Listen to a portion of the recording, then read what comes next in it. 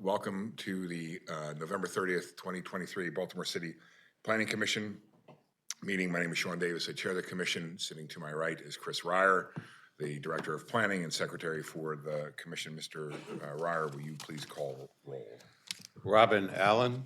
Present. Marcia Collins. Present. Eric Costello, not present. Talib Horn. Present. Claudia Jolin. Present. Douglas McCoach. Present. Justin Williams. Present. Eric Stevenson. Present.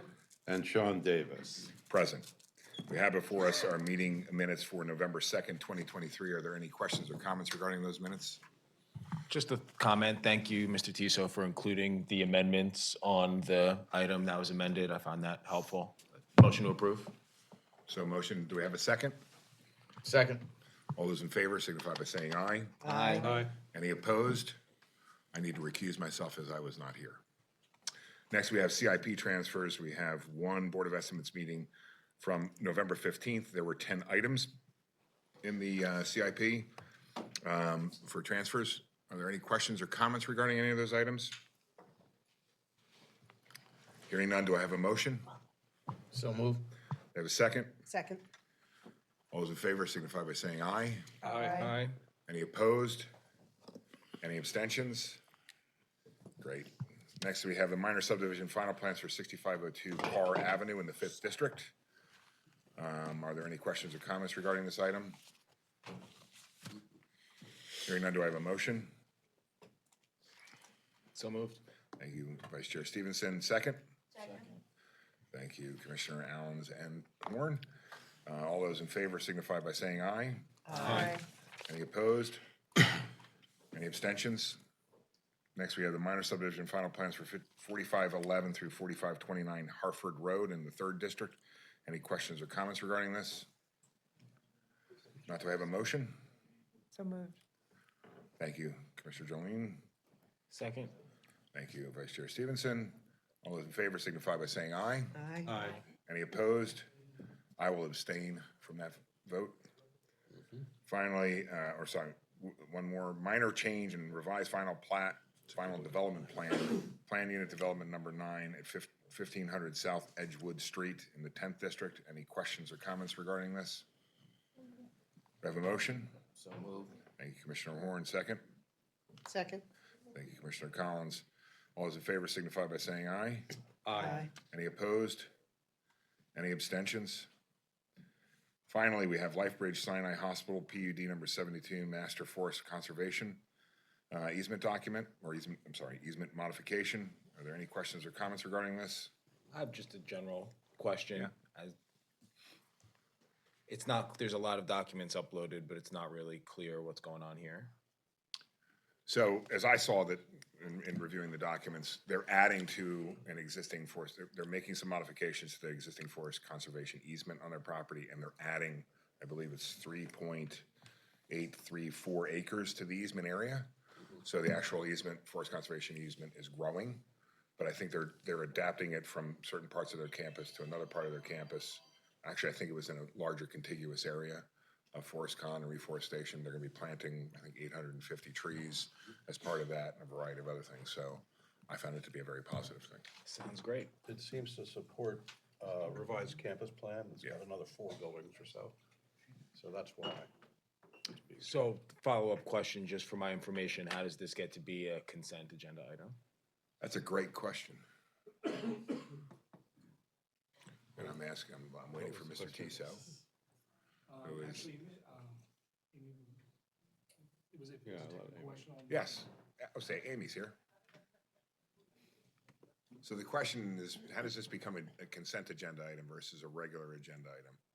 So I know that Eric's busy. He might be able to better answer this than me just because he's more involved in the planning commission's agendas in general.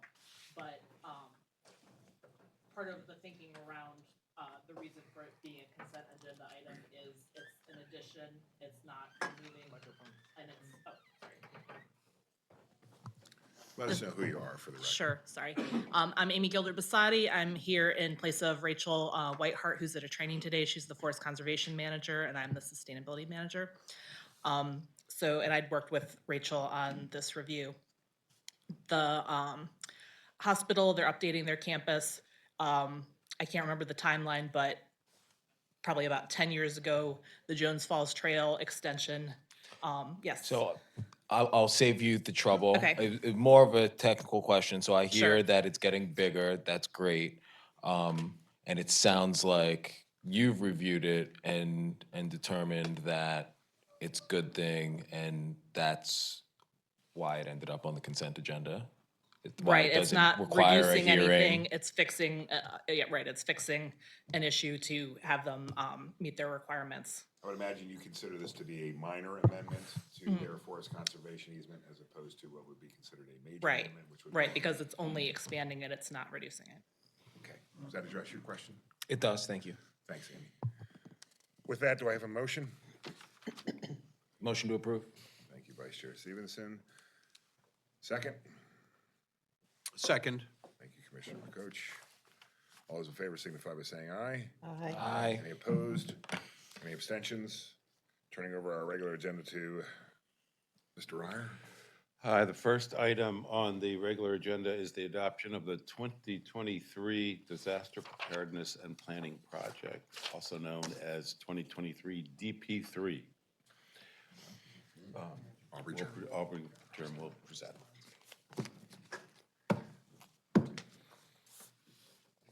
First slide's not loaded on the machine. This day can't get any better. Hand puppets. Yay, technology. So while we're waiting for your slides, is there anything you can give us a preview of? Because we got a packed agenda. I don't want to Yes, absolutely. shortchange you, but. Well, I did write a very comprehensive staff report, so commissioners, if you were able to read that, that gives you a very strong understanding of what I was going to present today for the Disaster Preparedness Plan adoption. For the record, I'm Aubrey Germ, Climate and Resilience Planner with the Office of Sustainability.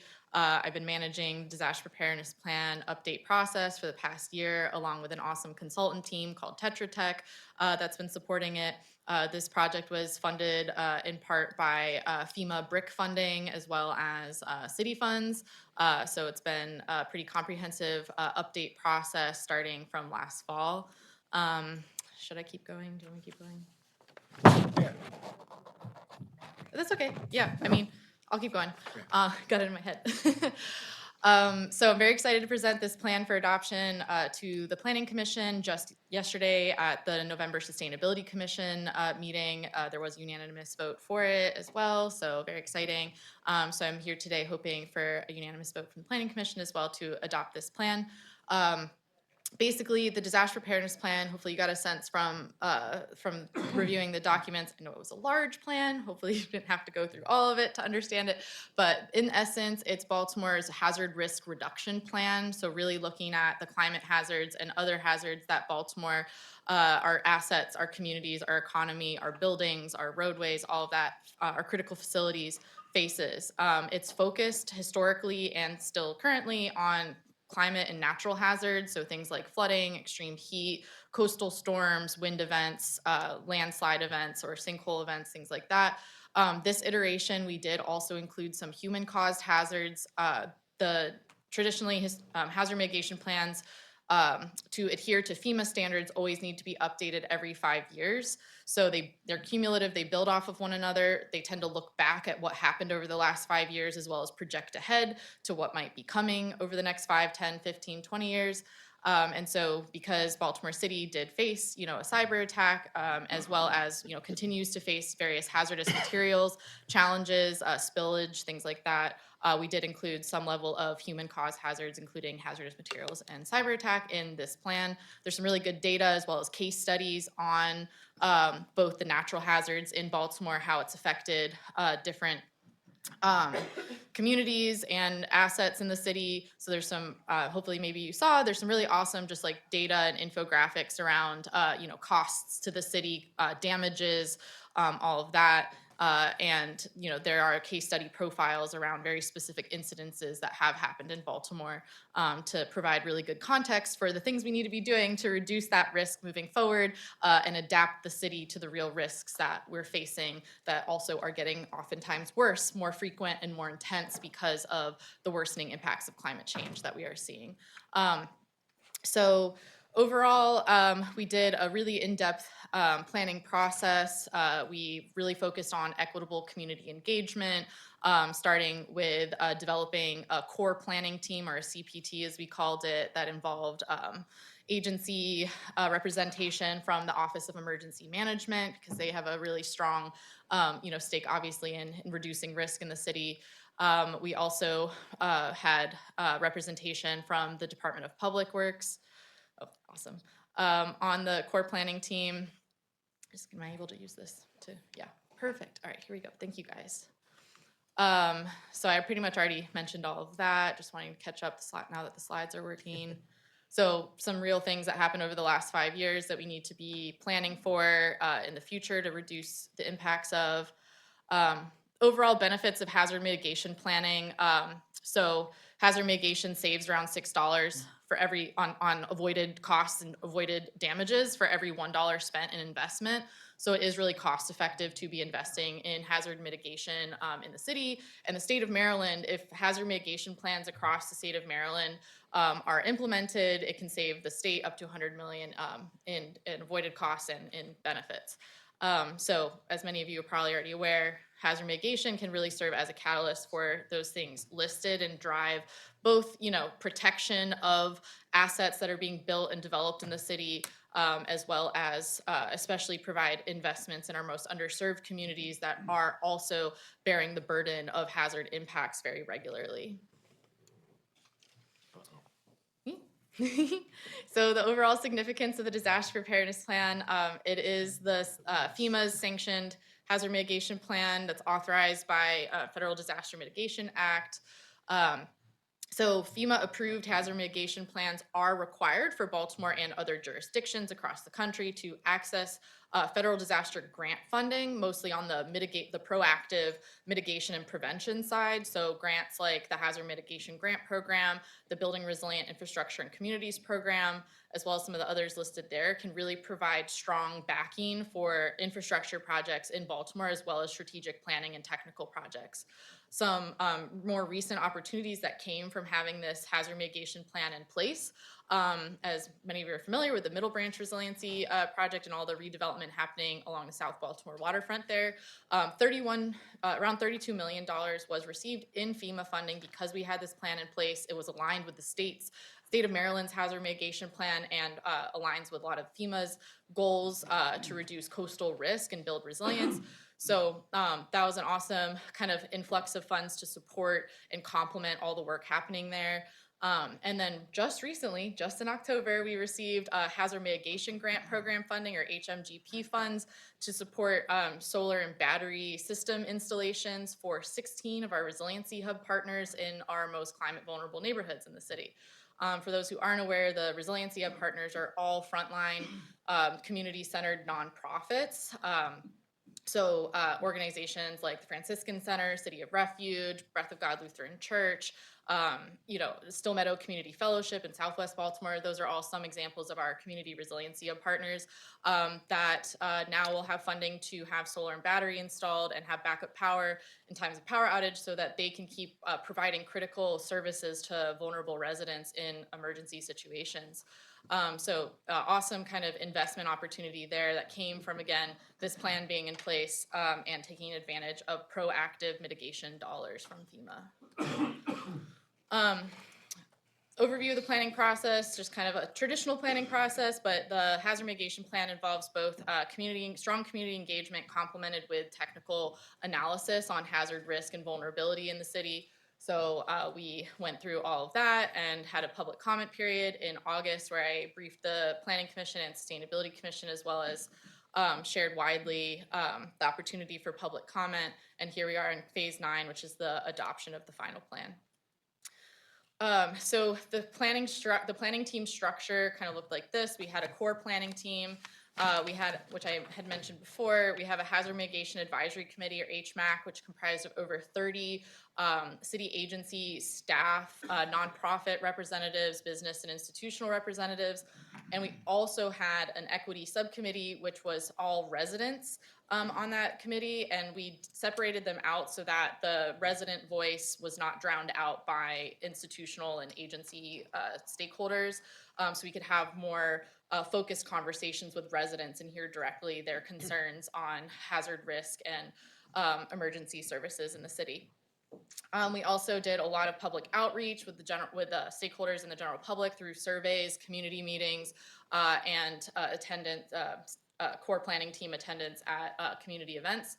And then, of course, Maryland Department of Emergency Management and FEMA have a strong stake in this process, as well as they are part of the review team, making sure that the plan adheres to state and federal requirements. And they also provide recommended revisions and updates as well. I won't read all of this, but the goals of the hazard mitigation plan were updated with this iteration, and really a lot of language here was strengthened around building resilience and equitable risk reduction across the city. So really, it's about ensuring equitable protection across the city, strengthening resilience of government community facilities that are critical to operations, enhancing the integration of resilience, disaster prevention, and planning into the city programs, enhancing the city's ability to adapt to changing conditions in the future, and promoting awareness and education around climate risk, and then also providing support to increase Baltimore's score on the community rating system, which reduces flood insurance rates across the city.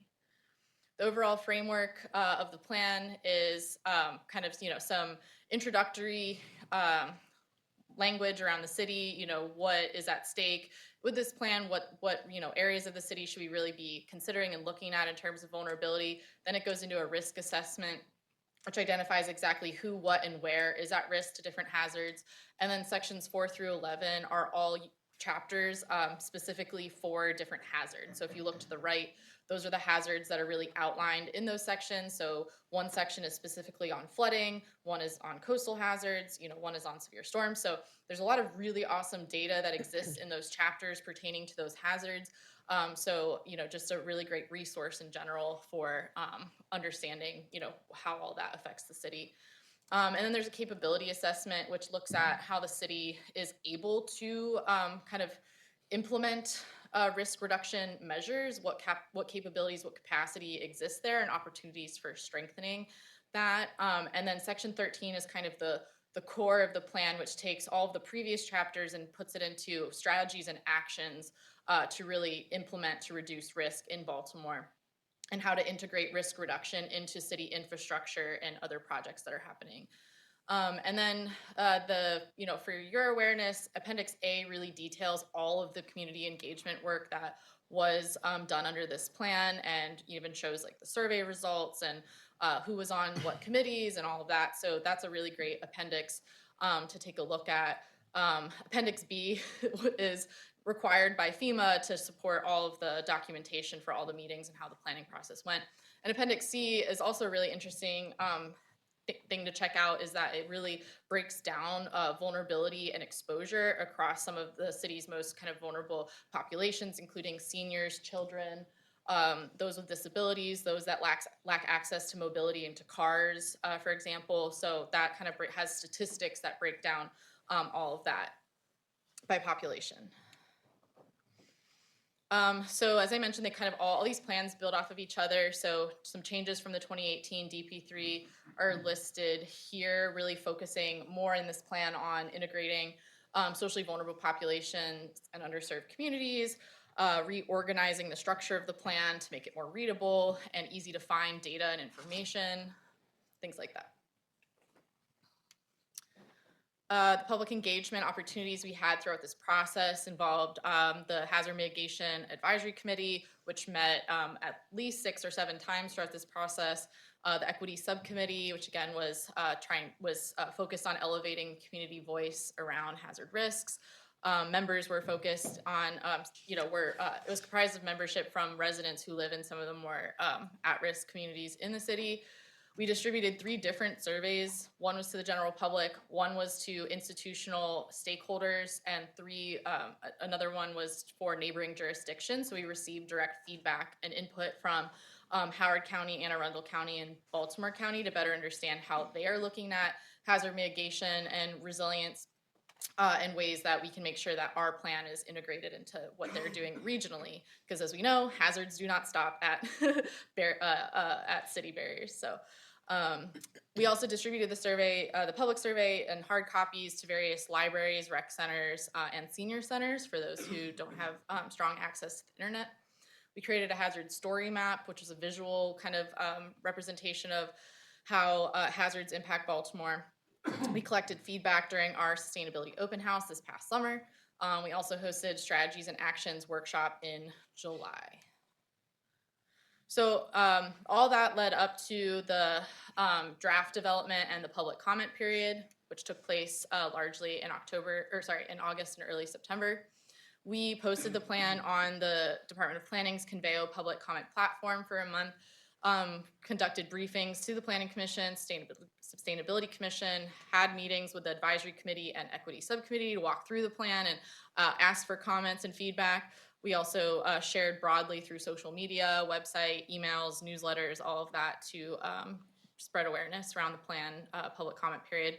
During that time as well, the state Maryland Department of Emergency Management conducted their required review of the plan before it was submitted to FEMA. In September, we updated the plan and incorporated as many comments as possible. We received 354 comments in the public comment period. And then in early October, we shared the plan with FEMA for their federal review process, which they had 45 days to review. And then we received FEMA comments just a few weeks ago that we have integrated over the last few weeks. Just here's some summaries of the comments overall that were received to help make the plan better and as good as it could be. So MDEM, city agencies all commented, provided really good insight that was integrated. Public comments were really strong as well. A lot of asks for expansion of language around certain things, as well as more clarity and more data and information. And then FEMA's comments were helpful as well. They weren't super substantial in the sense that they didn't ask for a lot of changes to the plan. They were really overall positive around the plan. So just a few asks for some clarity and expansion of language as well, which we were able to do.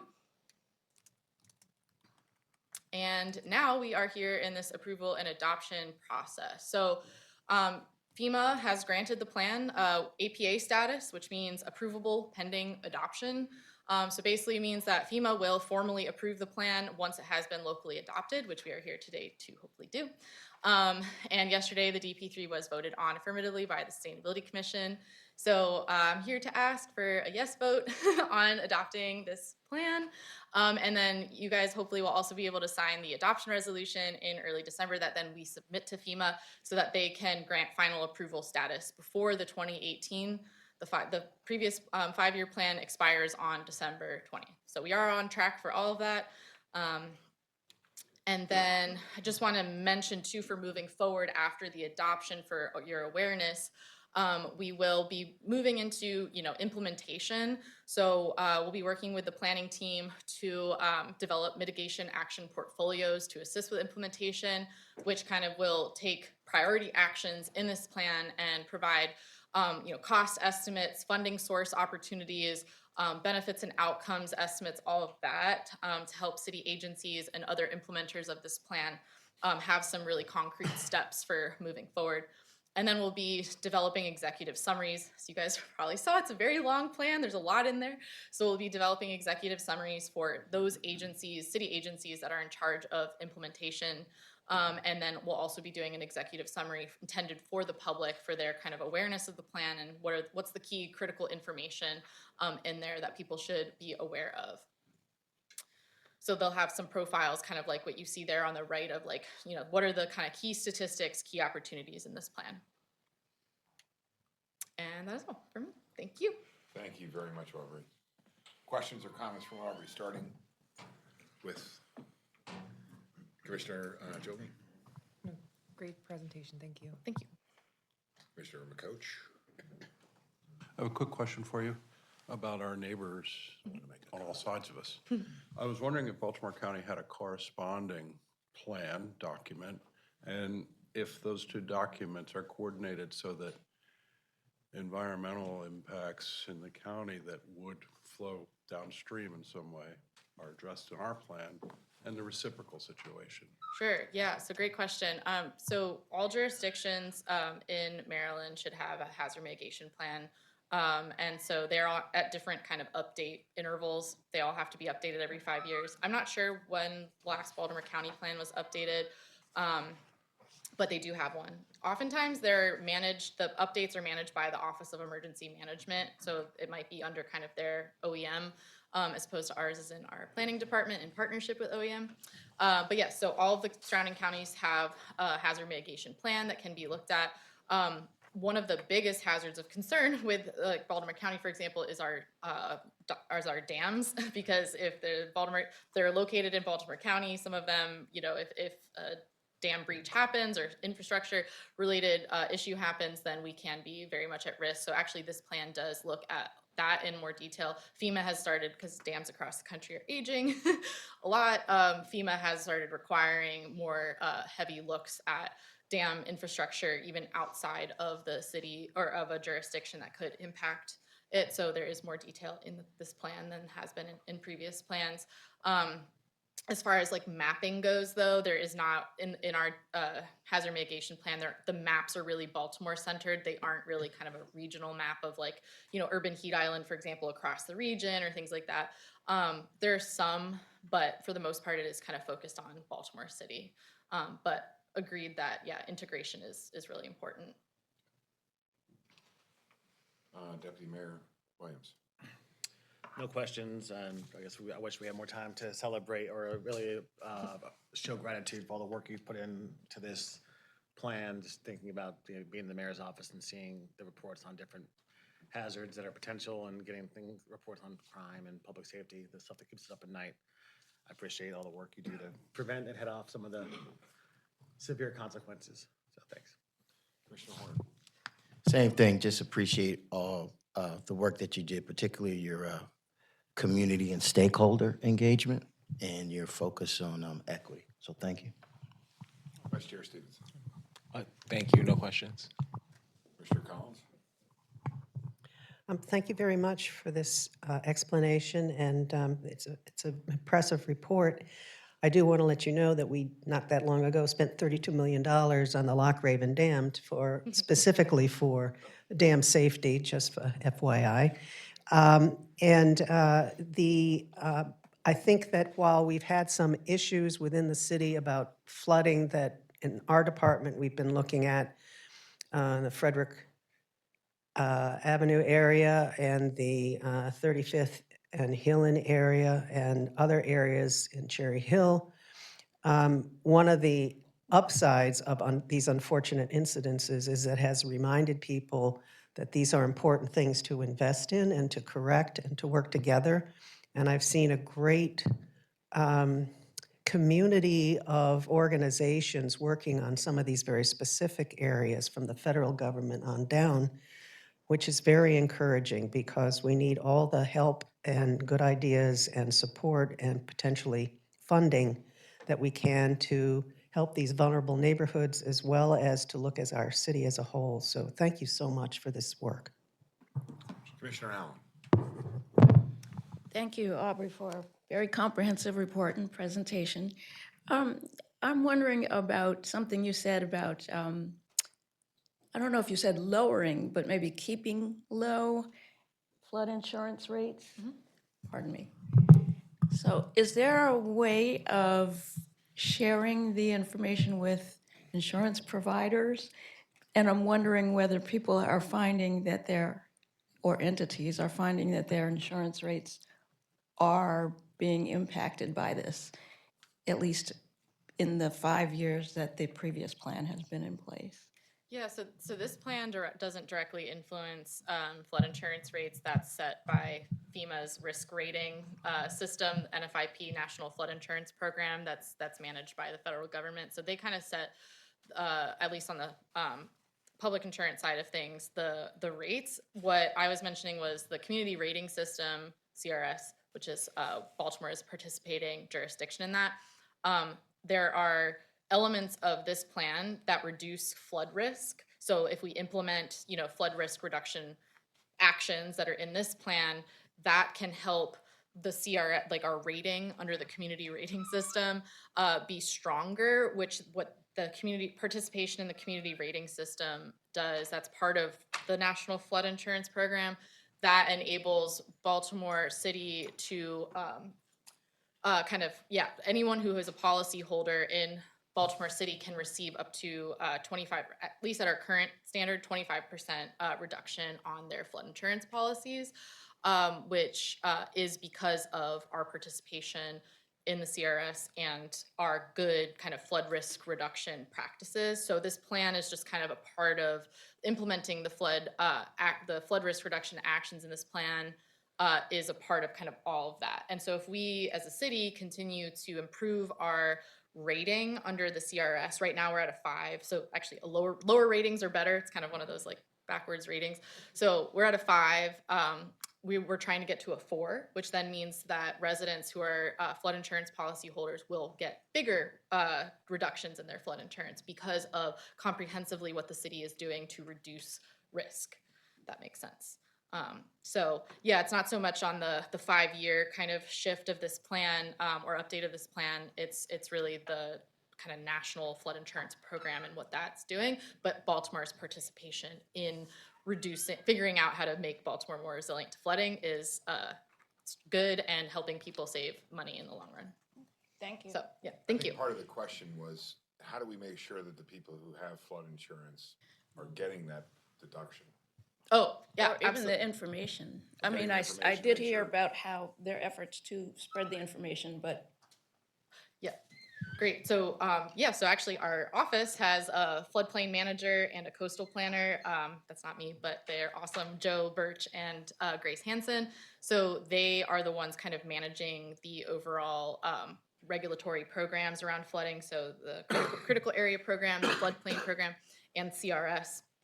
And Baltimore's participation in the NFIP. So they do every year outreach to residents in the floodplain in Baltimore, so the flood, kind of FEMA's modeled flood risk areas, by writing letters directly to homeowners and property owners to better understand, their risk and provide that kind of information.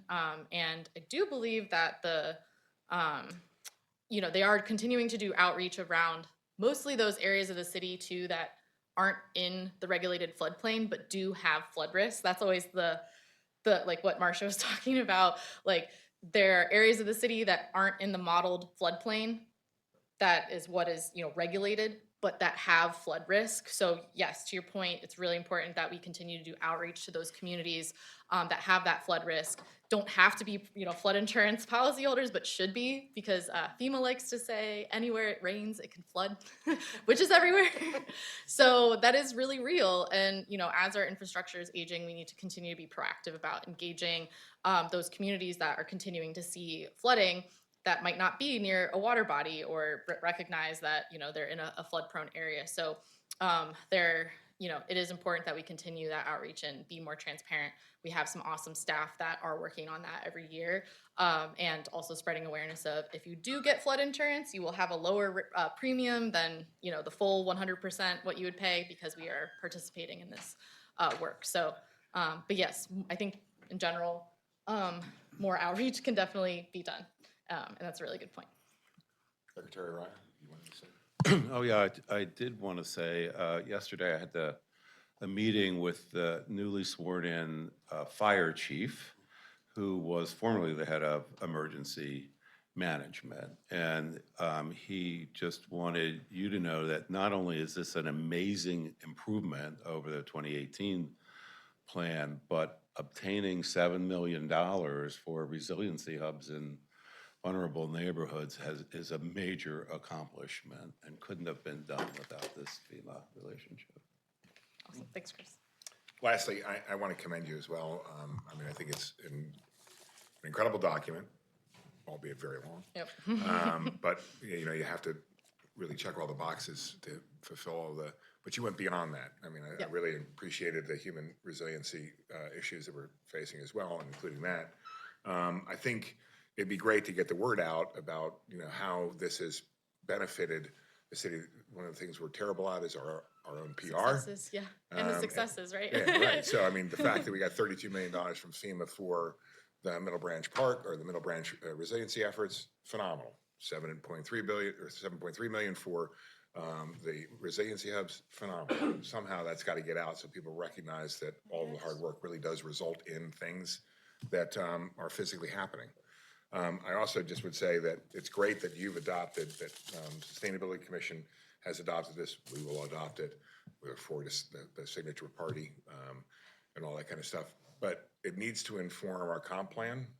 It needs to inform Rec and Parks' future master plan. It needs to inform all of the other things that are happening, because unfortunately, too many times we're in our little silos. And as much as the information that you've gathered, the network that you've created for outreach and everything can help those, I think the better off we are, but thank you very much. Great, thank you very much. Is there anyone from the public who would like to speak on this agenda item? Seeing none, I close the public hearing. There is one. Oh, I'm sorry, I didn't see. Up. My name is David Tufaro. Please, you got to come up and, I'll make it quick. Thank you, Mr. Chairman. My name is David Tufaro, and I'm the owner of Mill Number 1 and Whitehall Mill. So I call myself the world's expert on riverine flood protection. But seriously, I have had the question, and I think the department did help me, because my flood insurance bill was not showing that 25% reduction. And the most recent, and maybe they had in the past and I missed it, but it shows it. But the problem, frankly, is that FEMA has been moving its rates up 25% a year. So it's better than it could be, but I don't think, you know, in the case of Mill 1 and Whitehall, where we came in at a time when we had to put a lot of flood protection in, which is a good thing. We never got credit from FEMA for that.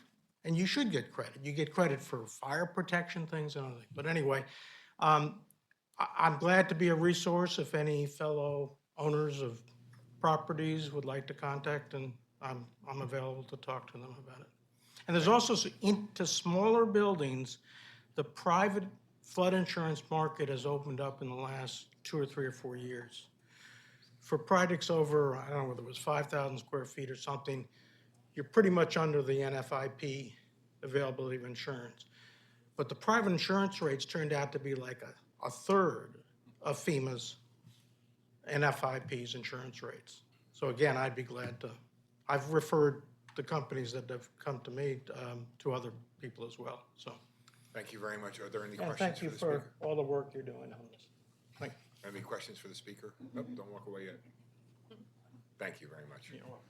Is there anyone else here who would like to speak in behalf of, or on this topic? Seeing none now, I'll close the public hearing. Any discussions, deliberations from the commission? Hearing none, do I have a motion? Motion to approve the, DP3, yes. 2023 DP3. Thank you, Commissioner Allen. Do we have a second? Second? Thank you, Vice Chair Stevenson. Mr. Secretary, will you call roll? Certainly. Robin Allen, Approve? Marcia Collins, Approve. Talib Horn, Approve. Claudia Jolin, Approve. Douglas McCoach, Approve. Justin Williams. Approve. Eric Stevenson, Approve. and Sean Davis. Approve. Congratulations. We look forward to the signing party. We'll bring beers. Thank you. Thank you. The next item on the agenda is the North Harbor Area of Special Sign Control, and an amendment to the sign plan in the 11th Councilmatic District. Caitlin Aldet will present. Chairman, Director, I'd like to recuse myself and sit in the audience. Thank you. Thank you. Good afternoon, Commissioners. So I'm here today to share with you an amendment to the sign plan for the North Harbor Area Special Sign Control. My name is Caitlin Audette. There are multiple petitioners and multiple owners. This is within the downtown planning district for which I am the community planner. So I'm just going to give some quick general information on the process for areas of special sign control because I know we do have some new commissioners. So in 2018, the zoning code, Title 7 of the zoning code was repealed and replaced to create a new method for the classification and review of signs, which included the replacement, included in that replacement was the creation of areas of special sign control. This was created to allow commercial areas the ability to depart from the standard signage requirements described in the zoning code to better respond to their unique character. So under the subtitle, the Planning Commission may recommend and the City Council may approve the designation of an area that meets certain criteria as an area of special signage, and then the Planning Commission may approve a specific signage plan for that area of special sign control. So we have a sign plan, and now we're reviewing some amendments to that sign plan.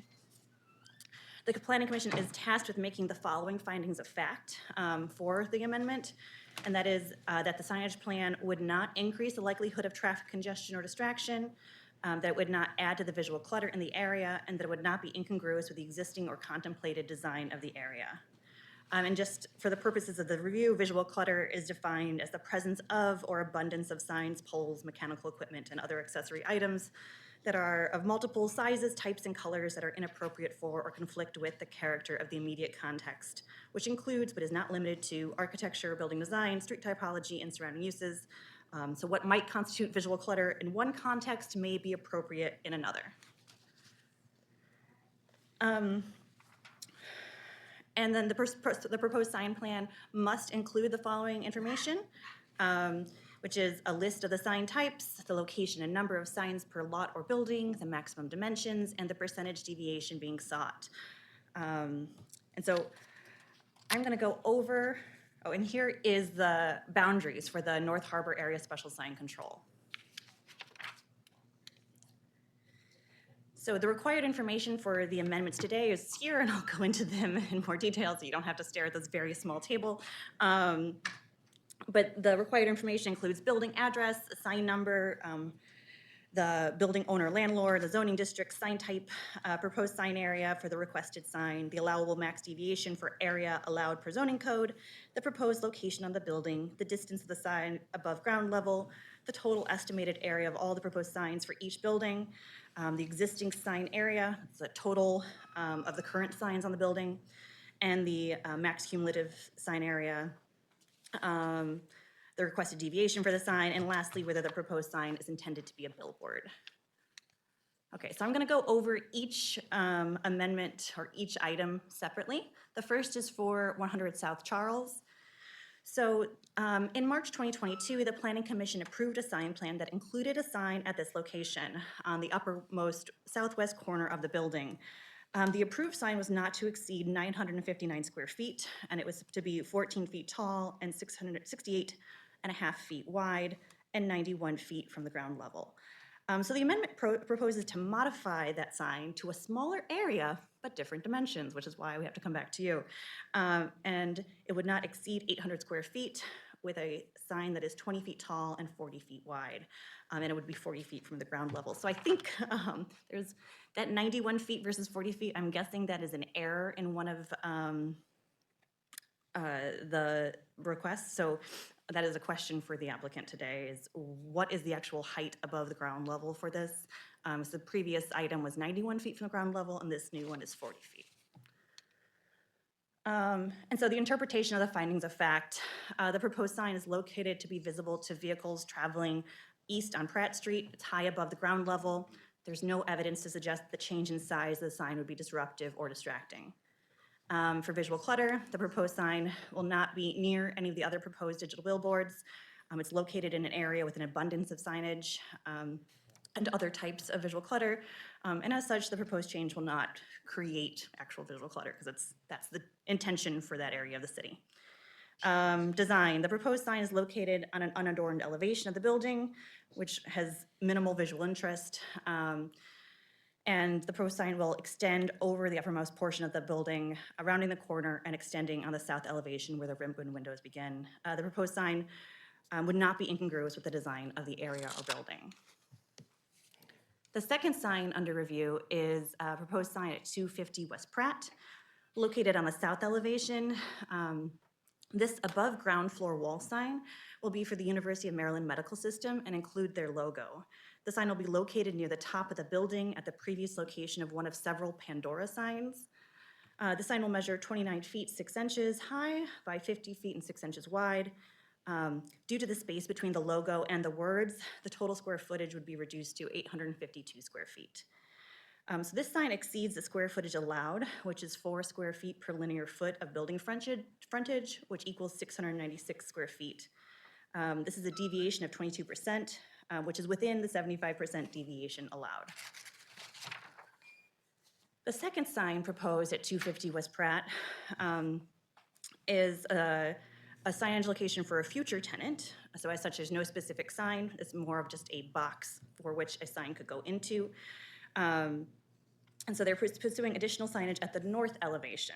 This would again be above ground floor wall sign, and it would not exceed 14 feet, 10 inches high by 74 inches wide, and that would equal 1,098 square feet. A sign at this location is permitted, again, 4 square feet per linear foot of the building frontage, which equals 961 square feet, and the requested size is 1098 square feet, which is a deviation of 14%, which is within the 75% deviation allowed.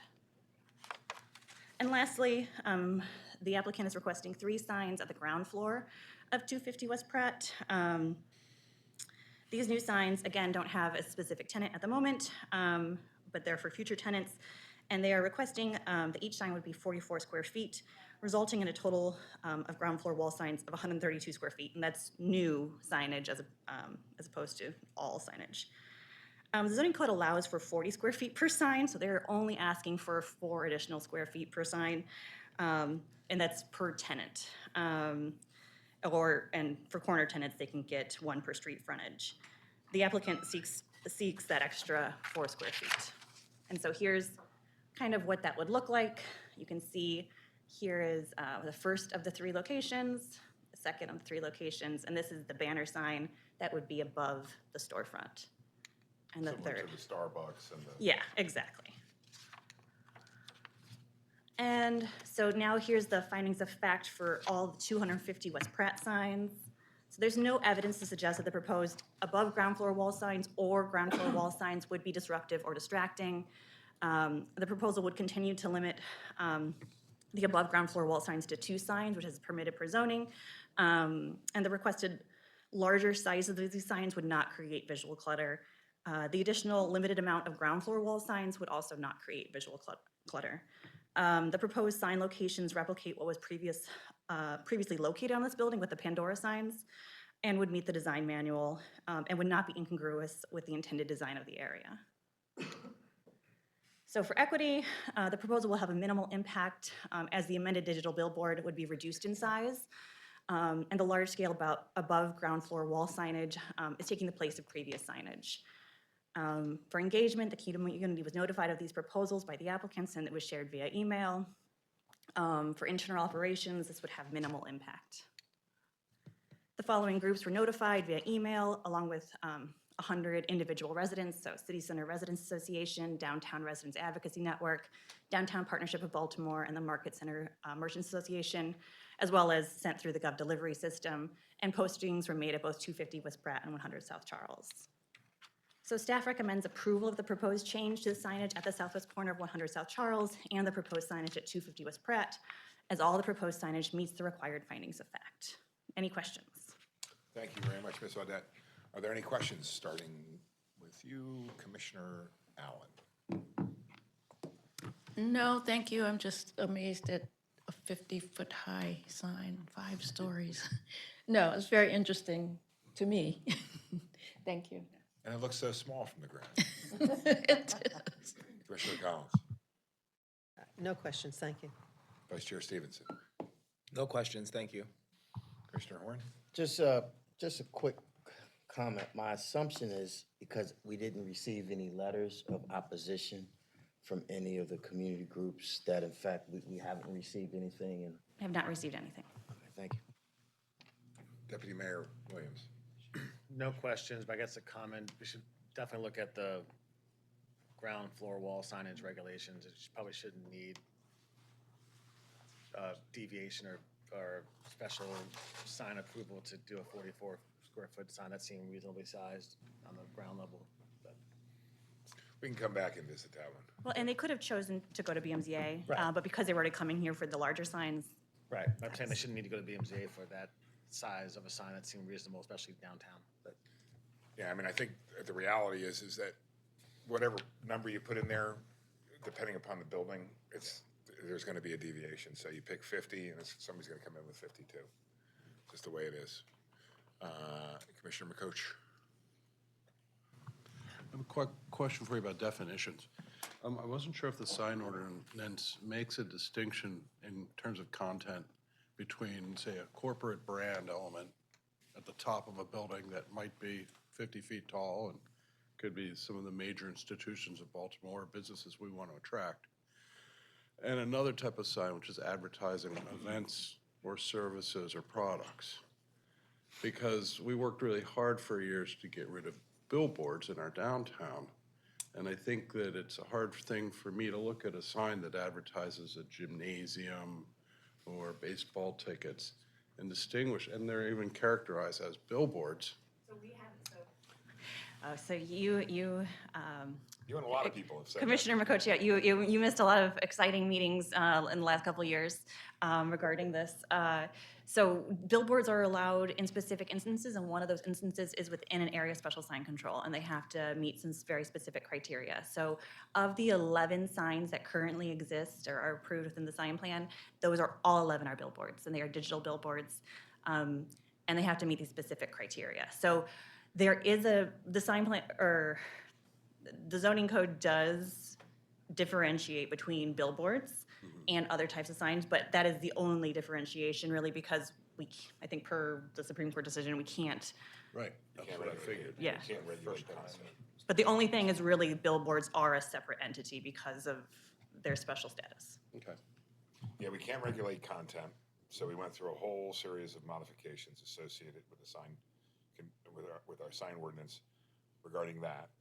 And then the proposal was made for there was one area of special sign control, which was Port Covington, now Baltimore Peninsula, that allowed billboards within that particular area of special sign control.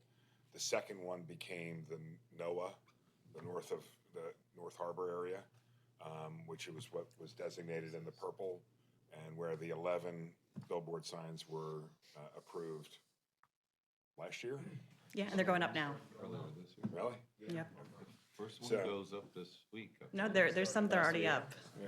So there are very specific controls within the NOAA area special sign control regarding its view from the harbor and its view from residences and a variety of other things. But, I think as I said then, I'd say again now, I think one of my college professors who fought for the elimination of billboards is probably turning over in his grave because I approved a billboard ordinance, but it is what it is. Dr. Jim Mertez was mine. So, thank you. Thanks for that clarification. And another clarification, no offense, but Commissioner McCoach didn't exactly miss, just semantics, didn't miss that he wasn't a commissioner yet. Yeah. Councilman Costello, any questions or comments regarding this? Thank you, Mr. Chairman. No, I do want to disclose that I'm an officer on the board of both the Downtown Management Authority as well as the Downtown Partnership of Baltimore. Both of those are uncompensated positions, which are disclosed on my annual ethics filing. And I do not believe I have a conflict on this matter, as I was the lead sponsor of this legislation establishing the area of special sign control. So I just wanted to disclose that publicly. Thank you, Mr. Chair. Thank you. I have no questions. Thank you very much, Ms. Audette. Is there anyone here from the public who would like to speak?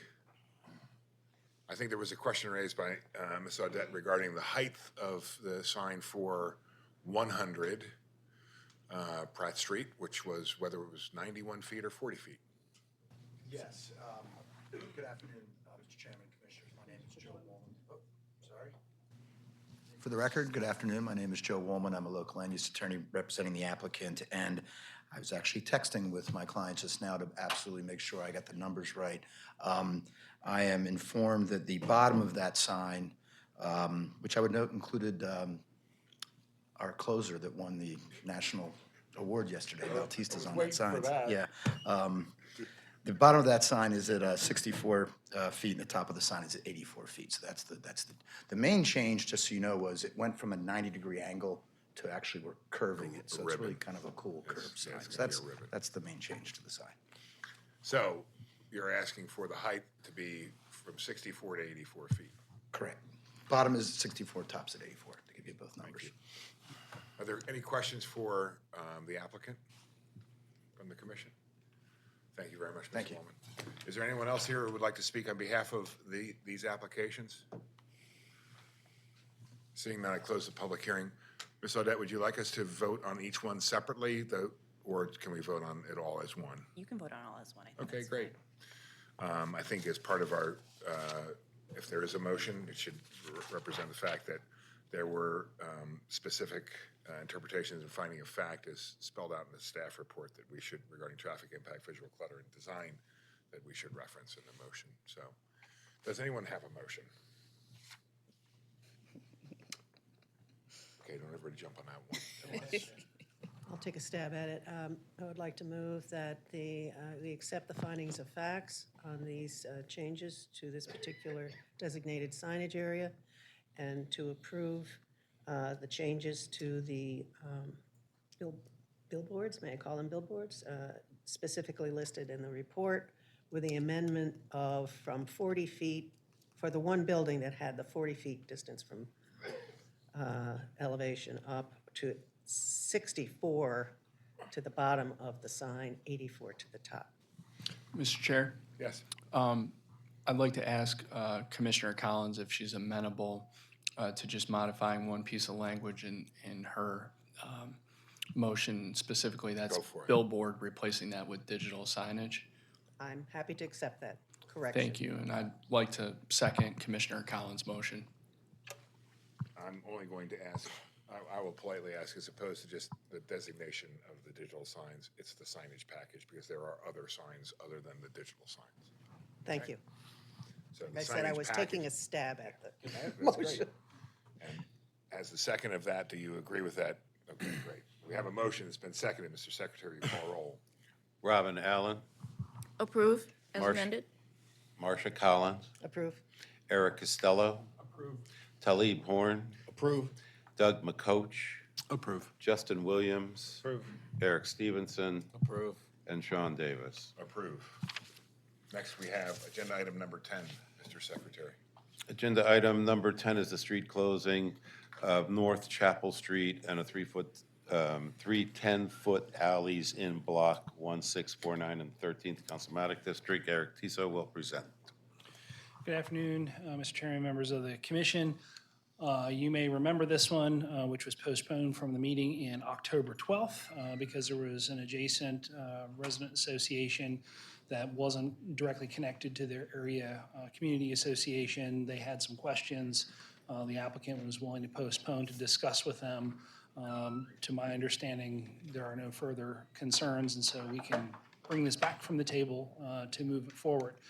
So just to refresh your memories, there is a proposed street closing and some related alleys in this block. It is for Hopkins for their proposed 7-story building that's going to land on that site. They own all the properties surrounding these streets and alleys. So mechanically, why it is here for you is this extension of your master planning authority of the city. The street networks is a portion of that.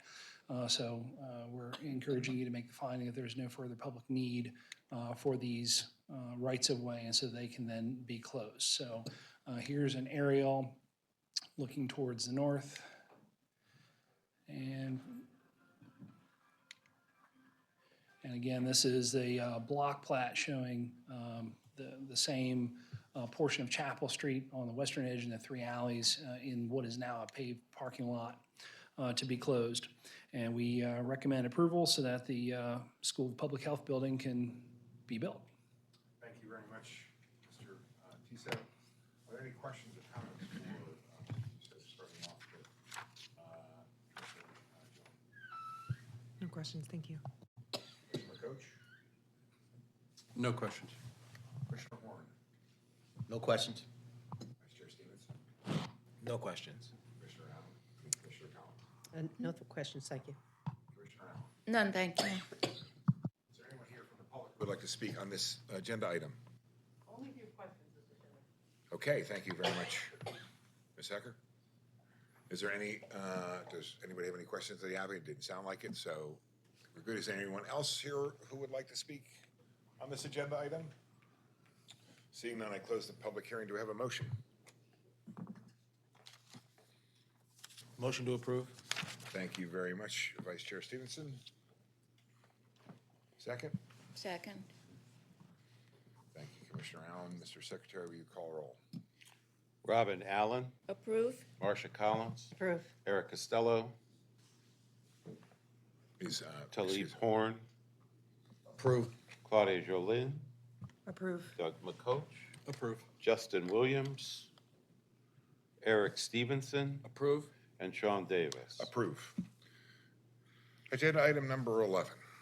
The next item on the agenda is City Council Bill number 22-0297, rezoning for 2101 Washington Boulevard in the 10th Councilmatic District. Eric Tiso is presenting. Okay, this one is for a rezoning, and I can walk you through a little bit of this. So here's the property at 2101 Washington Boulevard highlighted in yellow. You'll also hear me refer to a small city-owned property immediately to its south, that little sliver property that's perhaps something on the order of 40 feet wide at the thinner portion there that's unimproved and covered in trees. So you'll hear me talk a little bit more about that. So here's some of the views from overhead. This is a one-story industrial type building with surrounding surface parking lots. There it is if we zoom in. Again, those trees to the south, that's the city-owned lot that I'll be recommending an amendment for. So looking to the north, to the south. Why are we here? Under the old zoning code, this property was zone M22, which is the middle of 3 industrial districts, so it's fairly intense in its use. As a part of the comprehensive rezoning, which is this map that landed us here that is today's zoning, so we went to colors instead of outlines, that's the improvement. Nothing. Wow, I tried. Okay. I'm sorry, I missed that. I went from lines to colors. Now, moving on. So if I were to toggle back and forth between these, you won't really see a whole lot of differences. So if I were to overlay them, this is what it would look like. So by and large, where you see OS for open space, that did not exist under the old code. And IMU, industrial mixed use, did not, but it was a lighter form of industrial zoning. There are some tiny other changes, but predominantly the main change in this area is a subject property, which is that triangle of C2 that catches the applicant property and that little sliver of city-owned property up against the I-95 right-of-way. So as a part of the considerations for what we need to look at when we look at rezonings, which you're used to seeing at this point in time, is how does it work against the city's plan, the needs of the city, the particular neighborhood, and then a much longer list of things that we have to look at. And that required findings, the top section there is we need to look at, is it a substantial change in the character of the neighborhood, or is it a mistake that may have happened, and then some other demographic things for the property and for the area. The applicant has also submitted a memo for you to look at, justifying a finding for a mistake. So whenever we look at a mistake, I go through the records and find, okay, how did we get from here to there? And in reality, this one is perhaps not just an administrative mistake, but perhaps a hope that the market was changing in a different direction. So if we set the Wayback Machine to 2012, at the start of the comprehensive rezoning of the city, which went all the way until 2017. The property, you see the arrow there, it was marked in dark purple, which was an I2 heavy industrial zoning, the heaviest category that we have in what is now today's zoning code. The applicant wanted to try something a little bit different, and they at first, in August of 2016, asked for industrial mixed use. At that time, there was only one IMU district. We didn't split it until later. And then later on, there was a request, and there you can see the change in that series of maps. In fact, I talked about it during our briefing session today, calling for a change in the property. And then later on, there was a change request, instead of IMU to go to C2, because the property owner thought they might be able to do something different in the commercial market. Then we see that it went to the Land Use and Transportation Committee. That change was approved, and in the final third reader, there we go, there's the C2. So in reality, that market change, commercial demand never happened. The building is industrial, has been, so they're looking to put it back to where it came from. The amendments that staff is proposing, one of them is simply a typo correction on page 1 in line 14. It was drafted accidentally with I2 instead of I1. That's just a typo correction. The more substantive one is that the adjacent city parcel, which was included with the subject parcel, I believe that one is actually an administrative mistake because it was never called for in those maps. And so even though looking at it, it kind of would make sense why it should have been caught up with a commercial rezoning, that one should not have actually ever left industrial zoning. Now, it's an unimproved, unused city buffer parcel. At the end of the day, will it harm anything? No. But while we're in there, if we're fixing one mistake, we ought to fix the other one while we're at it. So happy to take any questions, but I believe that this will satisfy the findings for mistake for both of those parcels in two different ways. Thank you very much, Mr. Tiso. So like, this is a no harm, no foul, because they thought something was gonna happen, and it never really happened. And then B, I'm gonna actually go a little bit weirder on you. The mistake was the rezoning of the city's property, and now the change in the character of the neighborhood is the rezoning of the city property back to, I'm just kidding. Sorry. Are there any questions for Mr. Tiso? Councilman Costello?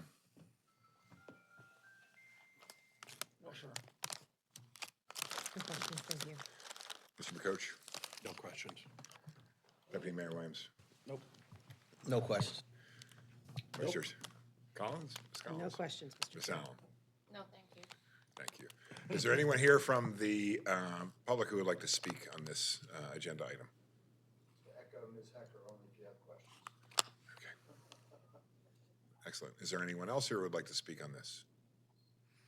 Seeing none, close the public hearing. Any questions, comments, deliberations? Hearing none, do I have a motion? Move approval. Thank you, Councilman. Second? Second.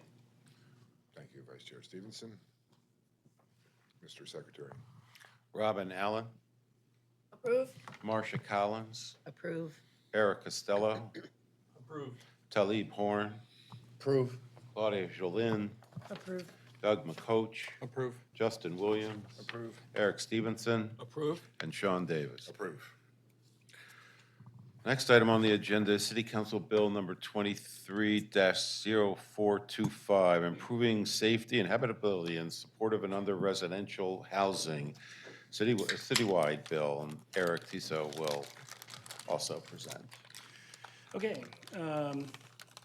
so this bill was requested by Department of Housing, and I'm not sure necessarily why it was referred to the Planning Commission other than it does caption refer to the zoning code.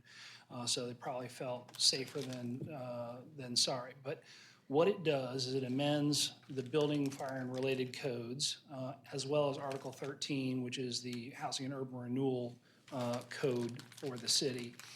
Specifically, it creates a definition for supportive housing facility.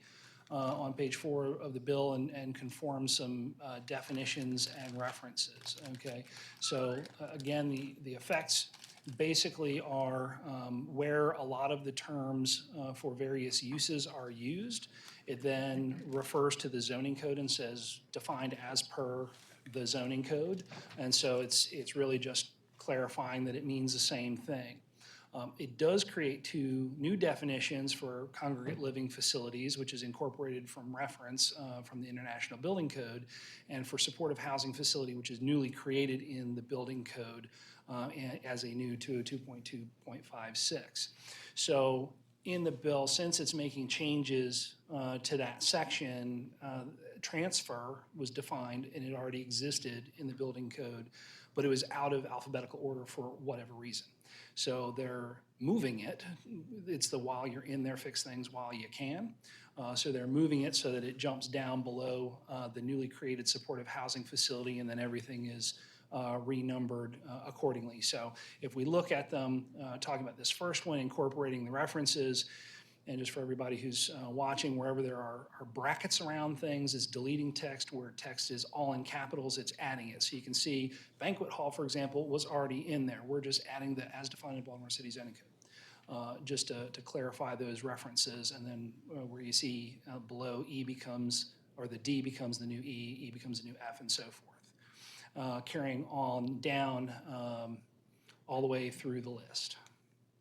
So that second one, talking about the supportive housing facility, it's just inserting that one as defined in the 202.2.56, which is the building fire related code. So it's just referring to further up in the same document. And then the transfer, you see it has brackets around it because that's deleting it. But then it reappears here in lines 12 and 13, just shifting it further down. So for effects, it amends under use and occupancy, adding that new definition.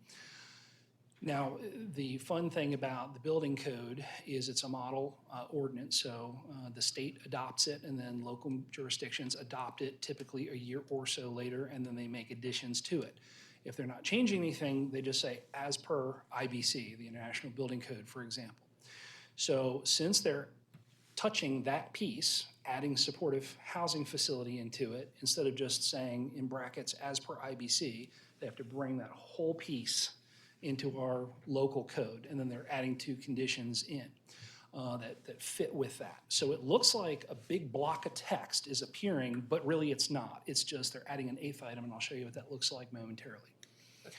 So for this one, here's all caps showing that this residential group 4 looks like it's a lot of text. The only difference between what is in IBC now and this is that new number 8 added to the list.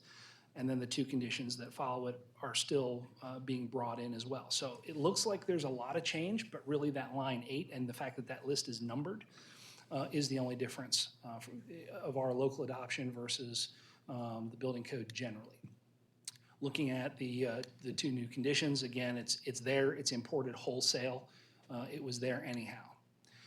And then the change to urban renewal, it's just adding that list of supportive housing facilities to the rental dwelling definition. And then in turn, that definition is added. So that's the bill. The only thing, it really doesn't touch anything that we necessarily do directly because it doesn't actually affect the zoning code other than incorporating definitions from it. So it's a building code thing. But we did happen to notice that there was a typo. Instead of saying with or without, it was an our, O-U-R. So we're just proposing to fix that, that typo. Gotcha. With that, amendment and approval. Thank you very much. Are there any questions for Mr. Tiso? Yes, Commissioner, Vice Chair Stevens. Hey, Councilwoman. Oh. Well, I want you to hear this then, because this looks and sounds great. You know, this would address so many concerns that we hear from communities when we're talking about urban renewal plans and zoning conversions, et cetera. My question is the R4 that was mentioned in there, what does that mean? That is it's not zoning, it's a use group within the building code. So it's a category within the building code. So I'll look at the architects in the room if they have more detail to add to that. Oh, Not zoning at all. gotcha. Like I said, I'm not sure that this is necessarily a bill that needed to come to planning commission. It could have been an agency recommendation, but here we are. Well, we're glad to hear it. All right, that's all. Thanks. Are there any other questions for Mr. Tiso? Yes, Commissioner Allen. I don't know if this is the right time to ask, and maybe we can have a conversation later. Let me know. Generally, what is the procedure if someone has a house and starts renting rooms, calls it a group home? Does that require a permit?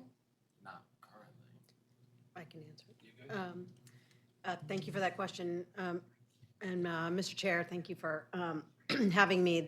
I'm going to talk about the background of the bill, which is going to answer your question. In my district, we have had proliferation of group homes.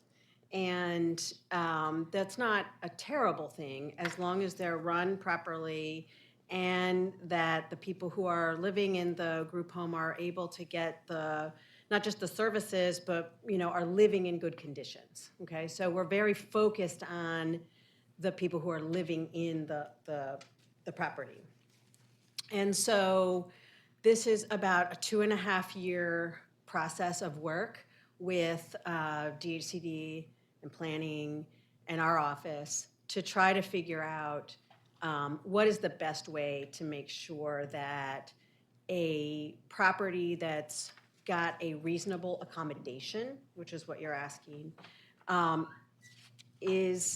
to be within the zoning code. What ended up happening at one point in time, I don't know when, if there was a residential treatment facility and they were not licensed by the state, which happens, that the owner or the occupant or the operator could say, well, we don't have to do, new wiring, and we don't have to do all that because, we have a reasonable accommodation because we're serving people with disabilities, and that would hinder us from being able to provide the service. And so we said, well, wait, that doesn't make sense because then you've got somebody living in conditions that they shouldn't be living in. And so what we're doing in this bill is creating that class of housing, which would receive reasonable accommodations. Sometimes they have more than 4 people living in the home, but they would have to maintain the property just like you would any other property. So you have to get your use and occupancy, you have to do all of that. And that they have to be properly licensed. So it's a way to make sure that people who are living in those group homes are actually doing what the operator is doing what they're supposed to be doing. We looked at so many different options, like doing a city licensing, which we can't do, that's just what the state does. We looked into whether or not there can be, only a few in a neighborhood. We can't do that because, again, with reasonable accommodation, it's the ADA. So this was really the best way to just make sure that the residents who are seeking recovery or they're in a group home situation are living in good conditions. And so that's what this bill does.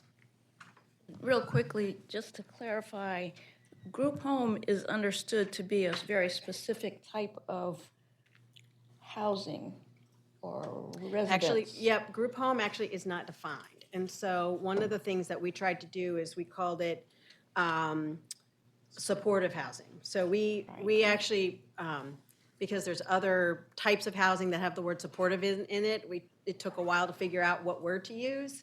But that's what we ended up with. But this class is not, this definition is of those properties that have residential care facilities, but they're not affiliated with a provider or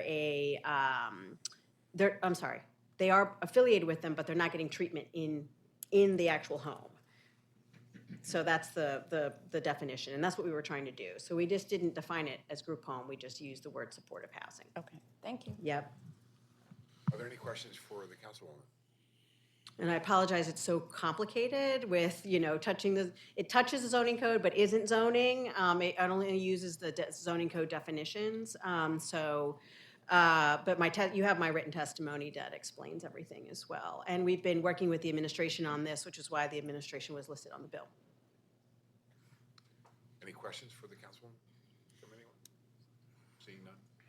Thank you very much, Councilwoman Reynolds. Thank you. Happy to answer any other questions. And I've of got a course, the follow-up typo for will Mr. take. Tiso. So Eric has it, sorry, Vice Chair Stevenson has a follow-up for.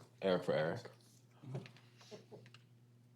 So since these were not previously defined, it wasn't previously clear what zones they were permitted in. Is that No, correct to two say? different things. Well, So- no, this is I'm going back a little bit, but in the past, do we have clarity on what zones these uses are permitted in? Yes, so, That's enough then, if that's the Yes. answer. Okay. So what you're saying is if the zoning code didn't have an explanation of supported residential facilities, where does it fit in the zoning code now in terms of what zoning classes, what residential districts? We actually have to be very careful with that, which is why we did not do that in this bill, okay? Because it could potentially be a fair housing issue if we just say that houses with reasonable accommodation can only be in certain areas. So we did not touch that and do not intend to do so because it could potentially be a fair housing issue. Okay, so, which begs the question of, okay, I am a person who wants to open up one of these facilities, have one of these facilities. How do I know it's permitted in the zoning class, in the zoning? Because if you're applying for a reasonable accommodation, the ADA supersedes. Supersede zoning, okay? So there you go. That trumps our zoning, That is correct. okay? Thank you very much. That's why we didn't touch it in this bill or address it in the bill. And that's why it's a little bit more complicated, because we really are trying to focus on the building code and allow for making sure that the residents in these facilities are living in good conditions. Thank you very much. Sure. Is there anyone here who would like to speak on this agenda item? Anyone? All right, seeing none, we'll close the public hearing. Thank you. Are there any questions, comments, discussions, deliberations from the commission? I'll just reiterate the law department's staff report that, this is driven by the need for safety and helping to help regulate the permits. I'm sorry, I was totally just checking to make sure that it was cool. Right. So please say. Just seconding the law department staff report, law department's report, which is in the Wix folder, makes it clear, and we need to demonstrate, especially at the city council hearing level, that this is being driven by the need to have permits and safety. The R4 designation in the building code already exists, but this is basically creating in our city's version of the building code to make clear and group them into the same types of uses where the residents need extra help getting out of the building in cases of fire. It's all about fire safety. Perfect. All right, so I'm sorry, with that, is there? No, we're good. Anyone, any other questions, comment, or do we have a motion? Sorry about that. Move to approve. Thank you very much. Second? Thank you, Mr. Secretary, will call the roll. Robin Allen, Approve. Marcia Collins, Approve. Eric Costello, Talib Horn, Approve. Claudia Jolin, Approve. Doug McCoach, Approve. Justin Williams, Eric Stevenson, Approve. and Sean Davis. Approve. Thank you very much, Councilwoman. Next agenda item. One more. The next item on the agenda is City Council Bill number 23-0435, zoning code modification citywide. Eric Tiso will present.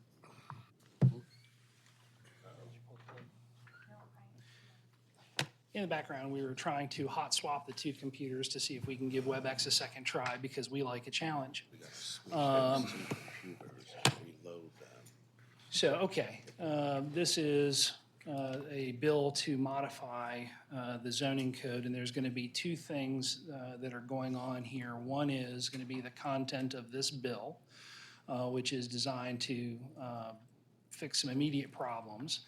And then because it's modifying the zoning code as a whole, while we're in there, I have a list of things. When we find concerns or problems with the zoning code, I have a running list of items. When we overhauled the zoning code, we're going to try to update the code as needed based on lived experience approximately once a year if able. So instead of trying to get a separate bill done, I'm going to try and pack some non-controversial items into this bill while it presents itself.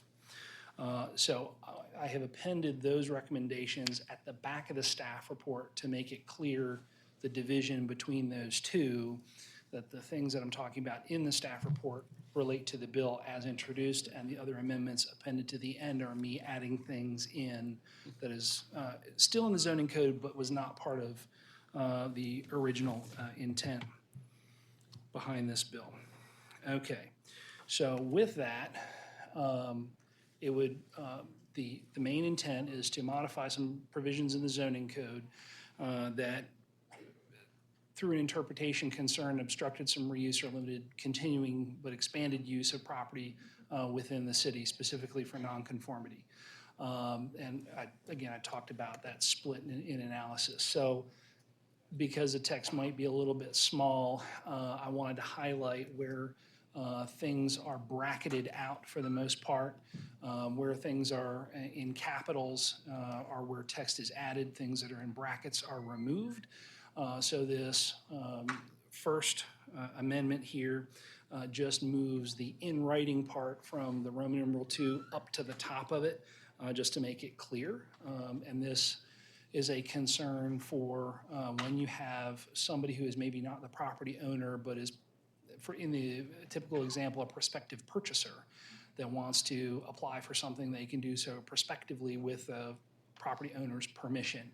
So that just needs to be done in writing so that it can be proved that the owner has authorized that and somebody's not just applying for something that they don't own.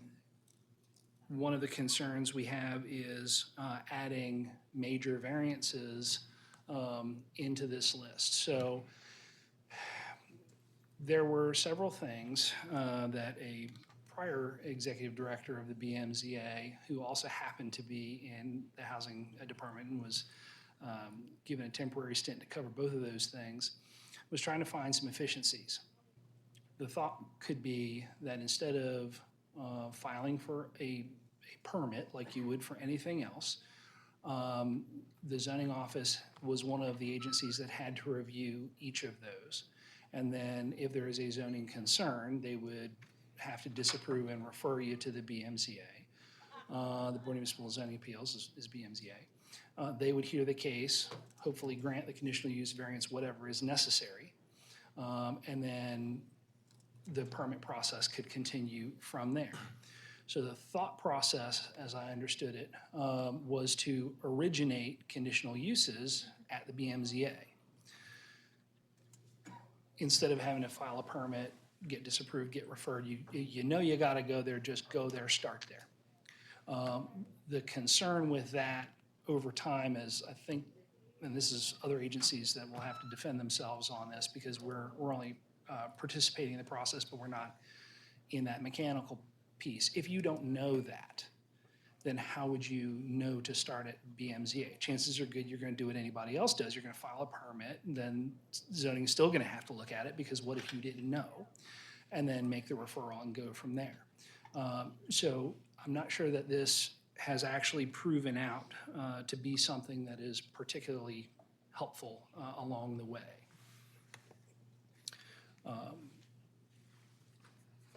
This clarification for many, many years, and I learned something, and thank you to Ms. Witt in the background, who's the executive director of BMZA, who pointed this out to me. I'm not a lawyer. I fight with them, but I'm not a lawyer. Apparently, the unnecessary hardship provision in Maryland law traditionally refers to use variances, which we don't do and have never done in the city. So the fact that that's been in there for the decades that I've worked here, it doesn't need to actually be there because it doesn't have any particular effect. The practical difficulty piece traditionally applies to the bulk standards, and that's what we do and have done for the longest time. So that, of course, covers us. This portion also gives us a bit of concern, and I understand the idea of trying to clarify and simplify some things here. So generally speaking, the zoning board, has some fairly expansive authority on what they can grant variances for in the code. The second sentence here is important to us, where it says their authority does not apply to changes in uses, because we don't do use variances. And then the maximum quantity of signs, location requirement of signs, and types of signs allowed within a zoning district. To give you a little bit of history on why this was of a concern for us. So in the comprehensive rezoning of the city, when we were almost at the very end, there was a Supreme Court case that kind of flipped the table over on us because it said, and it was a particular church that didn't have their own property. They had to meet in different places, so they put those little bandit signs out going services this way to lead people to where it was going to be that week. The local jurisdiction had a problem with that, said that's basically a billboard. You can't do that under their code. Court said, well, if you have to read the sign to classify the sign, then that's a First Amendment problem. So at the time, Law Department wanted us to completely redo our signage portion, Title 17, within the code. So we had to take out all the references that we used to have for identification sign, direction sign, freestanding sign, those kinds of things, and limit it purely to the material, placement, size, things of that nature. That was an absolute mind bender of an exercise, and I'd like to shout out my former colleague Tamara Woods for having to tackle that one. But one of the concerns that we had was for the amount of signage and some of its placement.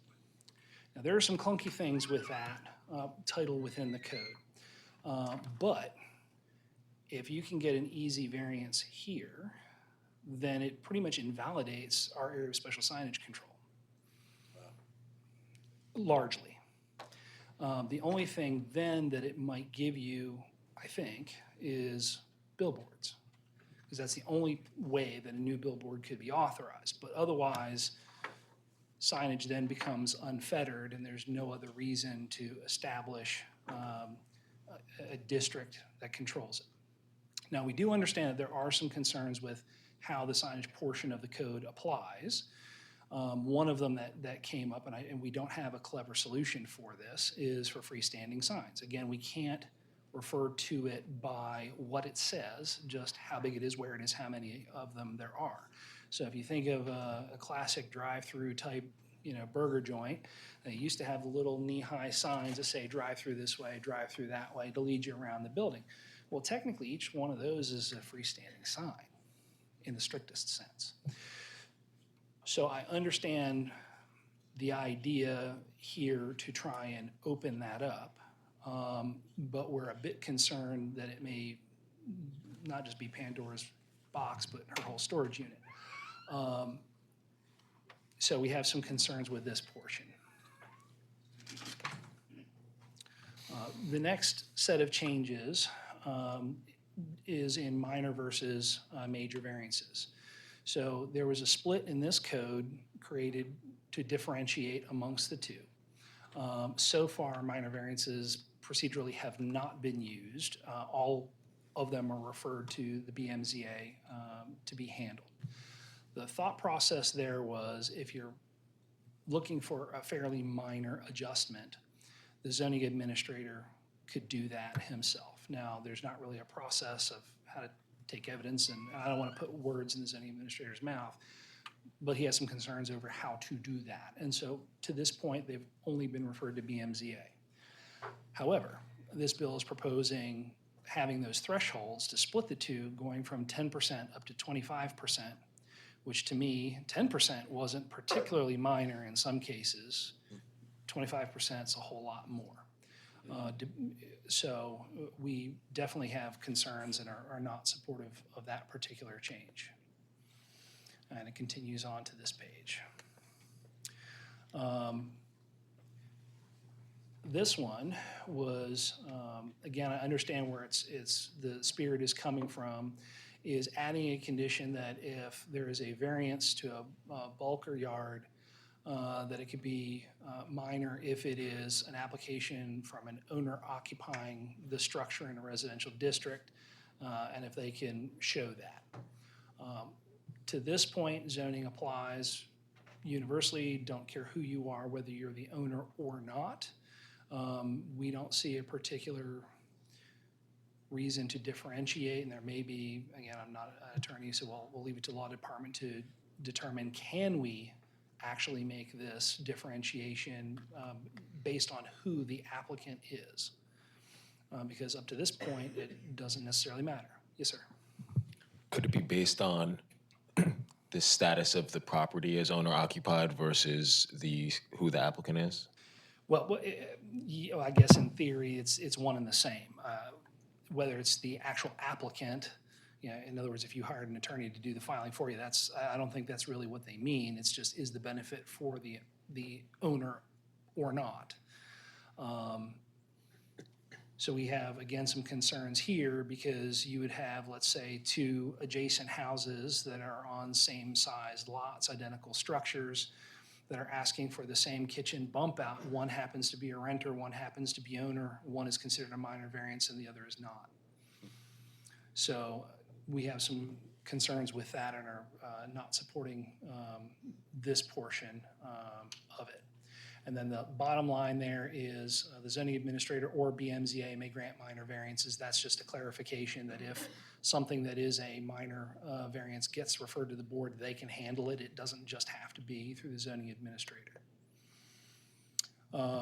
Under approval standards, again, we're taking out the unnecessary hardship since that applies to use variances, which we don't do. Then there's some cleanup text.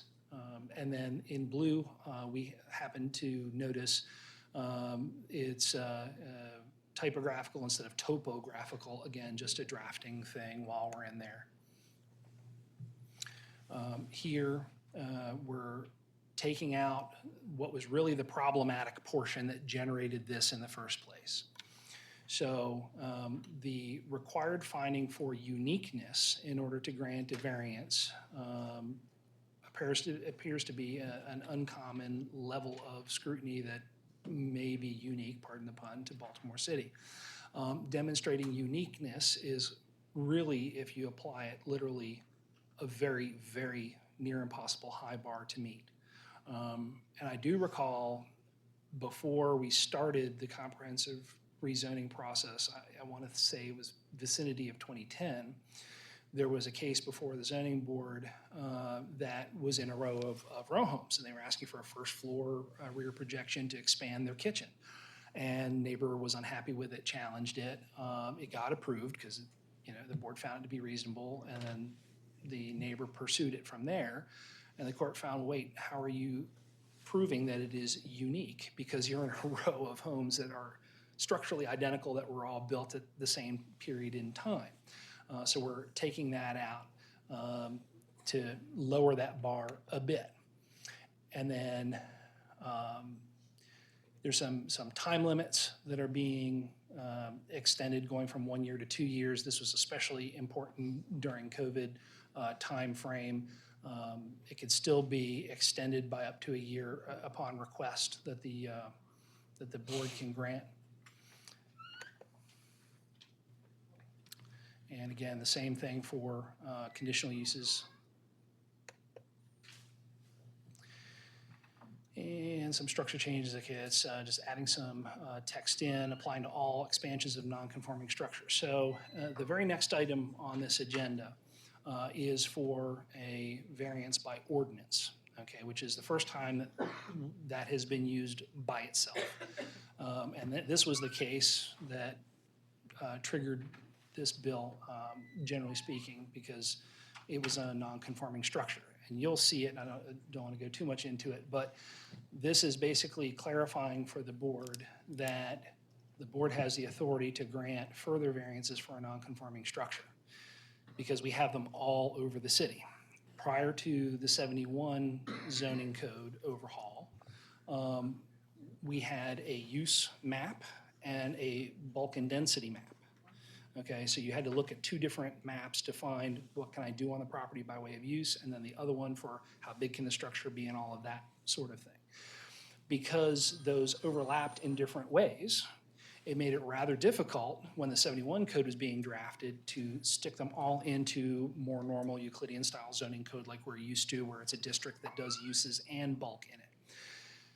That's why we have so much nonconformity, especially in the older parts of the city. So this makes it clear, because earlier this year, there was a change in interpretation when one of the board members or some of them noticed, wait, this says in lines 13 and 14, that's existing text, a nonconforming structure may not be expanded if it would create a new nonconformity or increase the degree of nonconformity.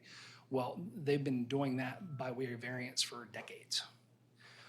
So this is again clarifying the text to make it say what has been done for generations to date. Okay, so we have up to this point, that's all the things that are in the bill. So we have some recommended amendments to handle to that point. And then this is where I would split and add new stuff on top of it. So I'll break here if there's questions. If not, I'll carry on. And I also wanted to thank Martin French on the team who co-authored this report and helped me through it. So I do appreciate that. So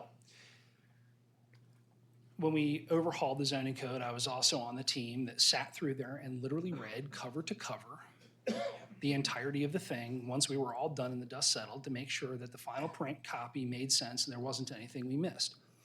Boy, it's amazing when you're reading a 560-some page document how much you can actually miss.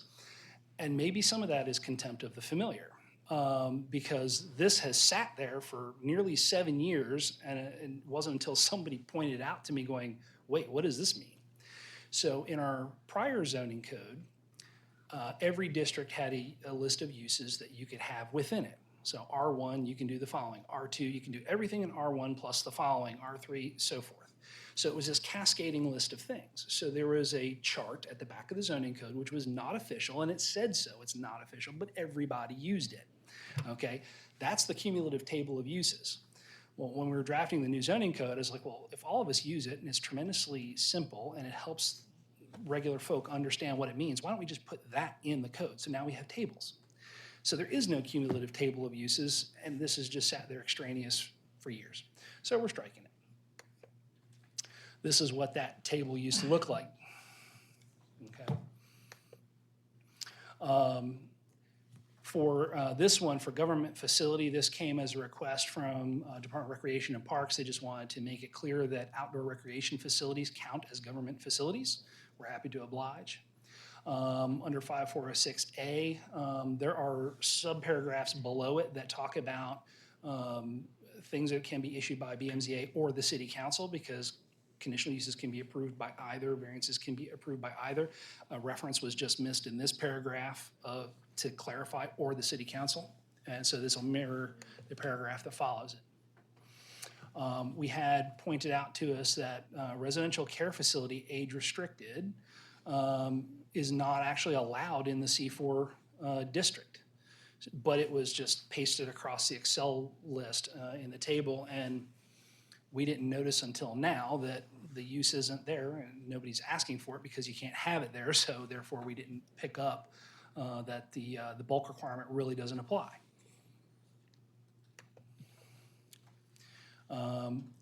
Likewise, in TOD 2, animal clinics were not listed as a permitted use. It's allowed in 1, 3, and 4. I believe that was just a simple typo that was missed from that cell. So we're asking to put the P for permitted use in that table because it makes sense to allow it all the way across.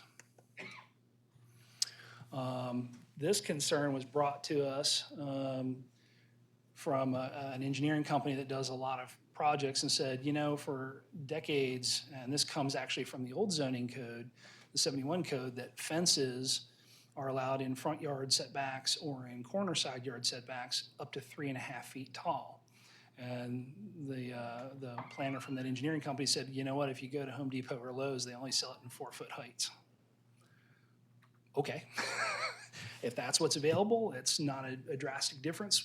There's no sense in creating a hardship over shortening a fence by 6 inches. Let's just make it 4 feet. So back again to all of the amendments. So the first 6 refer to the bill itself. 7 is that list that I just walked you through of the periodic updates while we're in there. Happy to take questions. Councilman Costello, any questions for Mr. Tiso? Commissioner Jolie? Commissioner McCoach?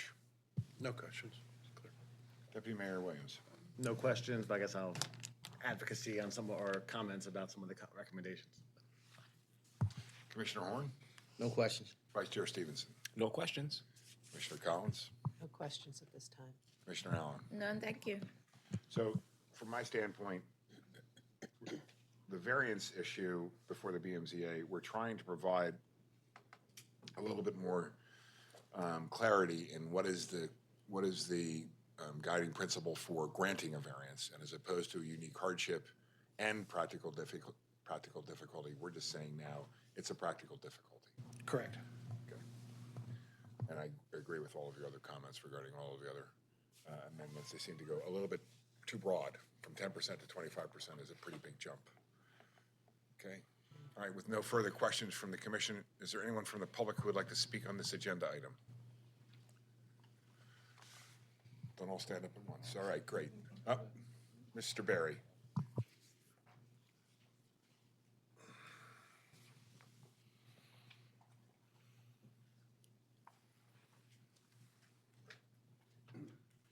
Al Barry for AB Associates, here on behalf of the Baltimore Development Work Group. We worked with Mayor's Office, Zoning Board, and to a certain extent the staff on the concept behind this bill. And as somebody who has probably 50 zoning appeals a year, we think that the clarifications are necessary, particularly the change from unique to peculiar and other standards. Unique goes into I think a St. Mary's County's Critical Area Commission that zoning law has now been based on, and could not be further from the Baltimore City examples of row houses that Mr. Tiso brought up. So we think this will help give the board some guidance, and so we support that. We do sort of agree conceptually with the staff that it shouldn't be limited to just owner occupants. We think that really should be applied to all property owners, frankly. I'm also glad to see that the staff is continuing this tradition of catching either mistakes or changes that are brought to their attention as they have the opportunity to do. That was promised under Transform Baltimore, and they continue to do it year after year in cases like this when they can add it onto a bill. Do you also agree with the recommendation number 4 on page 3 in lines 18 through 20, delete all of the brackets wherever they appear around the 10% and delete the proposed new text of 25%? Well, I would disagree with, I think you said it, that 10 to 25 is a large jump. I don't think in a city where you have, sometimes a 10% and a 25% is a matter of 20 feet or 30 feet, or 2 more feet on a backyard addition. So I don't think 25% is really, for most cases in the city, going to be an unnecessary problem as the board considers it. Okay. Thank you very much. Are there any other questions for the speaker? I will add for the record, the one for the bulk standards in C4 came from his employee, Chase. So don't say we never listened to you on anything. I never have said that on everything. You would have said you listened to him, you just don't necessarily agree with him. All right, question. Question on the owner-occupied piece. I know you said you agreed with the staff, but would you object to keeping the owner-occupied provision in? Or would BDW object? Pardon? Would you or BDW object to I guess, going against the staff recommendation on the owner occupied. No, if it applies to all property owners similarly. I understand, but, I mean. No, if the city council decides that it should be owner occupied, it's a legal issue that somebody will, choose to challenge it perhaps. Right, where I'm going towards it is that Baltimore County has it for owner occupied properties, and I'd like to do that the same here. And eventually get to the point where we can make it more broad, but start with owner occupied to promote people who live in the city, make it easier for them to get a zoning variance to do the kitchen bump out without having to go to a hearing if no one opposes. So that's my thinking, and so wanted to confirm that you wouldn't object to keeping it in. No, if it stays in this way, we think that'll be decided. There's certainly some differences, and we're aware of several, and maybe you are too, that owner occupants try to put on a small addition for a handicapped family member or just a larger family member, and they're getting caught up because of the old standard that we're trying to clarify unnecessarily. So no, if it stay, no, we're not going to oppose the bill because. I meant, yeah, so because I'm going to talk to my colleagues about trying to keep that. And then I guess the other one I want to talk to my colleagues about is the number 2, which was, I don't know if you need to go, I don't know if you can flip back to it easily.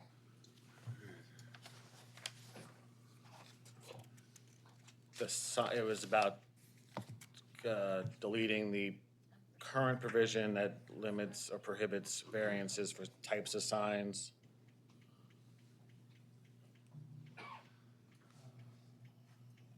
I think, oh, wait, no, you're right. Was it that one? Yeah. So that one, so I know the staff report calls for it to be removed. I'll talk to my colleagues about it, but I think the restriction on types of signs and number of signs has been an issue. And so I guess the question for BDW is, where are you on? Do you have a position on? We did not take a specific position on this, frankly, but in the past, we have come before the commission and the city council asking for more liberal sign standards. We think that the size requirements that are in the current code, even though they've been amended periodically, are still too small and don't deal with, commercial realities. So we would, any changes that give more flexibility on that would be useful, just in general, but we didn't take a specific position. Yeah, I'm concerned about, basically negating our sign code. If this provision, if it's kept, everybody would go, okay, with the exception of area special sign controls, which I know I have to go through the council and the commission for, all the other stuff, I'm just gonna go ask BMCA for a variance to it, and therefore I don't really need to abide by any of that, and that is a problem to me. I would assert that, just 250 West Pratt Street, but for the area special sign control already passed to allow for the billboards, they couldn't have gotten multiple signs that they're seeking on the ground level, and that'd be an absurd result that downtown office building, that a bunch of retail tenants can't get signage for each of their tenants, and you can't even get you couldn't right now, under the code, can't get a variance at all. Maybe the BMC will grant it, maybe they won't, but the point is you'd have the opportunity to seek a variance, and if you make your case, then you make your case, and if not, you'll deny it. Okay. That's a great example that we brought up when Transform came in, that we thought they were restricting multi-tenant buildings unnecessarily. Good point. Very good point. Okay. Are there any other questions for Mr. Berry? Thank you, Al. Okay, is there anyone else here who would like to speak? Yes. Please come up. Tell us who you are.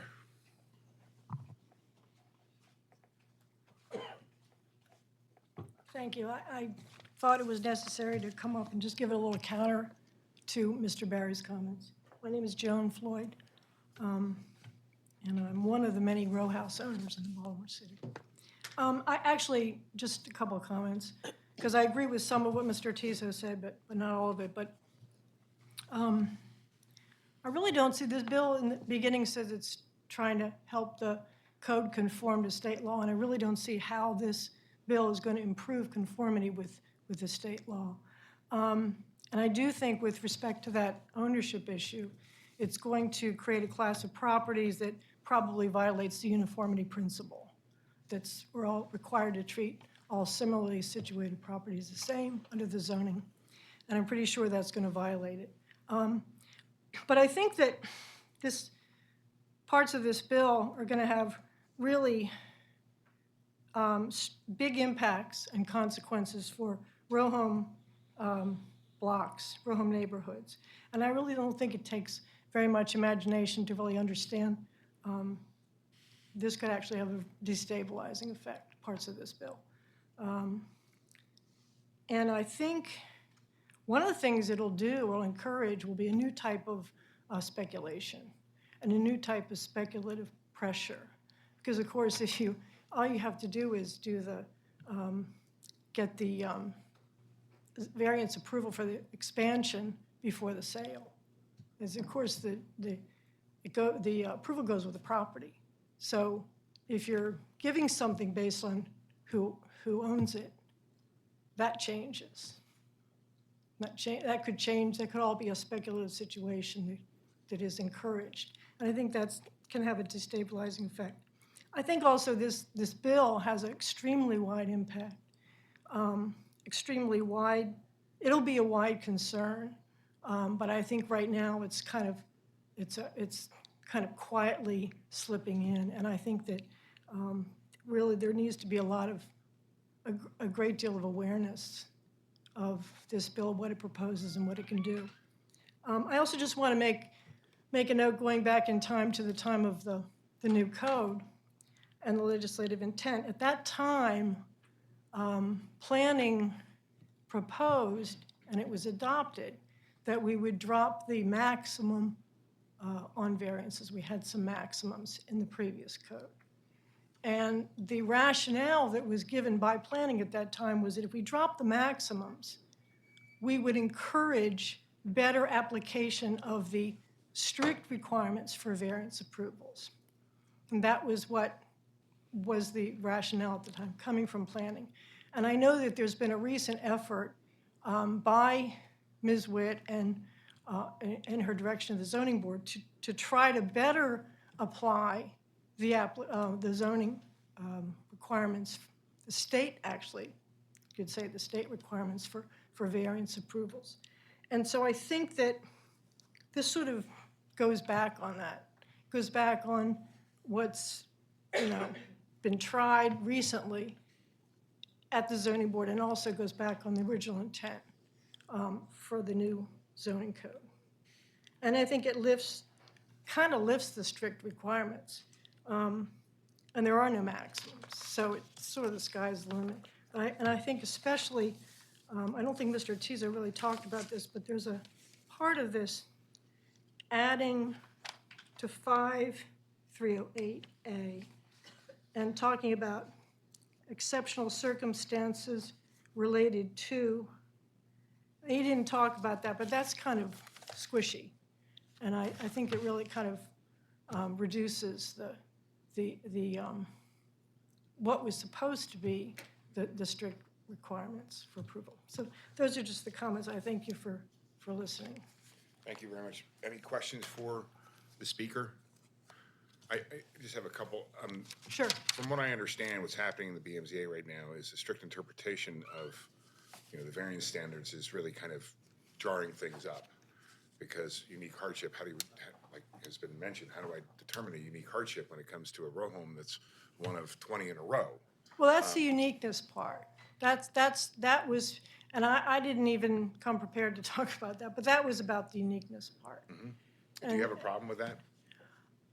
I would have to say off the cuff, yes, because I would say that it really flies in the face of all the state case law, for instance, on variances. The state case law is dependent upon jurisdictions that don't have, 200 plus years of development experience and 200 plus years of development that they're dealing with, where it is, in some instances, literally blocks of the exact same thing. So how do I define uniqueness? Well, I think you could say, you could say, well, in that case, it really is, that block is really intended for, piecemeal adjustments or piecemeal, additions. That they're looking for, people who buy those houses and live in those houses are actually looking for some kind of a stability and some kind of they're looking for sameness, That's what they. Until they use the kitchen, and they go, I can't fit anything in this kitchen. I can't even move in this kitchen. I need to bump out 10, Well, 5 feet in the back. maybe there's a way, to deal with that problem. Perhaps there is a way to look at how to deal with that problem through basic bulk regulations, for instance, but not necessarily by changing the whole scheme of how you approve variances. I think that could be perhaps the way to deal with it, because I understand what you're saying. I mean, I think it's also important to point out to everybody that when you apply for a variance, you have to post the property. There is a notification process. This is not something that happens, under the darkness of night or whatnot. It is literally a very public process. You are going before the BMZA, which is a public process. There is a question and answer. There is professional testimony provided by the planning staff and the BMZA staff and so on and so forth. So it's not, there is an evaluation. It's not- Right, but at the end of the day, it's quasi-judicial, and so you have to, it's about evidence and it's about proof and all that kind of a thing. So if you're just sort of dropping off a whole set of what has to be proved, then that's something you don't do lightly. And I'm just sort of suggesting that this is a really impactful bill, an impactful change. And I think it really needs a great deal of scrutiny and discussion. And I don't, if I'm the only one who came today and stood up, I think maybe we need, that's an indication of maybe it's a little bit of a sleeper right now. Any other questions for Ms. Floyd? Thank you very much. Thank you. Yes. Hi, good afternoon. Becky Witt, I'm the Executive Director of BMCA. I just wanted to, there's been a lot of discussion about how the BMCA has been changing lately. I don't have anything to add about any of the substance here, only the procedure. I will say a couple things. The first is that the uniqueness is being removed from the variance approval standards, excuse me. And then we're adding in peculiar and exceptional. From a synonym perspective, it's interesting to think about what the difference would be in outcomes, taking out unique and inserting peculiar and exceptional. So again, my job is to advise the board to try to make sure that they're being consistent, that things are making sense. I just wanted to raise that as if the outcome that's being contemplated is that the standard is loosening, we'll find out, I guess, if the bill goes through. Also, uniqueness is not unique to Baltimore City. It's a nationwide standard that most jurisdictions have this uniqueness requirement. And just to kind of conclude, I think, and I've been bringing this up repeatedly in discussions about all these topics, variances are supposed to be for situations where there's some sort of unusual situation. The lot is very small, or it's a strange shape, or there's a weird slope to it. And so yes, it doesn't apply well to a row house neighborhood, right? Where all the houses were built at the same time, same lot size, same structure. If the bulk regulations are saying you can't build a kitchen, then that's what they say. And so from my perspective, what we really need to be looking at is the bulk regulations themselves. As a matter of public health and safety, do we need everybody in the zoning district to have a 25-foot rear yard setback, for example? Is that something that is necessary to protect the public health? It seems like not, because a lot of people want exceptions, and a lot of people within the city want those people to get exceptions. Just to compare these kinds of public health and safety regulations to other kinds, like food safety storage requirements for restaurants. We don't run around trying to get people exceptions to those regulations, right? Because we're trying to protect people. So if these regulations are not protective, then let's change the regulations. Let's not try to give exceptions willy-nilly here and there. So I would just leave it at that. Thank you very much. Are there any questions for Ms. Witt? I think you have a great recommendation that we should really be looking at the public standards. And just to add one little thing, I've been asked, can I? Okay. Of course, I'm just kidding. Sorry. I've been asking a lot of people, where did these numbers come from at the back of the code? Why is it 25 feet? Why is it 5 feet? Or, front yard setback of 5 feet, whatever this is. And I know that some of them were updated in Transform, but a lot of them are the same as they were in the 1971 code, apparently. And I want us to think about the people who are in charge, who are writing the 1971 code. I mean, that is a long time ago. To think about the people who are in charge of the planning. I was born before 1971. Well, but you So weren't it's not that involved. long ago. You weren't involved with the writing of the zoning code, I'm going to assume. And to just think about the kinds of policy goals that those people were trying to achieve in the late 1960s in Baltimore City, Maryland, versus where we are in 2023. And do we need them to be the same that they were at that time? So, all right, I'll leave it there. Mr. Chair, if I may add one small thing. Yeah. And when I mentioned earlier, I'm not a lawyer, but I talk with smarter people, that's one of them. I occasionally would get calls from various council members saying, hey, I have a constituent that has a problem. If we don't have the ability to grant a variance, can we do exactly what was just suggested? Can we just fix the bulk requirements? And then I tell them, okay, just so you know, if we change the bulk requirements, then that becomes a requirement for the entire zoning district all over the city in perpetuity. And the next one that you may not necessarily like still gets to do it by right with no permissions asked. Are you comfortable with that? And then there's a little pause. Yeah.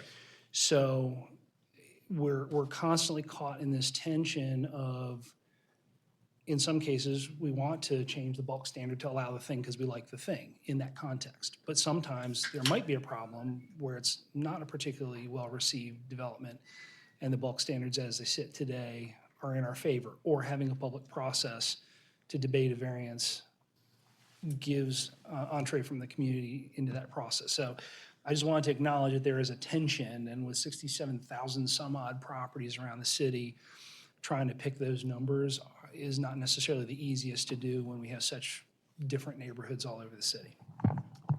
Understood. Thank you very much. Yes. Oh, is there anyone else who would like to speak on this? Seeing none, I'll close the public hearing. I'm sorry, I thought that woman in the turquoise was going to be. Questions, comments, deliberations, discussions from the commission? So I'll note for future statutory interpretation purposes that when people try to come up with what we were thinking on the variance standards, that the state law that authorizes each of the counties to have a zoning code has a separate provision, has one for every single county in the state, and then Baltimore City is a separate title. Because I think the reason is the state recognizes cities different. And so there's no definition for variance in the city's title on the land use article. So I would assert that there should be and could be flexibility in how we interpret, how we grant variances, which is different than how St. Mary's would do it. So putting that out there.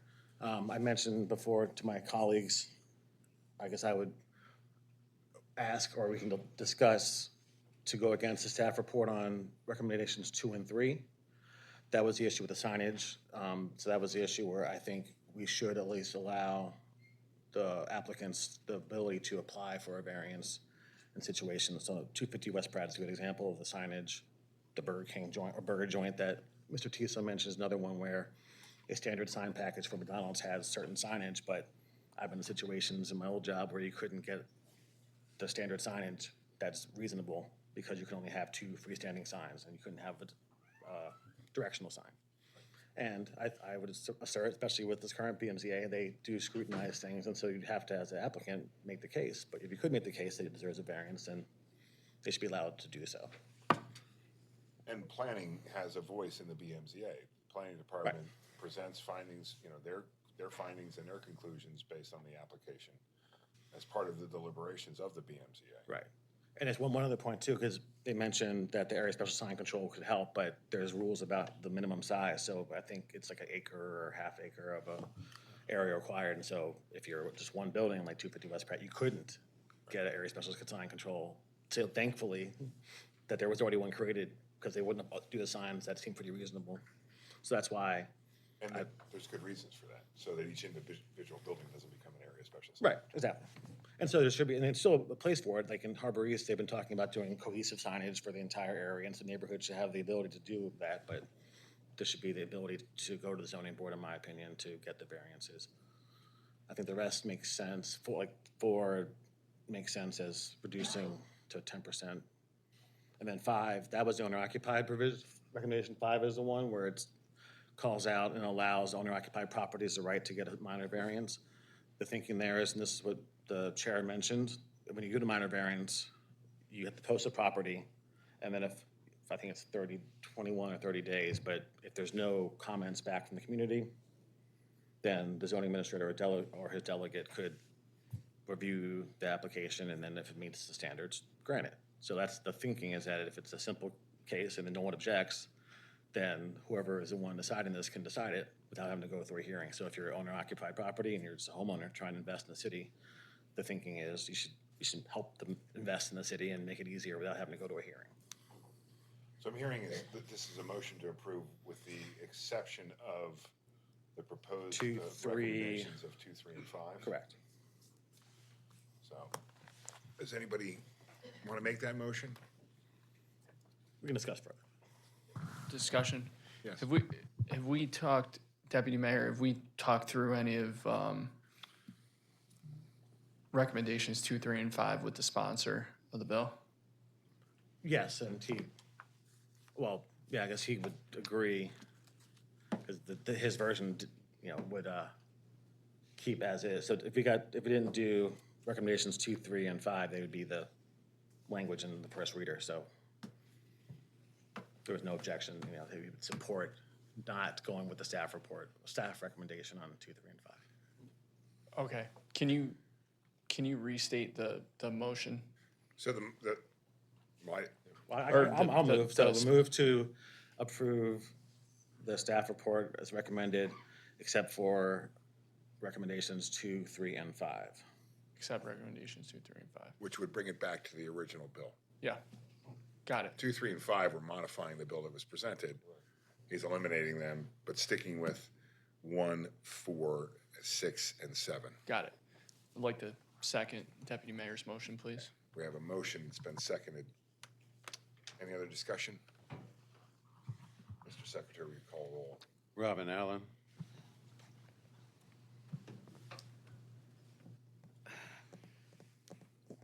Disapprove. Marcia Collins, Approve. Eric Costello, Approve. Talib Horn, Approve. Claudia Jolin, Approve. Doug McCoach, Approve. Justin Williams, Approve.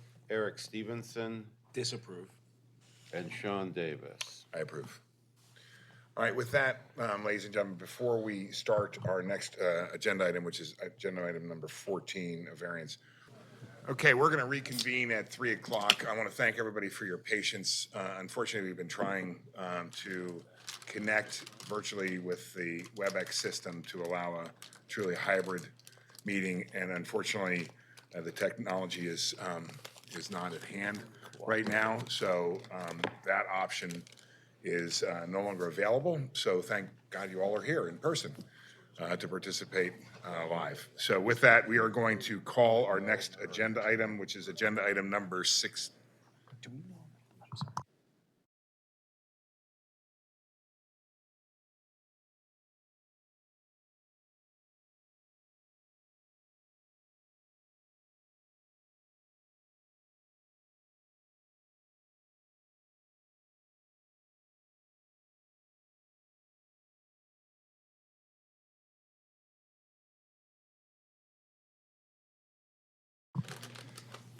So, great time for a breakdown in technology.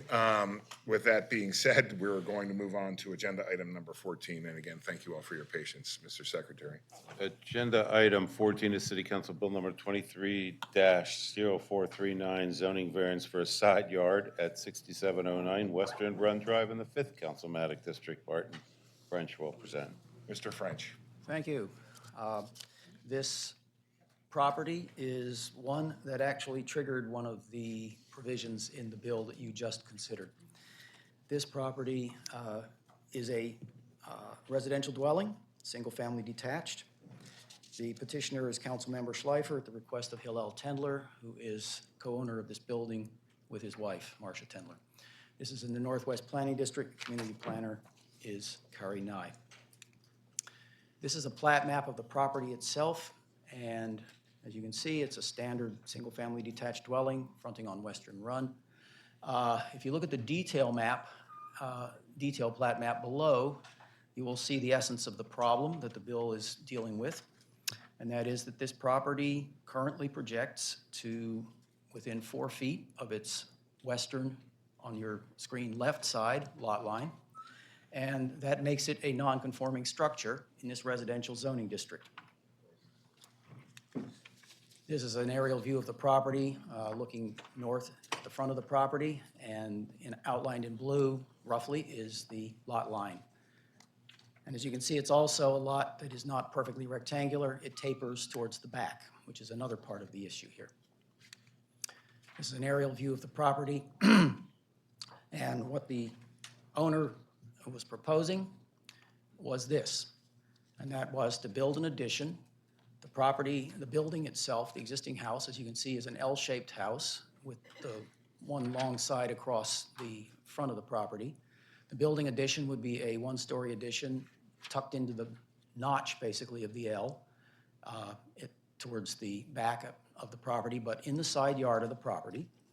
And in this zoning district, there is a requirement for a 10-foot side yard setback. The building addition would also be within 4 feet of the side lot line. And on that basis, the R1E zoning district, which this property is located in, requires a 10-foot side yard setback. The property has a 4-foot side yard setback currently, and the addition would also have a 4-foot side yard setback. And what happened, quite frankly, was the applicant, as you would see in your staff report, filed an appeal for a variance, or actually for a building permit. The zoning administrator said, this is too close, you've got to go to the zoning board. And the zoning board, in hearing this appeal, did not reach the question of such as uniqueness or anything of that nature, because the zoning board determined that the property was non-conforming.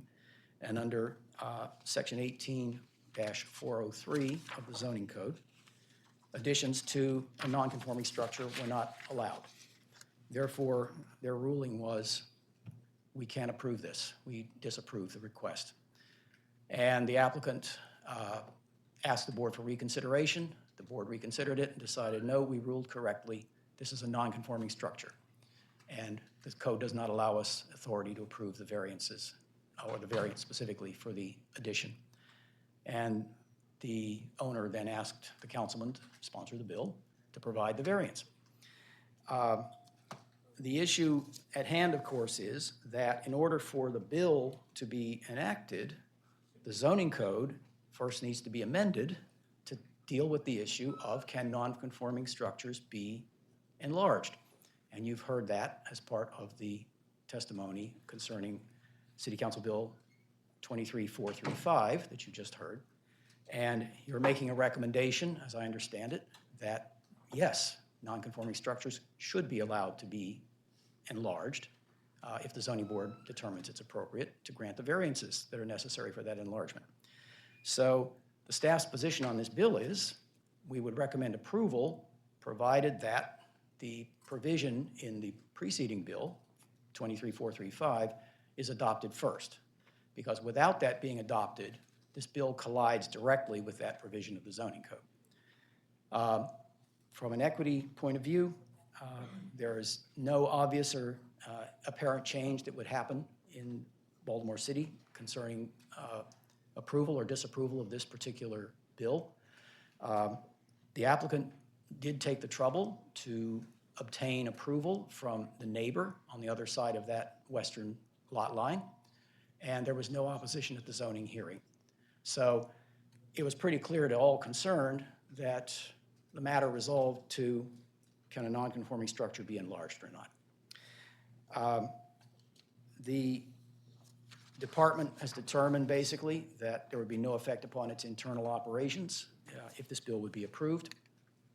And therefore, the staff is recommending that the commission adopt the zoning analysis contained in the staff report, that the commission adopt the equity analysis also contained in the staff report, and that you recommend approval of the bill conditional upon prior amendment of Baltimore City Zoning Code subsection 18-403, which is an action pending under City Council Bill 23-0435. With that, I end my report, and I'd be happy to answer any questions anybody may have. Thank you very much, Mr. French. Real quickly, the house that is in question on 6709 was built prior to 1971, prior to the zoning code establishment. Correct. The house was built according to records in 1953. The zoning code did not require setbacks until 1971. So it became a non-conforming use simply because of the creation of the zoning code. Exactly, yeah, And it hasn't changed since 1971, but for this proposed addition. correct. Thank you very much. All the questions I have. Councilman Costello is from Monticello. Commissioner Billini, No questions, thank you. Commissioner McCoach, No questions. Deputy Mayor Williams. No questions, but would second the comment in the staff report that that the BMZA's decision was a departure from years of prior practice under the current code and the old code, and I think it can be approved even as is now, but I understand where the staff report's coming from. Commissioner No questions. Vice Chair.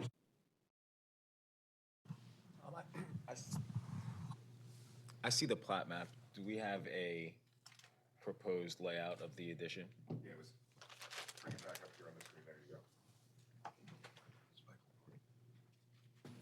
It's shown in stippled. So the reason for my question is because of the angular lot line. So the new addition is gonna maintain the current 4-foot setback? Yes, yes, So it's not getting any closer? correct, correct. Do we happen to know what the setback of the property next door is? I don't know, but I would say, looking at this aerial view, it's probably fairly much similar to. Based on the plat 6709. map, it looks like more than 4 but less than 10. Yes. Yeah. It's probably, I would imagine most of these houses are non-conforming under their current zoning. Thank you. And that property owner to the west was contacted by this property owner and provided no opposition to the proposal. Correct. Thank you. Commissioner Collins. No questions, thank you. Commissioner Allen. Just a quick question that I probably once knew the answer to, but what's the practical purpose for side yard setbacks? Because I'm looking at it and thinking, relative to Commissioner Stevenson's question just now, is part of it to ensure clearance and access to the back, say for emergencies, when there's no alley or driveway? And I'm talking about for emergency vehicles or something. There's no Well, alley in the back. I would hazard that it's probably unlikely that an emergency vehicle would try to jump the curb on Western Run Drive and get between two houses.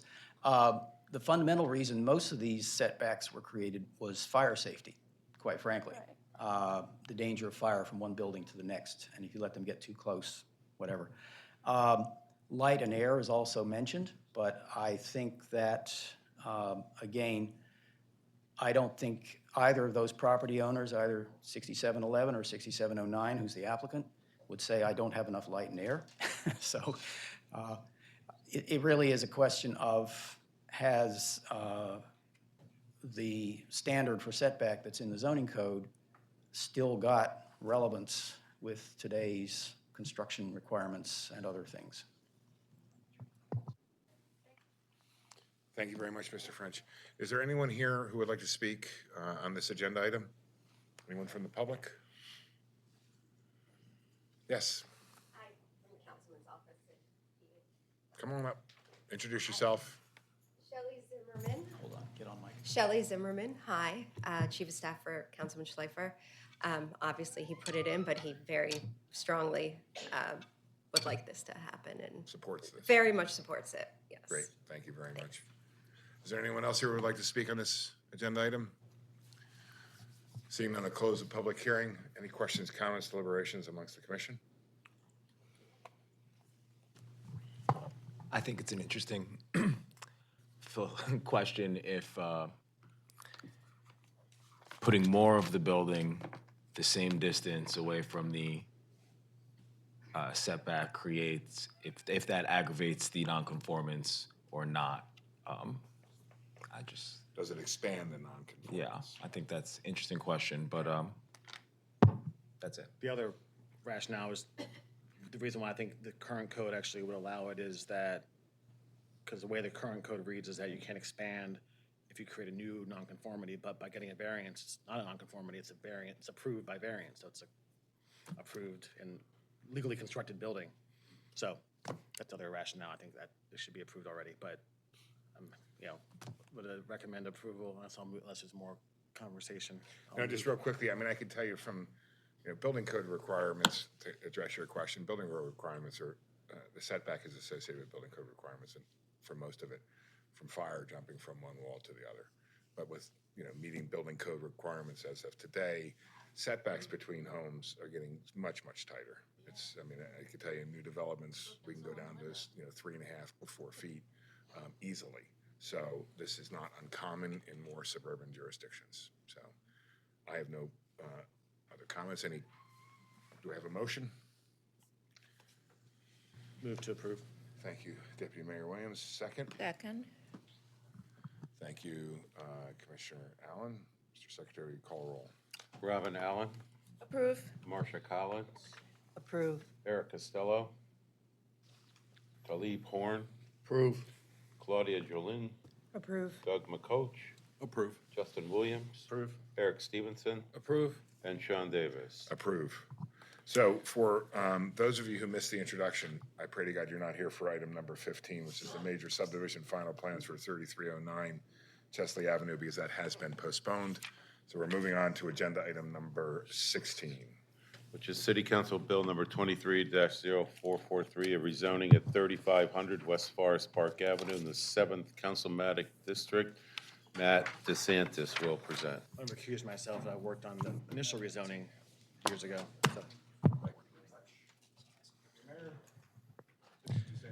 Good afternoon, Mr. Chair, members of the commission. I will try and be speedy with this. I have a feeling most of the folks here are not present for this particular agenda item.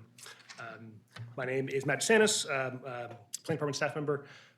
This bill is at City Council Bill 23-0443. It is a rezoning bill for 3500 West Forest Park Avenue to rezone the property from the C1 district to the R1 district. It's located, this bill was introduced by Councilman James Torrance on behalf of the property owner, Mr. Shin. This is in our Western Planning District. Trick Bolden is our community planner. So here is an aerial of the property. You can see that there's a green pin. The property is located in the Forest Park neighborhood, very close to Liberty Heights Avenue near Lake Ashburton. So this is zoomed in a little bit more. As we get in a little bit closer, you'll notice that this property has 2 structures on it. So here's an aerial view looking towards the west. 3500 West Forest Park Avenue also has, there is a long vacant, formerly single-family residential property, a building on the front of the property. And then to the rear of the property is a liquor store, which has a known-as address of 3302 Edgewood Street. So just here's some street views from just a few months ago, showing the vacant house in the front, liquor store in the back, and then this is along Edgewood Street, showing the liquor store and the side of the vacant house. So the current zoning, this is a screenshot of the current zoning map. You can see that this property is currently zoned C1. For what's my next? So here, let me jump back. So this property was before the Planning Commission back on June 20th, 2019. The commission considered City Council Bill 19-0384, which proposed the rezoning of the property from the R1 district to the C1 district. So this property up until a couple years ago was R1, just like all of the other single-family homes adjacent to it. The Planning Commission concurred with the recommendation of planning staff to disapprove of that rezoning bill so that it would stay C1.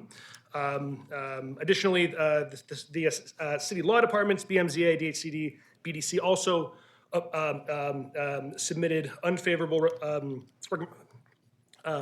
recommendations to City Council. City Council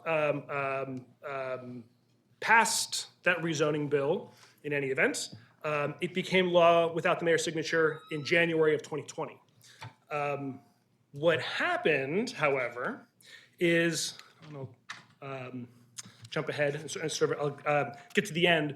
Rezoning, you either have to prove substantial change in the character of a neighborhood or a mistake. This is a very, very clear example of a mistake that was made administratively with the previous bill, City Council Bill 19-0384.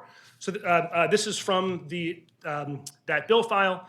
You can see here the amendments that were passed by the Land Use Committee to specify that only a portion of the property was to be rezoned from the R1 district to the C1 district. Only the liquor store portion was meant to be rezoned from R1 to C1.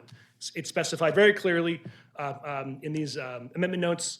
Amendment note number 3 also specifies a revised plat. The initial plat showed the entirety of the property being rezoned.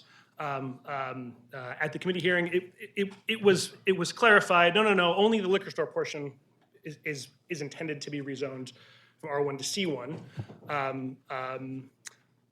And then here is the third reader bill, very clearly specifying, I can point to line 4 at the bottom, a portion of 3500 West Forest Park Avenue known as 3200 Edgewood Street.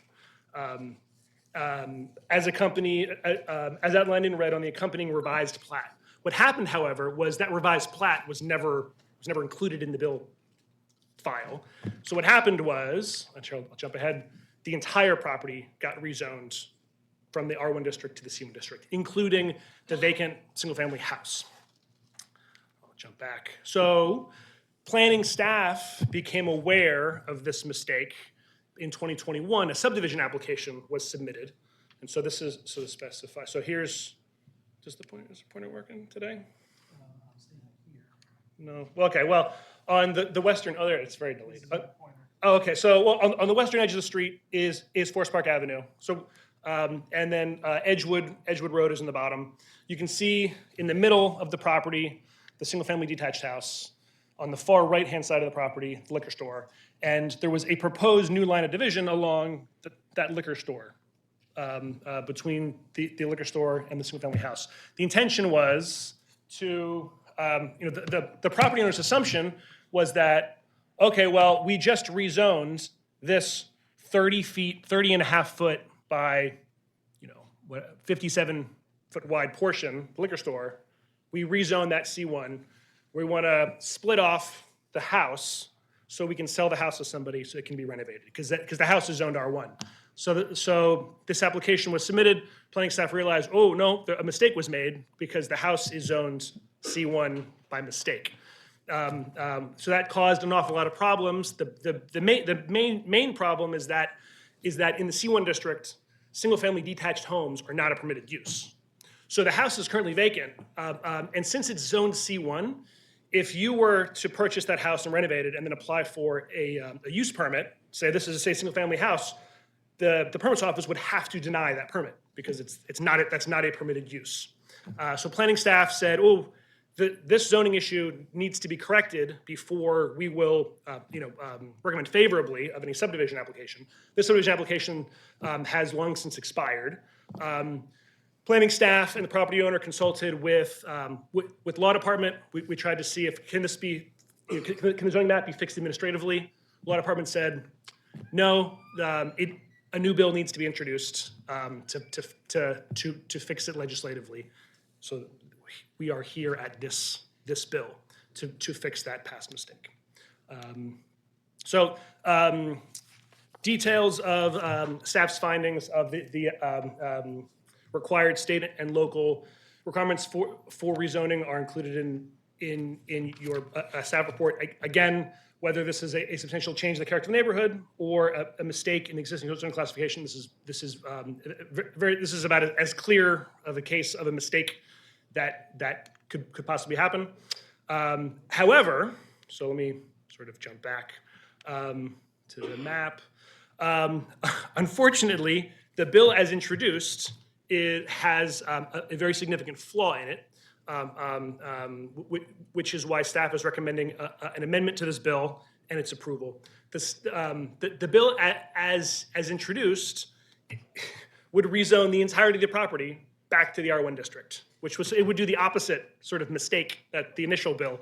Yes, so planning staff reached out to the property owner and to the bill sponsor, Councilman Torrance. They both confirmed, oh no, that was a mistake. Like the intention was to fix the mistake that was initially made, and only rezone the house portion of the property back to the R1 district, so that it can be subdivided off and it can be renovated and sold and et cetera. So for that reason, staff is recommending that the commission adopt the findings of staff report, amend the bill to specify that a portion of the property known as 3500 West Forest Park, and then amend the plat map to depict that the zoning is only for the residential portion, which specifically, based off the drawing prepared for the subdivision application, is the front 57 feet by 137.28 feet that fronts West Forest Park Avenue. That it be clarified that that is what is going to be rezoned. And those dimensions are taken off the subdivision plan that was submitted but not acted upon. That is correct. That's correct. So I'm happy to answer any additional questions the commission might have. Thank you for making sure that Iword didn't have to come out here and yell at me again for the microphone. All right, questions for Mr. DeSantis. Councilman Costello. Nope. Commissioner Jolene. Commissioner McCoach. Commissioner Horn. Nope. Vice Chair Stevenson. No questions. Commissioner Collins. No. Commissioner Allen. I'm concerned about the property, but they're not germane to this. So my only comments are, there was a number of correspondence that were included in the Wix page regarding this property from adjacent property owners, residents in the community. Obviously, there are some very significant and important concerns that were raised in those email discussions and some follow-up emails, which I shared with the commission regarding the taxing and a variety of other things. Although I understand and appreciate everything that those residents said and believe that they have ample opportunity to further those discussions and investigations with appropriate authorities, we are here strictly for the zoning part of this, not the many other issues that were raised in those. I'd be delighted to entertain those residents to come up after we're done with you, Mr. DeSantis, but we're here strictly for the zoning. And from my personal opinion, rezoning that portion of the property from residential, from commercial back to residential, the vast majority of it is actually a strong protection for the neighborhood. Because right now, a lot of things could happen on where the single family home is that I'm sure the residents would absolutely not want. And that having it as R1 would restrict it to strictly residential uses, which I think provides further protection for the residents. Is that a fair comment, Mr. DeSantis? Yes, sir. Okay, great, thank you. Is there anyone here who would like to speak on this agenda item? Wow, okay, I was not expecting that. Me neither. Great, with that, I will close the public hearing. Do I have a motion? Any questions, comments, or deliberations? Or a motion? Motion to approve. Thank you. Commissioner Allen? Second. Thank you, Vice Chair Stevenson. Mr. Secretary, will you call roll? Robin Allen. Approve. Marcia Collins. Approve. Eric Costello. Approve. Talib Horn. Approve. Claudia Jolin. Approve. Doug McCoach. Approve. Eric Stevenson. Approve. And Sean Davis. Approve. So before we dive into agenda item number 17, just a couple of administrative comments for everybody. Obviously, everybody's here for the next three, or the next agenda item, which is in three separate components. Just want to make sure everybody understands, we are discussing the land use implications of this, the governing documents that provide land use, not the design. So if you have questions or concerns or comments regarding the design, we respect those. You're more than welcome to express them here, but we have no control over the design. We are strictly on the land use components of this. The second aspect that I tell you, and I'm going to reiterate this again when we go to the public comment period, is we are a recommending body on all three of these bills. We are not the final determinant of any of this. These are all three legislative actions which are referred to the Planning Commission for our recommendation back to the council. So we are going to make recommendations. Maybe we'll approve, maybe we'll deny, maybe we'll approve with modifications. We'll figure out where that comes at some point in time.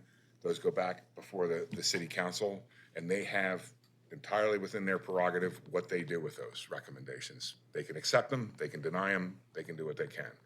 So we've received, as of this morning, there were 15 letters in opposition, one letter of support. A lot of the comments that were coming out of it were design-related comments. We have no control over that. We are not going to be discussing the design.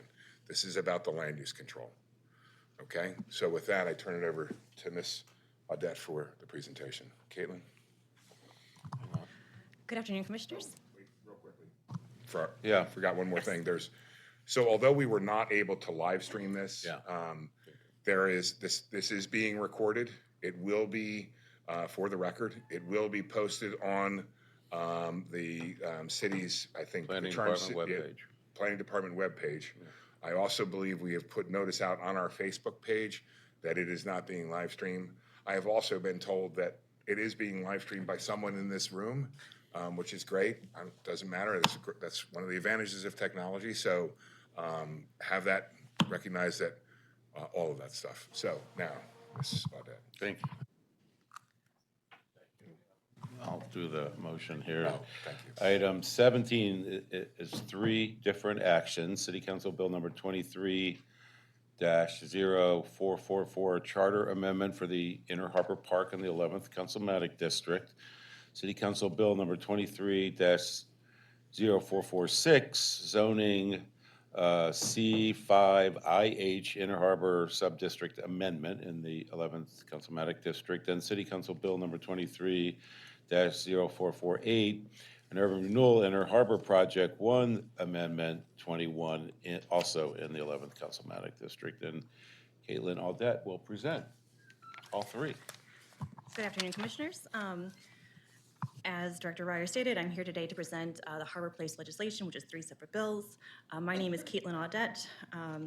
These bills were introduced by Councilmember Costello and Council President Mosby at the request of MCB HP Baltimore LLC. This is within the Downtown Planning District, for which I am the community planner. So today I'll be sharing the various amendments mentioned, all of which impact the Inner Harbor, which is shown here. And then on this map, I've layered the various components that will be discussed today. So you have the Inner Harbor Park, which is shown in green, the Inner Harbor Project 1 Urban Renewal Plan, which is the hatched area, and the C5IH zoning, which is the purple area. I've also included the C5DC for context. So first I'm going to go over the history of the three items, and then I'll dive into the proposal and analysis. So for the first item, which is the charter amendment for the Inner Harbor Park, the Inner Harbor Park was last amended in 2016 to allow for outdoor eating places in West Shore Park and Rash Field, and that was voted upon by city voters in November of 2016 and it passed. For C5IH, in 2017, Transform Baltimore, the update to the zoning code went live. This created C5, the downtown zoning district, which was intended to accommodate a wide range of uses, including maintaining and improving a pedestrian environment and allowing for new construction to be compatible with existing development. To achieve this goal, the C5 zoning district was divided into 7 sub-districts, one of which is the C5IH Inner Harbor Subdistrict. So the zoning code, I'm just going to read it now so we have it. States that the purpose of the C5IH Inner Harbor Subdistrict is to establish these standards for structures located adjacent to and facing the Inner Harbor. The standards recognize that development within the subdistrict is to be oriented to the Inner Harbor waterfront and be predominantly pedestrian-oriented. Development is relatively low-scale to accommodate the view of the harbor from adjoining subdistricts. and the language has not been modified since it was adopted. For the urban renewal plan, the Inner Harbor Project 1 Urban Renewal Plan, or URP, was originally approved by the Mayor and City Council in 1967. Since that time, it has been amended 20 times, with the most recent amendment dating to February of 2015. It will expire on December 29th of 2040, 40 years after amendment number 16. So on to the proposal. Again, I'm going to do each legislative item individually, both first the proposal and the analysis. So the bill seeks to modify Section 9 of the City Code, which currently states the following, and I think I need to read it, so I apologize. This is hereby dedicated to public park uses for the benefit of this and future generations of the City of Baltimore and the State of Maryland, the portion of the city that lies along the north, west, and south shores of the Inner Harbor, south of Pratt Street to the water's edge, east of Light Street to the water's edge, and north of Key Highway to the water's edge, from the World Trade Center around the shoreline of the Inner Harbor to and including Rash Field, except that in order to provide eating places and other commercial uses, areas totaling not more than 3.2 acres plus access thereto within the dedicated space and north of an easterly extension of the south side of Conway Street shall be set aside for such purposes, and except that in order to provide outdoor eating places for the areas known as West Shore Park and Rash Field, areas totaling not more than 0.5 acres within the dedicated space and south of an easterly extension of the south side of Conway Street shall be set aside for such purposes, and except that an area of not more than 3.4 acres shall be set aside for use by the Maryland Science Center plus access thereto. So the request would add multifamily dwellings and off-street parking uses and increase the area allowed for non-park uses from 3.2 acres to 4.5 acres. So for an analysis, no recently adopted plans for the harbor contemplated residential or mixed use at the Inner Harbor. However, recent history has shown the need to diversify the harbor's economy and add population density that could support the area's commercial tenants. Allowing mixed-use buildings would limit any purely residential structures, which would arguably be the privatization of public access to portions of the harbor. Additionally, the intent to close the connection between Light Street and Pratt Street would create additional parkland for the Inner Harbor Park, a move supported by Inner Harbor 2.0, the 2013 plan for the Inner Harbor. The current park and public space within this area totals approximately 13.9 acres, and under the new plan, the new total will be approximately 18.7 acres. This includes right-of-way abandoned and contributed, as well as McKeldin Plaza, becoming an interconnected component of Inner Harbor Park. Note that off-street parking is regulated by the zoning code and the urban renewal plan, which do not allow surface parking lots and require screening and roofs for all parking garages. And additionally, the C5 zoning districts, all of them, do not have a parking requirement, as a plethora of garages exist in the surrounding blocks, so parking should not be a concern. Additionally, the intent to close the connection between Light Street and Pratt Street would add that additional parkland to the Inner Harbor Park, and so this shows what that would be. Obviously, McKeldin Plaza is public land now, but this would now make it part of the Inner Harbor Park as the bounds, which I read to you, state south of Pratt Street, east of Light Street. So then that is, even though it is public space, it would be expanding it based off of the right-of-way, which would become public space. So just kind of an image to show what that would look like. Okay, so now on to the zoning amendment. The amendment proposes 3 alterations to the subdistrict. So they want to add the language and mixed use to the statement that development would be predominantly pedestrian oriented. So it now read predominantly pedestrian oriented and mixed use. It would also have the removal of the phrase development is relatively low scale to accommodate the view of the harbor from adjoining subdistricts. And lastly, it would remove the 100-foot height, the maximum building height, resulting in no maximum building height. And so you can see on this map where the C5 area is, that's all the purple, and everything else is in red. That's C5DC. So the zoning category remains unique from other C5 subdistricts with these changes in that it maintains no minimum building height, which is different from the other C5 subdistricts, which have a minimum building height of 36 feet. And it still recognizes that development must be oriented to the waterfront. So the proposed changes here, here's a zoning table, would just be removing that 100 feet, as you can see with the arrow, and it would be making that none, similar to what is at C5DC, which is the adjacent zoning.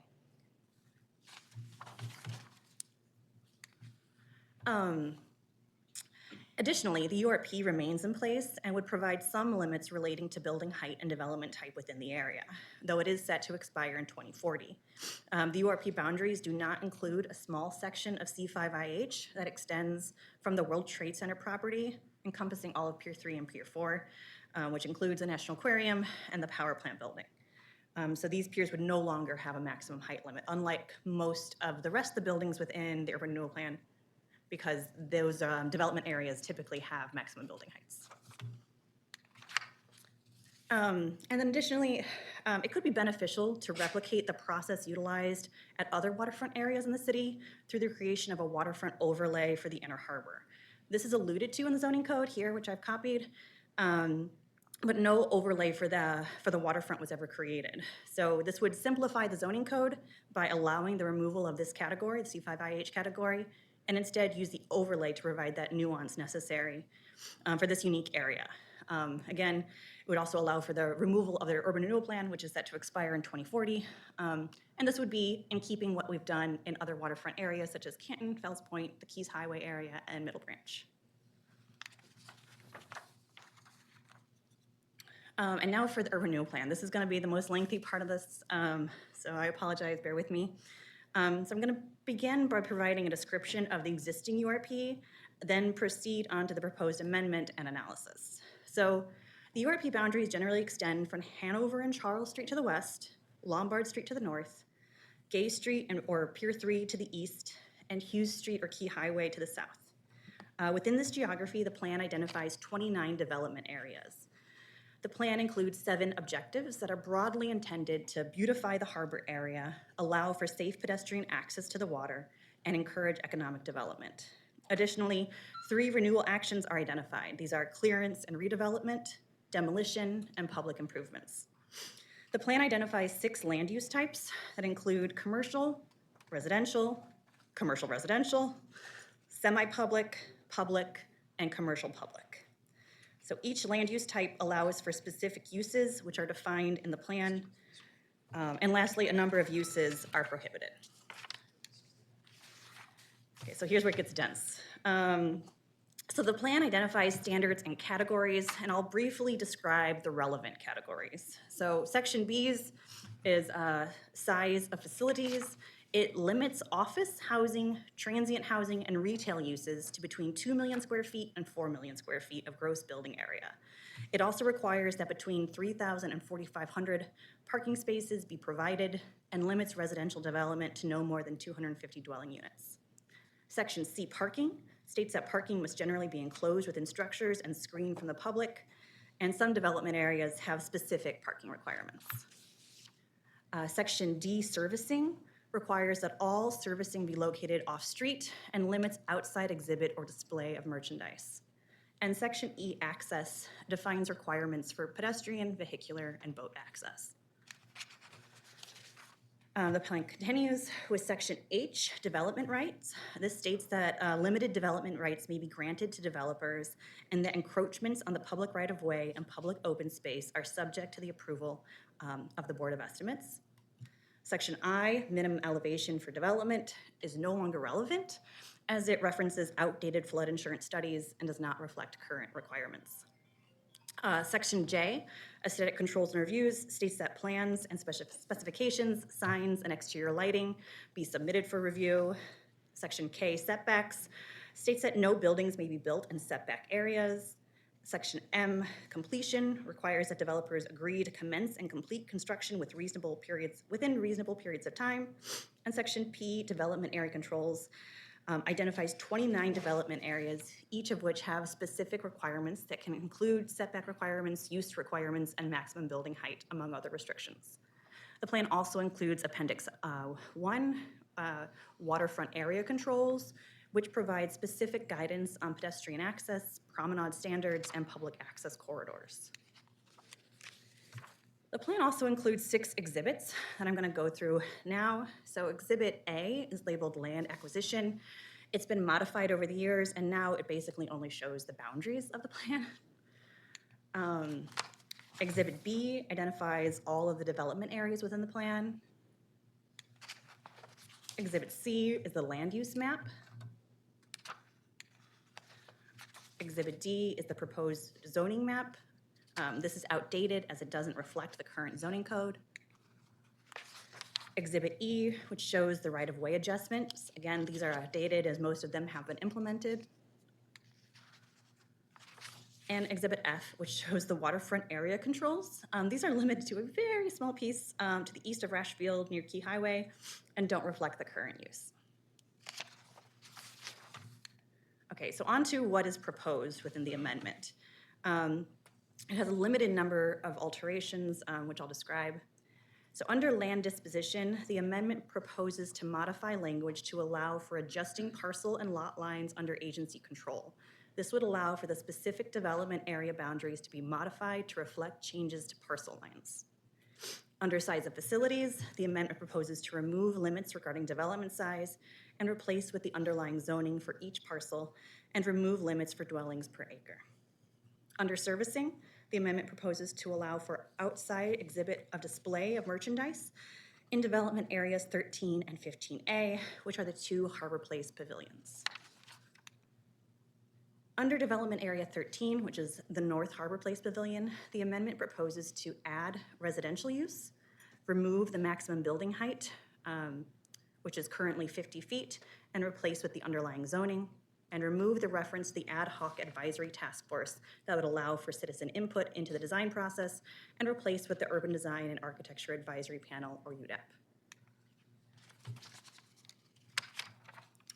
For development area 14, which is McAlton Plaza, it would add commercial use and remove the limit on building construction and replace with allowing building construction that is approved by the agency as long as it does not exceed 3 stories or a total of 20,000 gross square feet, and that vehicular circulation and parking at or above grade is prohibited.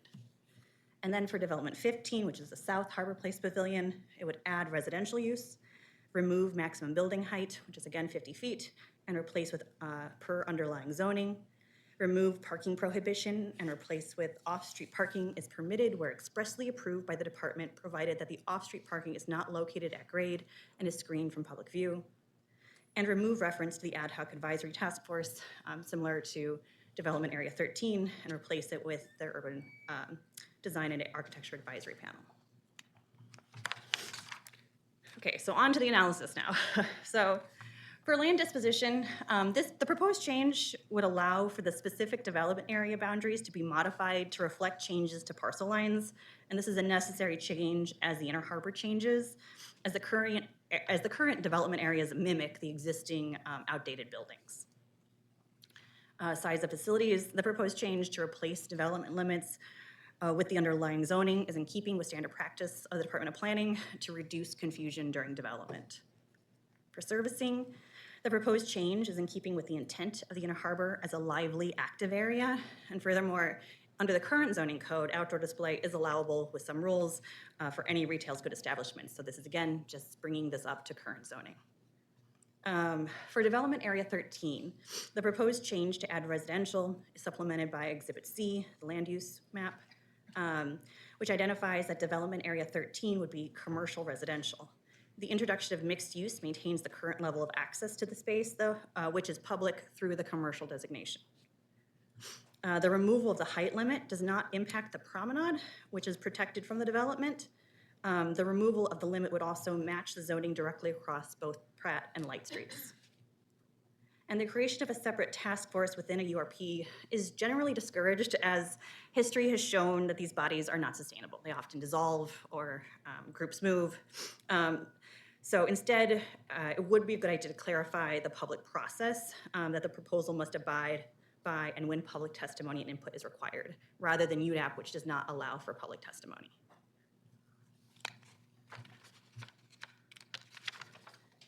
For development area 14, this is the McAlton Plaza area. The addition of commercial is again supplemented by Exhibit C, the land use map. which identifies that development area 14 would be commercial or public, and removing the limit on building construction and requiring that building construction be approved by the agency as long as it does not require 3 stories or a total of 20,000 gross square feet, does not give the area the flexibility needed for unknown future development.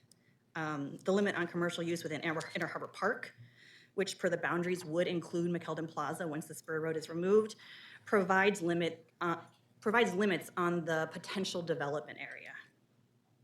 And then on to development area 15A. This is the South Harbor Place Pavilion. The proposed change to add residential is supplemented by Exhibit C, land use, which identifies that development area 15A would be commercial residential. The introduction of mixed use maintains the current level of access to the space, which is public through the commercial uses. The removal of the height limit does not impact the promenade, which is protected from the development. The removal of the limit would also match the zoning directly across Pratt and Light Streets. The expansion of parking would not be of surface parking, which is prohibited. All parking must be shielded, and this alteration would not negatively impact the public space. The creation of a separate task force within ERP, again, is generally discouraged, so we would recommend that there be a clarification of the public process and when public input is allowed or required, rather than UDAP.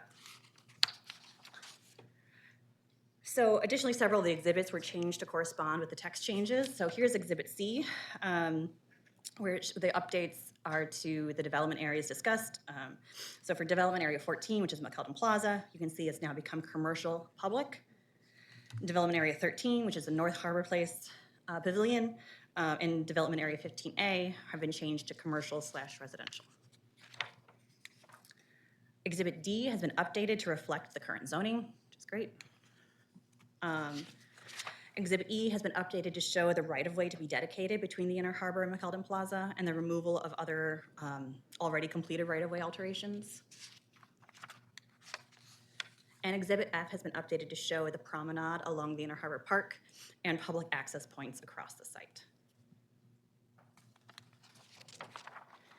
For the equity analysis, the harbor is impactful to residents of all of Baltimore, as well as the wider region, tourists, and others. So as such, there are a large number of known and unknown stakeholders who will be impacted by the proposed amendments. While these amendments are not specific to the proposed development, in the short term, they enable that development and potentially other unforeseen development. In the long term, the items discussed today would allow for denser development than has existed at the harbor since it was a commercial harbor. The Inner Harbor has long been a unique location in the city, attracting a diverse population from across the city as well as tourists, and the special place has not been without its issues. In recent years, it has struggled to respond to the needs of youth who often need a third place between school and home and have long used the harbor and its retail options as such. This proposal would not impact the patterns of inequity toward the youth. Additionally, affordable housing is a long pressing issue in the city. While the addition of mixed use at this location would likely not include affordable housing, more housing in general results in housing affordability long term. For engagement, the development team has discussed these bills at several meetings where the development was presented, including the November 3rd public forum at Coppin State and the November 6th public forum at the Federation for the Blind. An FAQ section is included on their website and has been discussed in most of their design meetings. These bills would have minimal impact to staff operations. For notification, notice that this item was emailed to over 100 individuals, as well as representatives from Downtown Partnership of Baltimore, Market Center CDC, City Center Residents Association, Downtown Residents Advocacy Network, and others. Notice that this item was also published via GovDelivery to over 18,500 subscribers, and 4 signs were posted along the Inner Harbor. So our recommendation is approve with amendments and also further recommend exploring the creation of a waterfront overlay for the Inner Harbor based on the other waterfront overlay areas within the city. This would allow for the eventual elimination of the C5IH zoning category as well as the eventual repeal of the URP. And these are the amendments that are recommended. They are all for the urban renewal plan.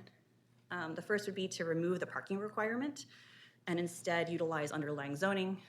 There's plenty of parking within the area. Second is to strike the content of Section I, the minimum elevation for development, and replace that with a reference to floodplain and critical area requirements as per Article 7, natural resources. This is just in keeping with all our efforts to make sure that that is at the forefront, sustainability is at the forefront of everything we do at the harbor.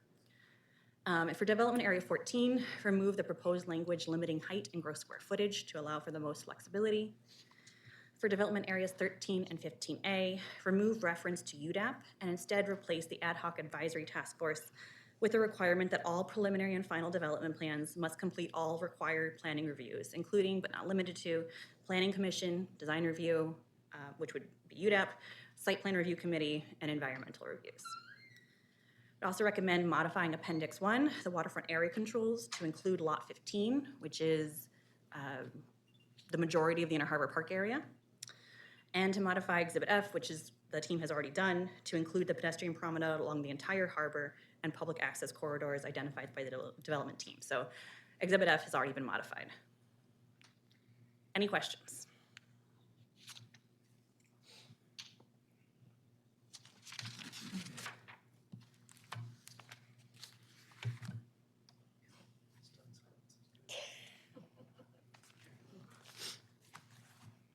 Thank you very much, Ms. Audette. That was very comprehensive and thorough. Let's start off with questions. I'd actually like to turn it over to Councilman Costello, if I can. Thank you, Mr. Chair. I do have comments for Caitlin, but one housekeeping item I'd like to bring to the chair and the commission's attention. I've heard from a couple of constituents who are online attempting to participate in the hearing through the WebEx function. And I understand, as the chair explained, we have some technical difficulties. Because of that, I have some concerns with voting on these matters today related to this proposal. So, Mr. Chair, what I'd like to recommend for your consideration and for the commission's consideration is that we continue with the hearing today. I know we're going to have a presentation from the project team. I know we have a number of folks who have come out today to publicly testify. Continue through with that hearing. And then at the conclusion of today, not take a vote and go into recess and reconvene this matter, whether that be at the December 21st or at a separate special session that's dedicated solely to this. Would you suggest that we keep the public record open at the end of this hearing for additional public comment? I do. So what I'd recommend is folks that are here today can testify and that we open up at that second session before we vote for additional public testimony. But in all fairness, we would not take repeat testimony. So individuals that choose to testify today would have that opportunity to do so. If there are additional individuals who were not able to come today that would like to show up and testify, they would have the opportunity to do that at the reconvening prior to a vote. Out of deference to you as the councilman and the sponsor of these bills, I think it's comfortable to say that we as a commission would abide by that. Okay, so based on that, we're going to listen to everybody. We're going to have a presentation. We're going to continue this public hearing at least at the latest to our next public hearing, which is December 21st. If there is an opportunity to schedule a special meeting, which I don't know that there will be since it's the 30th and we're 3 weeks away. We have a posting requirement. And we have a posting requirement and everything. But if for some reason, we'll obviously let everybody know. At the latest on the December 21st hearing, I am going to suggest that we do not advertise this as a hybrid meeting, that we just say this is an in-person meeting so that we don't go through this again. So everybody knows you got to be here, unfortunately. I have a question. Please. I thought I heard you say earlier this is being recorded, audio recorded, so perhaps clarification can be made with publication of this information you just mentioned, that people can catch up as they choose by listening to the recording, which might, I don't know, be linked. No, I think it's easy to put on our agenda, which we publish, the link to the recording that everybody can go to. Yeah, and while I believe we're in compliance with the Public Meetings Act, I'd prefer to err on the side of oh, and I know you weren't suggesting that, Commissioner Allen. Yeah. People can listen in preparation for the follow-up. Yeah, absolutely. And, you know, this was. I didn't mean instead. No, I know. I apologize if my comment or response was construed as that. So On the erring of the side of caution, I do believe we're still in compliance with the Public Meetings Act. We do have multiple members of local media here. We do have individuals live streaming. Nonetheless, I want to err on the side of caution because of the high-profile nature of the proposal that's associated with these three bills. That said, I have publicly committed that we will, previously on social media online, that we will post the link to today's video and audio footage, which is fully intact. That's the expectation. Not what folks are seeing at home, but what's happening in this room, what everyone in here can see and hear is being recorded that way. So there's a video that you can see of these screens and of folks that are at the lectern. You can physically see that in the video, and you can also hear the audio associated with who's speaking and what they're saying. So I will post that online as soon as that's available. I'm going to ask that that be posted not just on the Planning Department's website under the Planning Commission, but also that that's posted on the Charm TV YouTube channel, where you can go to see council hearings and the mayor's press conferences and zoning hearings and things of that nature.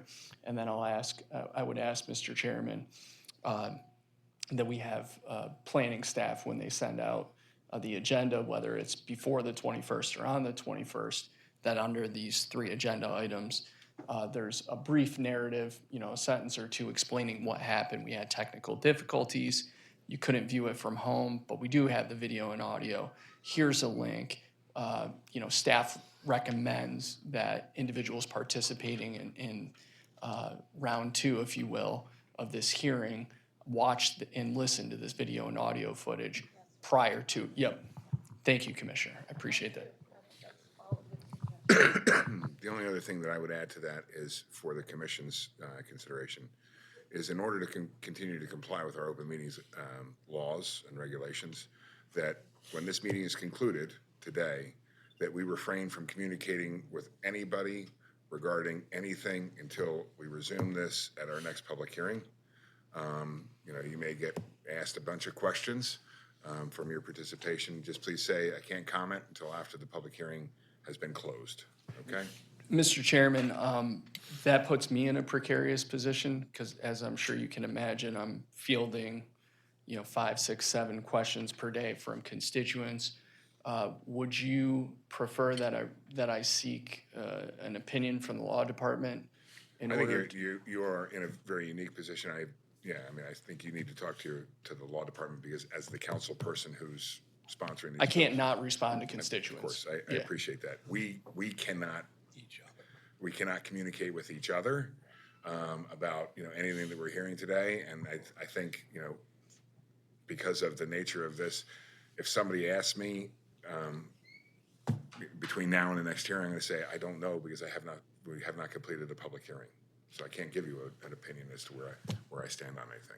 So my plan will be to reach out to the law department this afternoon, and what I'll probably recommend to them, I'll start drafting up an email now, is that I plan to continue to answer and field questions related to the proposal. I'm not going to opine on anything specifically related to the proceedings, but happy to talk about any of the issues related to retail, density, design, the legislation itself, things of that nature. Okay. I appreciate you being nimble in light of our technical difficulties. I appreciate everybody here in the audience staying tuned with us and participating today. And if you come back I'm just going to say it's the 21st, because I don't think we're going to be able to meet the publication requirements for a sooner meeting. And obviously the applicant who's here today to give us their presentation. I appreciate everybody's nimbleness to flow with the changes. So, Mr. Chair, going on to comments. Do you have any comments or questions from us? I do have one other point of order. So at the second iteration of this hearing, I'm assuming that we are not going to do the staff report, or the staff report will be a limited Diet Coke or Coke Zero version of that.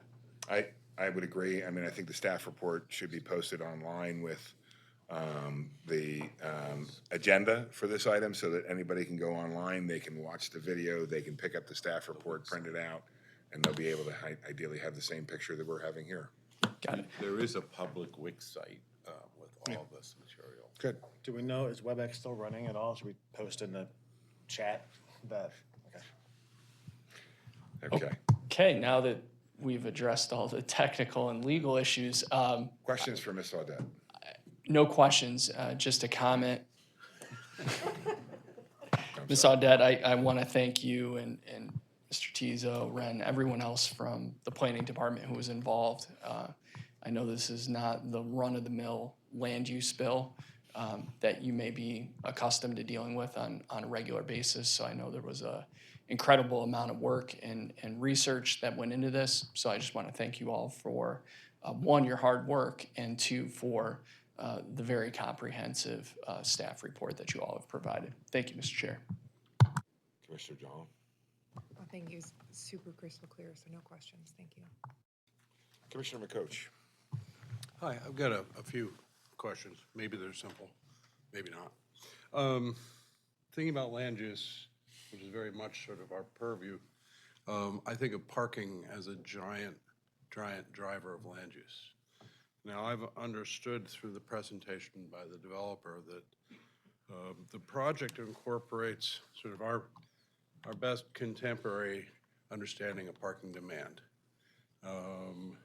Nonetheless, when I add up the 200,000 square foot buildings, which will have a parking requirement of anywhere, maybe minimally 3.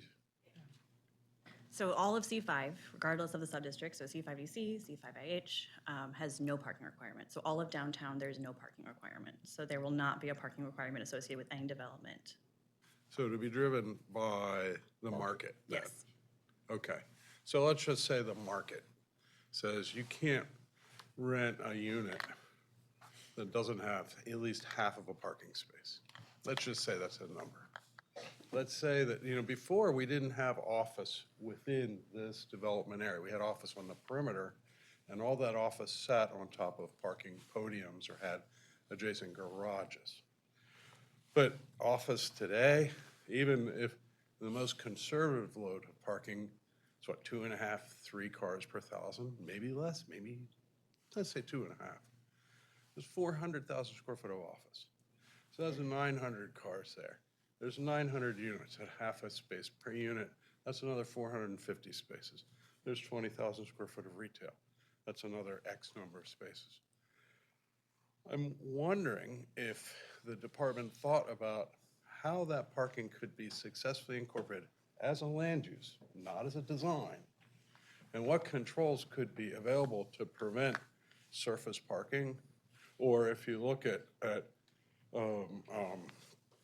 not Harbor East, but the Harbor Point. Thank you, Harbor Point. Is there any way that we could not have 2-story, 3-story parking podiums? Can we put controls in order to sort of manage where this use fits on the site so that it doesn't compromise public space and the sort of... I think that it could be done, yeah. So I would argue that, our hope is to limit parking. There is a lot of empty parking garages downtown. So hopefully, any new development would utilize the empty parking garages so that those can be fulfilled. I understand that might be a dream, but whatever. Yeah. Additionally, this is a bit optimistic, but transit, if the red line does come, I think that we will also see that people downtown may not be utilizing cars as much, right? So hopefully there will be a decrease in car usage. So I think that it would be totally fair to say that there would be a requirement or some kind of recommendation to screen parking with, have it interior to a building and screen it with either units or commercial uses or some kind of mixed use. We don't want another Lombard Street. So I think that would be totally fine. But I also would say that we want as little parking as possible on this area. For the record, I think, and I could be wrong, but I'm pretty sure that 10 Light Street was redeveloped into residential with zero. There is zero parking there, yes. And it would be good to, I mean, maybe for the planning department to reach out to that developer and say, how, if at all, is that inhibiting your leasing for your rental units? A number of developers downtown. So I will note Chasen generally does not provide any parking on any of their properties across the city, and they are one of the most successful developers at the moment. So I think also Zelco is one that has a very low parking amount within their development. And again, they are one of the most successful ones downtown. So I think that there is definitely some lessons to be learned there. Okay. I'm sorry. I guess optimism is maybe not quite enough for me to Yes. hang my hat on. And so I would like to see if we can find a way to put more land use controls on the parking. Just, I mean, yeah, because we'll live with it forever. And there will be parking. For instance, do we have, I don't, you know, there's a design side of this at which we are fortunate to have UDAP to participate in discussion about things like surface parking. Well, surface parking is prohibited, so that will not be a thing. Okay, so retail will not require any surface parking. There won't be drop-offs for office buildings and. I mean, I'm sure that there will be drop-off areas, valet parking areas, that kind of thing. That's a separate matter. That's not considered parking. So that is something else entirely. But yeah, there is a prohibition on surface parking lot. Any parking would be screened and roofed. It would be within buildings. But I also know at UDAP, which Ren and I administer, we very strongly, the panel there very strongly requires wrapping of parking in most cases, or to the amount possible. So in most of the development projects we've seen within the past couple of years, we have pushed that, and it has been successful. Another question about the ground plane, which is the public experience, is really the sort of the first two stories of these buildings. One of the great things, I think the language in terms of mixed use, accommodating residential, recognizes that the ground plane at the foot of these residential buildings has to be public oriented. So I just have to ask you again, do we have, I would like to make sure that we have in some of these public ground level spaces, the ability to have people move through these freely, the ability to not have portions of the site fenced so that they're inaccessible, so that the buildings, I mean, I've lived with Harbor Place for what, 40 some years since I moved here in '82. I mean, I never really cared what was on the roof of Harbor Place, but I passionately cared about what my experience was when I was walking around. So I guess I want to make sure that the language in the URP puts a strong emphasis on the public orientation of the first two floors of the buildings. I fully agree with you, yeah. Yeah. I mean, I'm happy for, if you all want to offer an amendment that would do that. I think it's something that we as a department would be pushing regardless. Yeah. And I think that is what most, I think it's also the obvious choice for most developers. But I'm happy to accept an amendment and to forward that. And then my last question has to do with the absence of height limits, which I understand is that's sort of the context, actually, when you look at Pratt Street, Light Street, that we had at one point, and it's still visible, the 10 or 12-story datum based on the McCormick plant, which some of us remember. And then I think we realized that it was desirable to have a little more flexibility with the urban form, and then we had the IBM building, and then the Renaissance Hotel. But to me, there's a difference between not having a height limit on one hand, and then stating in the presentation that the height limit it sort of reflects what's happening across the street. So that even if we're not calling out a number, we're certainly creating a reference point to those other buildings. So why not have a height limit? What's the magic of no height limit when you could say, we have this context that we should reflect. And I guess even more alarming is those portions of the other piers, which fall outside of the park, we're actually allowing unlimited height in those areas as well, but without the controls of the land use. So I'm not sure quite how to reconcile that gap I mean, that's where I think the waterfront overlay that I recommend, I really do think that that's a necessary step here. Because it exists at all other waterfronts where we, like, you know, and it provides for that nuance.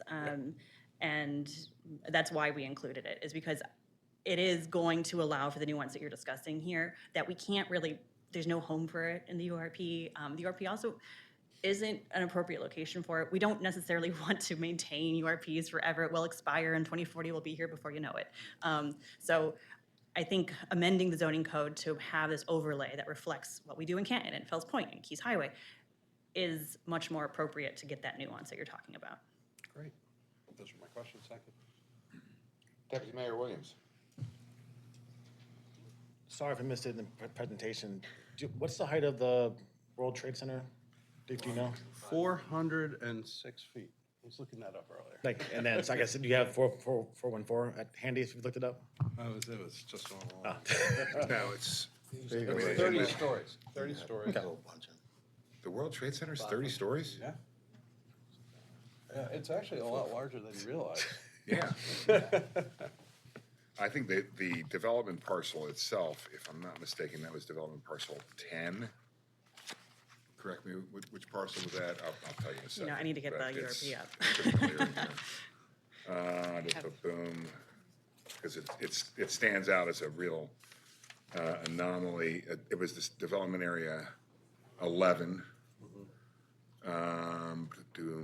Permitted height is elevation 450. And the water elevation is at 0, so it's because it's tidal. So it's 450 feet. Thank you. And the other question, I'm not sure if you have my historian or people with more vintage on the commission now. I remember reading the initial urban inner harbor vision plan or master plan called for residential. So I don't know if that's right. Do you know if that is the case, or if I? So you are talking Inner Harbor 2.0 or the 1967? No, like, but even before 67, like the initial, before 67 was adopted, I read they had called for residential, and I'm assuming it came out for, so, I don't know why. I've seen drawings where all the piers were shown as residential towers. Not particularly the pavilion site, but the 4, 5, 6 piers were all, yeah, I've seen that. Okay. Well, Yeah, it's on, shockingly. Any other questions? Commissioner Horn? Just have a couple questions. And some of the questions are related to some of the letters we received in opposition. And some of them regarded sort of the speediness of the process and the lack of time to sort of be able to provide feedback. Could you briefly just talk about just so the outreach that this developers team has had and the ability for people to provide feedback and have input on this process? I would let the developer speak to that. Okay. It'll be good because just want to get some clarification on the public process. The second question I have is, and the only reason I'm bringing this up is because you brought it up in your equity impact statement, and that is about affordable housing. I feel like I had to talk about it, right? Yeah. Can't talk about equity without talking about affordable housing, so. Could you talk just a little bit about that in terms of when you say, wow, the addition of mixed use at the location would likely not include affordable housing? That, I would let the developer speak to that about what their proposal is, but I do not believe they intend to have affordable housing, but I could be incorrect. All right, and I would just relate it just to your equity analysis. And then my last question, and this goes back to public process, is when you say the creation of a separate task force within a URP is generally discouraged, as history has shown that these bodies are not sustainable in the long term. Instead, it would be good to clarify the public process that the proposal must abide by and when public testimony input is required. I just didn't know if you could go a little further on that. Yeah, so we've had a number of URPs that had these kind of groups. And what happens is that people move on to other jobs, and then all of a sudden nobody is the keeper of the records anymore, and all of a sudden they never meet, and you don't know who's part of it, and it just kind of dissolves.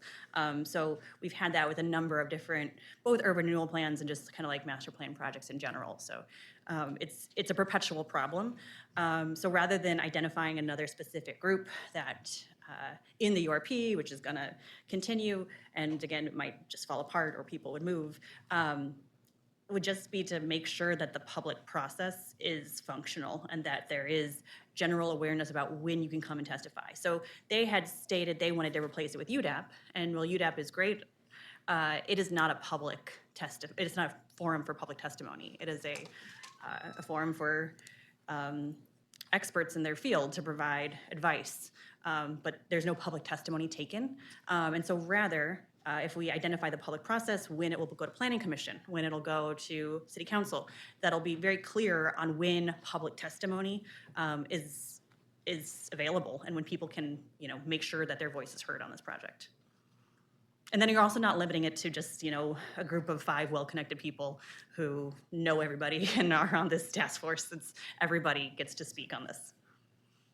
And that process, as you've identified it in here, is left as the design process in general terms with such as the Site Plan Review Committee, the Planning Commission, the Urban Design and Architectural Advisory Panel, so on and so forth. You've given some examples in there, but the Include but not limited to, yes. Okay. So, and also on the affordable housing piece, I guess we can take whatever the form of judicial notice is.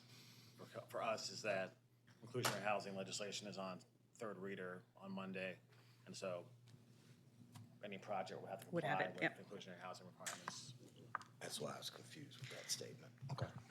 Anything further? No, it just would be great when a developer comes up, they could address those 2 questions I had. Perfect. Vice Chair Stevenson. Thank you so much. Great presentation. A lot of the concerns and really what's on the table in front of us is about the public space. So the question of the footprint of the proposed building versus the existing pavilions, sort of offset by the recapture of Light Street, turning from a traffic jam to public space. It seemed like the carve out for development was increasing by like about an acre. Do you know approximately the area that's gained by Light Street? So I have it combined with McKeldin Plaza. So I don't have it separate for what is just the right of way. And you were very clear to say while McKeldin Plaza is already public space, but connecting it to the park, I think makes it much more usable and accessible. And it makes it part of the Inner Harbor Park, actually. So it would be protected under the Charter Amendment. So that seems to be a benefit. But all right, thank you. Yeah. Commissioner Collins. Thank you. My colleague brought up a number of points that were important to me. While we are looking at not design, but we're looking at the land use, obviously people picture in their minds, well, what would that mean that I could relate to as far as structure? So I realize it's a difficult process to go through when we have a very fixed role to play as far as land use. Talking about the McKeldin Plaza, to me, that means that you actually move back, for lack of a better word, move back and open up an area that could provide the kind of public access that is important to people who live in Baltimore and visit it. So I see that as a plus. The lack of height restrictions, but trying to reference across the street, as my colleague, Mr. McCoach, pointed out, is how you're trying to understand if the land use will work in a way that will be a positive. So I'm just personally struggling with, trying to separate out design from what we're doing. It's hard to do. So I was just curious about how we're going to interweave through this land use, that ability for people to come and go who don't necessarily reside in one of these buildings, future buildings. And I think that that's an important aspect for this very publicly desired area. So are we looking at this land use to provide that interweaving and to provide those access corridors that in the future will be important as this gets developed out? Is that part of the consideration, or is that getting too far into design issues? No, I don't think that's getting too far into design issues. So when we were under discussions with the applicant, we asked that they modify this exhibit, Exhibit F. So previously, it just had, this isn't showing up there. It just had this little arrow here over by the rusty scupper, and one little piece that went down along the water. We asked that they add the promenade along where the promenade exists, right? So that is protected under, as the promenade, and also add these public access corridors. So you can see where the arrows are, those would be protected now. And so that's also part of the reason that in an amendment, I've asked to add Area 15 to the waterfront area controls, I believe it is, which is Appendix 1, which would then have the requirements associated with the promenade and these public view corridors or public access. Sorry, I can't read anything here. Public access points, those would be protected then per the appendix and the URP. And this is similar to what those waterfront overlays in other areas have. I'd like to make a quick note relevant to that diagram, and because moving around the promenade, as we all do as citizens, it's a very clear difference to the east side of the Rusty Scupper, where we have the condominium hotel buildings there, where you cannot access the water. It's very hard to reach the water. So although those arrows are correct, there's a giant difference between your experience going around the bend and trying to reach water. So some of the arrows that we have here are minimal at best and could suggest that what we see going around the rest of the harbor is acceptable. Well, so it specifically references what is in the appendix. So if you go to the appendix, it identifies what the public access points, what that means, what the pedestrian promenade means, and it provides a minimum requirement, not a maximum requirement. So I think that is all up for debate. If you wanted to add to that, create a larger requirement for what the promenade should be. That is what we see for the other waterfront overlays. So along Key Highway or W1 or W2, there are very specific criteria in those overlays about what the promenade should be. And it's similar to what's in this URP, but maybe it's not enough. And I'd be open to, could that be another amendment?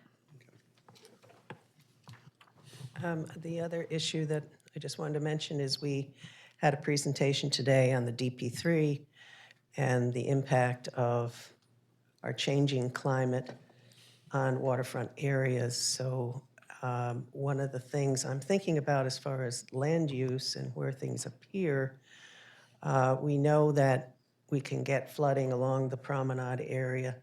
So I'm hoping that, I'm trying to figure out how that would work for land use. Is the placement keeping in mind the fact that we have changing conditions in this immediate area? And it's just been on my mind. So the Natural Resources Code that Caitlin references in her recommendations deals with how we deal with flood protection, how we deal with the critical areas laws, how we deal with the forest conservation requirements.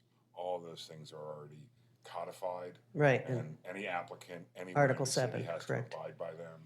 The finished floor has to be at such and such an elevation above the floodplain and so on and so forth. That's already codified. Right. I don't think I think it would be duplicative and unnecessary, but it's a very good point, and I'm sure the design team understands the importance of that.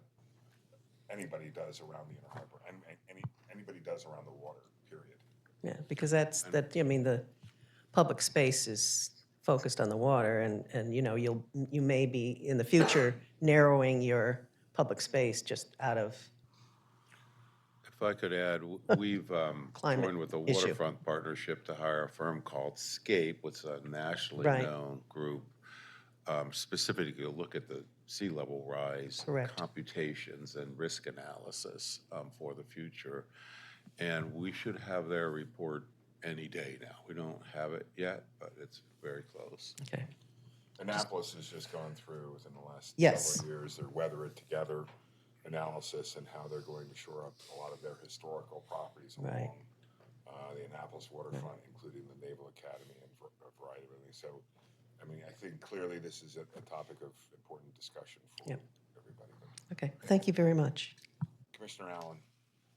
Just have a comment, which I'll try to express quickly.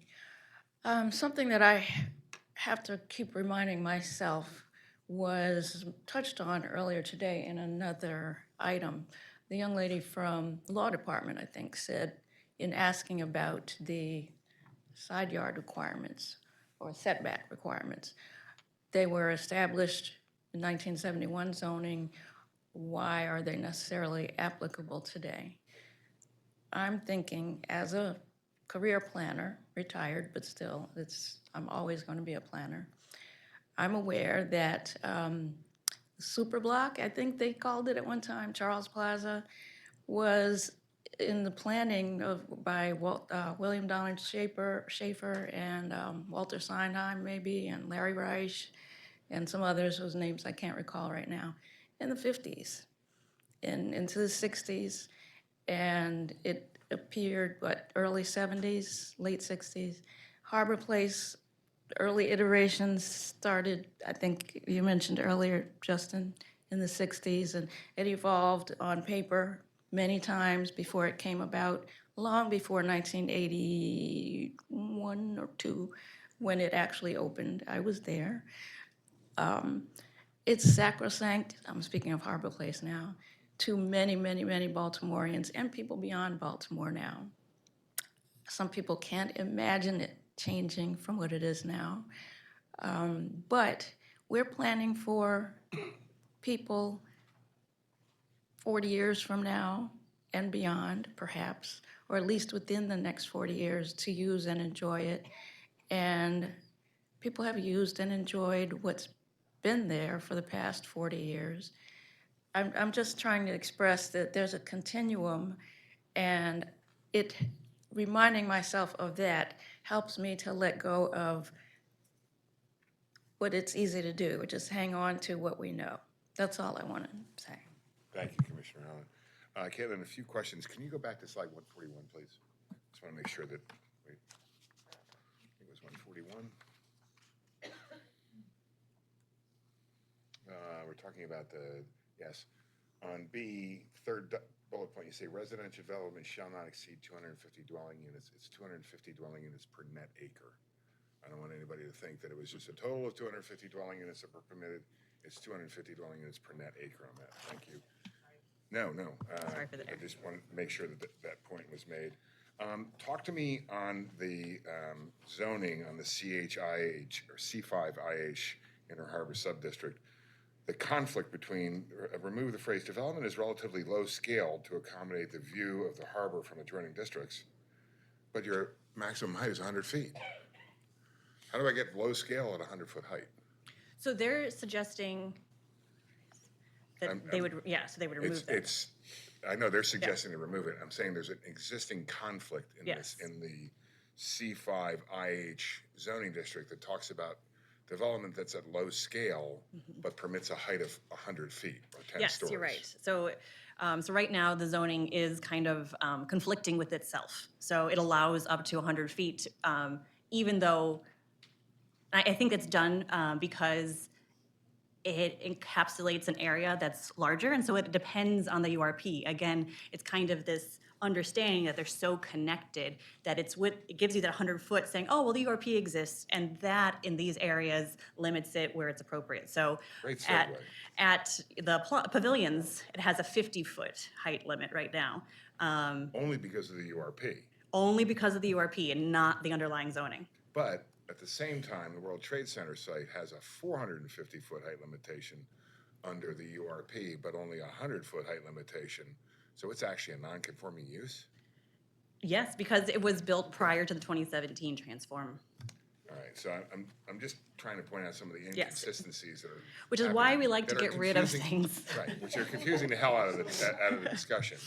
Probably the most important thing I think we can all walk away from here is the provisions that are being requested are strictly for the development parcels of 13, 14, and 15A, not the entire urban renewal. Yes, the rest of the urban area. renewal plan would remain in place, and there are maximum building heights for most of the, I think, all of them. So although the underlying zoning change is saying, oh, you know, we're eliminating height within the C85IH, the urban renewal plan comes in and says, we don't care what that says, with the exception of parcels 13, 14, and 15A.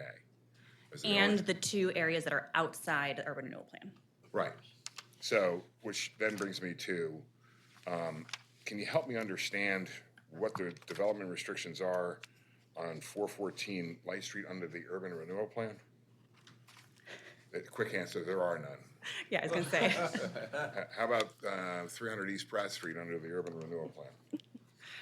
There are none, okay?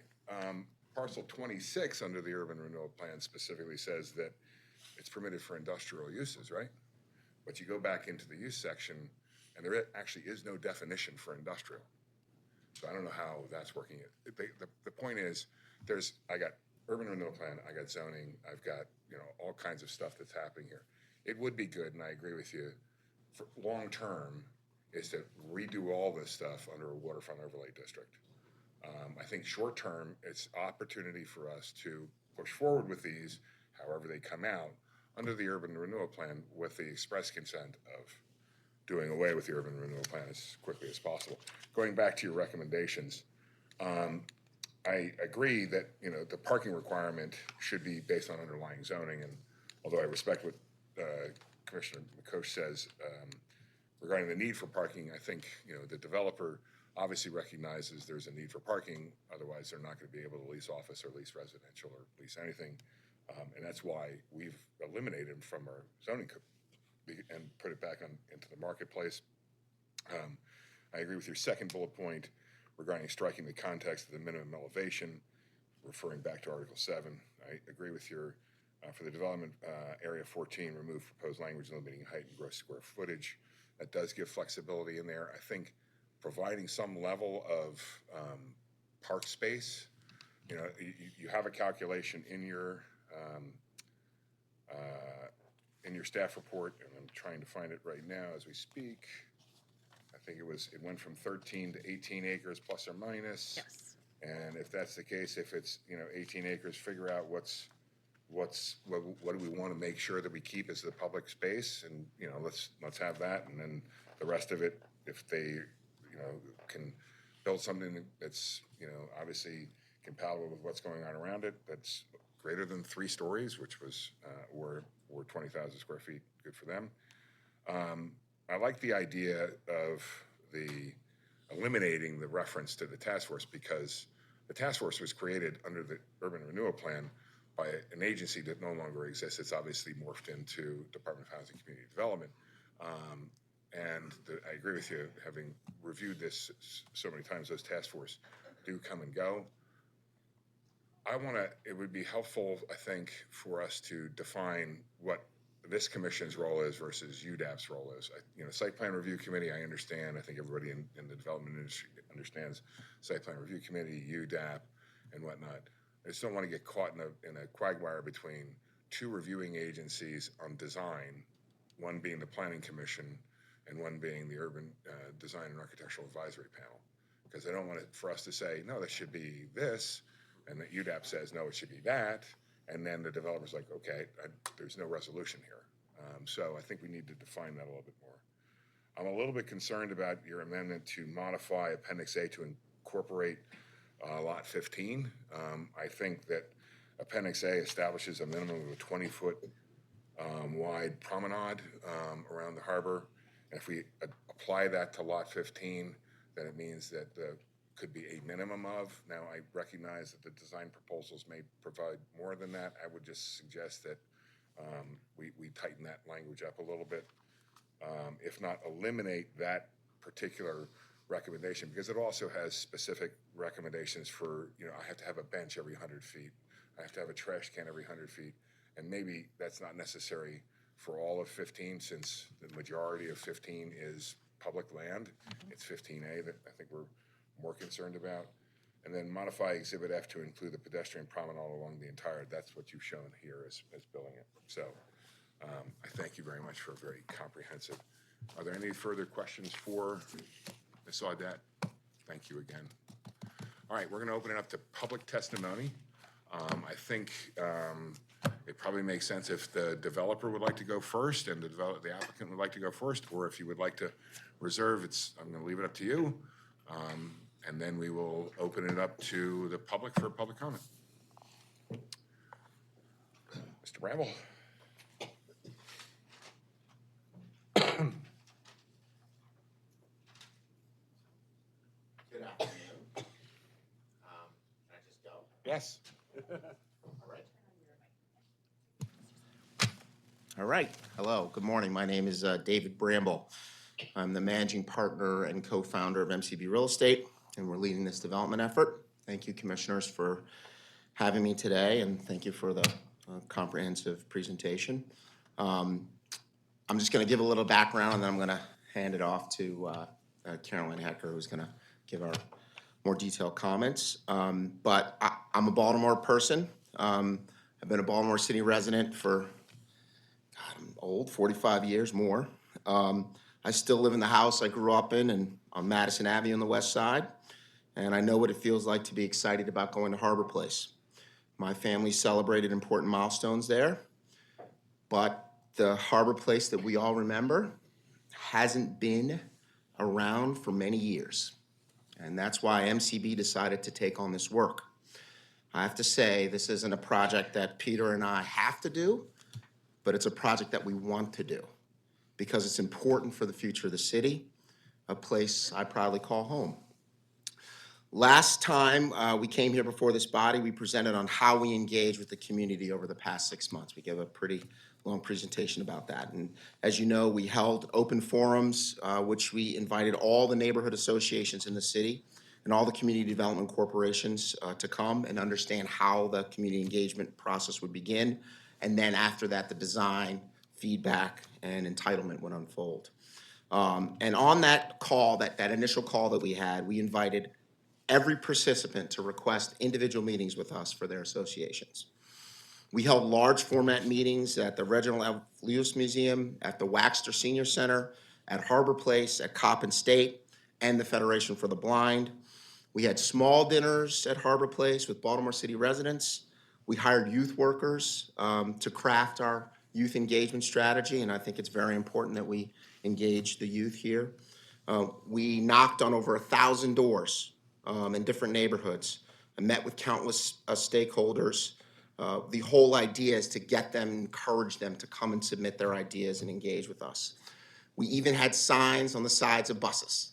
So we did everything we could to encourage people to engage, give us initial feedback before we, or initial input, I should say, not feedback, before we now presented these plans, and now we're looking for feedback. We had thousands of Baltimoreans representing over 90 neighborhoods, supporting us and coming out to hear from us and yelling at us too. So if anyone says that we didn't start with the community engagement, they just simply weren't paying attention. So what we're here today to discuss is a package of bills which will enable us to restore the heart of our city. That's what we talk about when we talk about Harbor Place. The overarching plan that governs the Inner Harbor, the Inner Harbor Renewal Plan, was established almost a half a century ago. We have learned a lot about waterfront development in the decades since these rules were first adopted. And just as great waterfront cities around the world are reinventing their waterfronts, so too it's Baltimore's time to position itself for the next century as we plan to reinvent our waterfront. So I thank you very much for your time and consideration on this important matter. And now I'll turn it over to Caroline Hecker, who's going to answer any questions that you have and discuss the bill. Thank you. If I can, before we do that, Mr. Bramble, we just like to go around and see if anybody has any questions. Oh, for you sure. Particularly, starting with Commissioner Allen. No questions for him. I just want to clarify something. I got off on a tangent about design, and I was actually referring to land use, like parking. We are parking centered thinking generation, but those that are coming up are using scooters and other types of transportation. They may not need the parking that we're talking about. I'm sorry. No Thank worries. you for indulging me. Commissioner Collins. No questions. Thank you very much. Vice Chair Stevenson. Nothing for me, thank you. Commissioner Horn. Just a comment. Thank you for answering my community engagement question. And I'll yes and a comment just to commend the community engagement process, which was extensive, and I was at several meetings, and wearing my old hat as a land use attorney, I would have advised not to do that much community outreach. But the fact that you did is commendable, and getting the youth involved is an innovative way. And I think it's something we should think of as a city and planning department of how we do the engagement for any kind of project, because we typically have a community meeting in front of community association, and that's it. But obviously, we know that people who can attend those association meetings are older, tend to be homeowners, tend to be whiter, and that's not a way to get the full community input. So I appreciate thinking out of the box to how we can get full input on this kind of projects. Commissioner McCoach. I have no questions. Commissioner Johnny. No questions, thank you. Councilman Costello. Thank you, Mr. Chairman. I just want to commend your team for the extensive community outreach that they've done. I've been involved in a number of projects in my 9 years on the council, some of them large scale, such as Port Covington. And the reality is there has never been a community outreach process. Whether you like the proposal or you don't like the proposal, there has never been a process that has been this extensive. And I think that your team has set the bar very high in terms of what the expectations of future developments of this size and scale are in the city. So thank you for that. I've had the opportunity to participate in nearly a dozen of those meetings in various forums. I know I hosted a forum back on November 6th, I believe. We had nearly 220 neighbors come out. Very appreciative for all of those folks who came out and have stayed engaged throughout the process. But that community outreach process has been the framework through which people have been able to stay engaged and really inform your project team's thinking to try and come up with the best proposal possible. So thank you for that. Thank you very much. Appreciate it. Finally, I'm familiar with a lot of the other developments that MCB is involved with here in the city, but, a lot of that doesn't come before the commission. Can you just give us a little bit of your experience in the city and some of the other major projects you're working on to help us understand the breadth of your kind of commitment to Baltimore? Sure.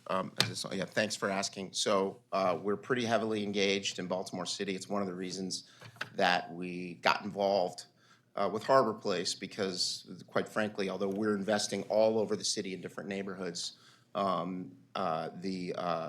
if the heart of our city is weak, then all the neighborhoods are weak. Doesn't matter what neighborhood you live in, whether you live in my neighborhood in West Baltimore or someplace else, maintaining the heart of the city is a critical thing. So we just finished our Yard 56 project across the street from Johns Hopkins Bayview. It was a large-scale mixed-use development, including a $20 million environmental cleanup. We were able to leverage New Markets tax credits to bring a grocery store to a food desert, to bring in a medical office building focused on serving underserved communities, and 220 market-rate apartments. We are underway on a project near and dear to my heart, Madison Park, where we took down a former a housing project that had been vacated. We tore it down, and we're coming back and with a mixed income project. We're under construction on townhomes, for sale townhomes that should start selling hopefully early next year. And we're targeting a grocery store there as well as another food desert, my food desert, since I live a few blocks away, and an office. We recently completed Northwood Commons in a joint venture with MLR Partners and SDG Development, where we took an old dilapidated shopping center next to Morgan State University. Again, grocery store, added a grocery store, brought in with a collaboration with Morgan State, brought their bookstore and their public safety building and completed that mixed use project. And these are really hard projects. We do projects all over the place. We've done projects in 31 states. We have millions of square feet under construction in different places, but there's nothing as important as getting this done relative to the rest of the city, which will suffer massively if we don't figure out a way to revitalize our downtown. So thank you. Hopefully that's enough color. Obviously, if you can go to our website and visit and see more about what we do, and obviously happy to answer any additional questions that you have. Any additional questions? Thank you very much, Mr. Redmond. Thank you very much for having me. Ms. Hecker? Thank you, Mr. Chair. Caroline Hecker, Rosenberg, Martin, Greenberg. I apologize. I'm a little bit under the weather, which is why I've had the mask on, and I think I'm standing far enough away from everybody here. I want to commend Caitlin on the excellent presentation. I know a lot of work went into that, and there was a lot of detailed analysis. And frankly, you've saved me a lot of time because I'm now not going to have to do a detailed overview of the bills for the commission here. We are generally supportive of the amendments that are proposed. I would maybe like to wordsmith the language in, I guess it's the fourth bullet point down about the approval process that we're going to go through. But I think, conceptually, we agree that the ad hoc task force should be removed and replaced with an appropriate public approval process. Also, I think to address a comment that Commissioner Collins made about the view corridors and public access locations that are shown in Exhibit F on the promenade, we can also proffer that we would show conceptual locations for future public access along the promenade in that exhibit. It sounds like we're going to come back and have another hearing, and we certainly can propose that as part of an additional amendment if the commission's interested in that. I do want to spend a minute dispelling a few misconceptions about the project and the legislation that I've heard repeated over the last couple of weeks. I know it is somebody commented moving quickly, and I think there is some misinformation going around. I want to start off by saying that the plans that are proposed really are building on existing plans and not completely scrapping everything that's ever been proposed in the Inner Harbor. The Inner Harbor has been proposed for redevelopment since the original urban renewal plan was approved in 1967. We are only proposing really modest changes to a plan that's been in place for 56 years. We're really just building on the evolution of the Inner Harbor from that commercial, industrial, maritime port into what has became a purely commercial location, in which we hope will become more of a mixed-use location going forward. Likewise, the improvements that we're proposing, though not really related to this legislation, but along Pratt Street are consistent with the Pratt Street 2.0 plan and really build on all of the hard work that the planning department has done together with other stakeholders in the city to really think hard about how the Inner Harbor should be treated. I want to be clear that the proposed development doesn't do anything south of Conway Street. Any future development in that area would require likely additional legislation. That is not part of any of the three bills that are before you today. The public promenade remains public. Councilman? Yeah, Ms. Hecker, well, finish that one point, and then I'll ask my question for clarification, but on the south of Conway Street. If you could finish that, and then I'll jump back in. The last thing I was gonna say was that the public promenade will remain public. Right, and what would be required to build south of Conway Street to confirm is not permitted by these three pieces of legislation, correct? That is absolutely correct. It would require additional legislation and potentially another charter amendment through a referendum of the city voters. Thank you very much. I also want to talk about I know this isn't supposed to be about design, but I did send to Ren a couple of slides that I just want to show because I think it'll answer some of the questions that I heard from the commissioners. The project that we're proposing is going to increase the amount of parkland and open space from what currently exists by almost 5 acres. The current park and public space is 3.9 acres. The new park and public space will be 18.7 acres. the footprints of the new buildings are smaller than what currently exists, and that's what's up on the slide here. If you can see the red outlines, those are the existing footprints of the existing pavilion buildings. The proposed buildings, which again are just proposed at this point, are sort of clouded in behind that. The existing building footprints are just over 117,000 square feet in total. The new ones are about 115,000 square feet. So it does, create a smaller building footprint on the ground. Also, the building heights are, they look like they're big buildings, but if you can flip through the slide, I don't know. Yeah, don't do that. We're not getting into design, but I heard a comment about like how tall are the buildings in comparison, and we've got to. Oh, I forgot about this one. This one has a good. This is what I would propose that we amend to that Exhibit F to show proposed additional future public access corridors. This, is what's proposed, and it does greatly improve public access to the waterfront. And then the third one. That would be helpful because that is different from what it currently shows up as on Exhibit F. Correct. This is new. This is new based on the new proposal. Exhibit F shows what's existing. Okay, so that would be helpful to incorporate that into Exhibit F. Yeah, we certainly can do that. Yes. Thank you, Mr. Chair. Ms. Hacker, can you more slowly run through the total acreage of current park space versus the total acreage of park space in the proposed plan? Yes, I can, and I'm sorry, I know I speak quickly. The current park and public space is 13.9 acres. Under the new plan, it will be 18.7 acres. So we're looking at an increase of about 4.8 acres in park and public space. Thank you. And that increase happens where? That increase happens McKeldin Plaza. It happens in the removal of that right-of-way. It happens in the elevated public space in what you can't really see in the two-dimensional drawing, but there's a building that has elevated public space. And it happens in the sort of greater setbacks from the waterfront that you see. For future reference, it would be good to understand, clearly there is a nice benefit from the removal of the slip, the Light Street slip over to Calvert. I know there's traffic-related issues associated with that. I am sure there are going to be tons of traffic engineers that are going to opine on exactly what's happening there. But the removal of that right-of-way adds a substantial amount of park space to it. It would be good to understand, the kind of the nuances of, okay, here was McKeldin Square before, and here was the right-of-way before, and now here's what it is now, so people can understand the true net. We certainly can get that. All right, good. Yeah, yes, and the additional promenade, that's part of the acreage too. But that would be good to have that depicted. Yeah, absolutely.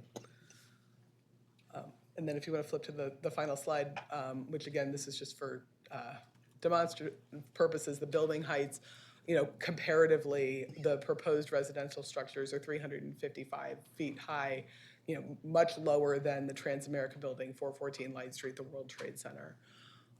So I know, again, this isn't about design, but I heard the question asked, and I think for illustrative purposes, I think this is helpful. The last thing I just want to say is about the charter amendment. As you know, it just confirms that residential use and off-street parking are included in the concept of what are commercial uses that are allowed within the Inner Harbor area.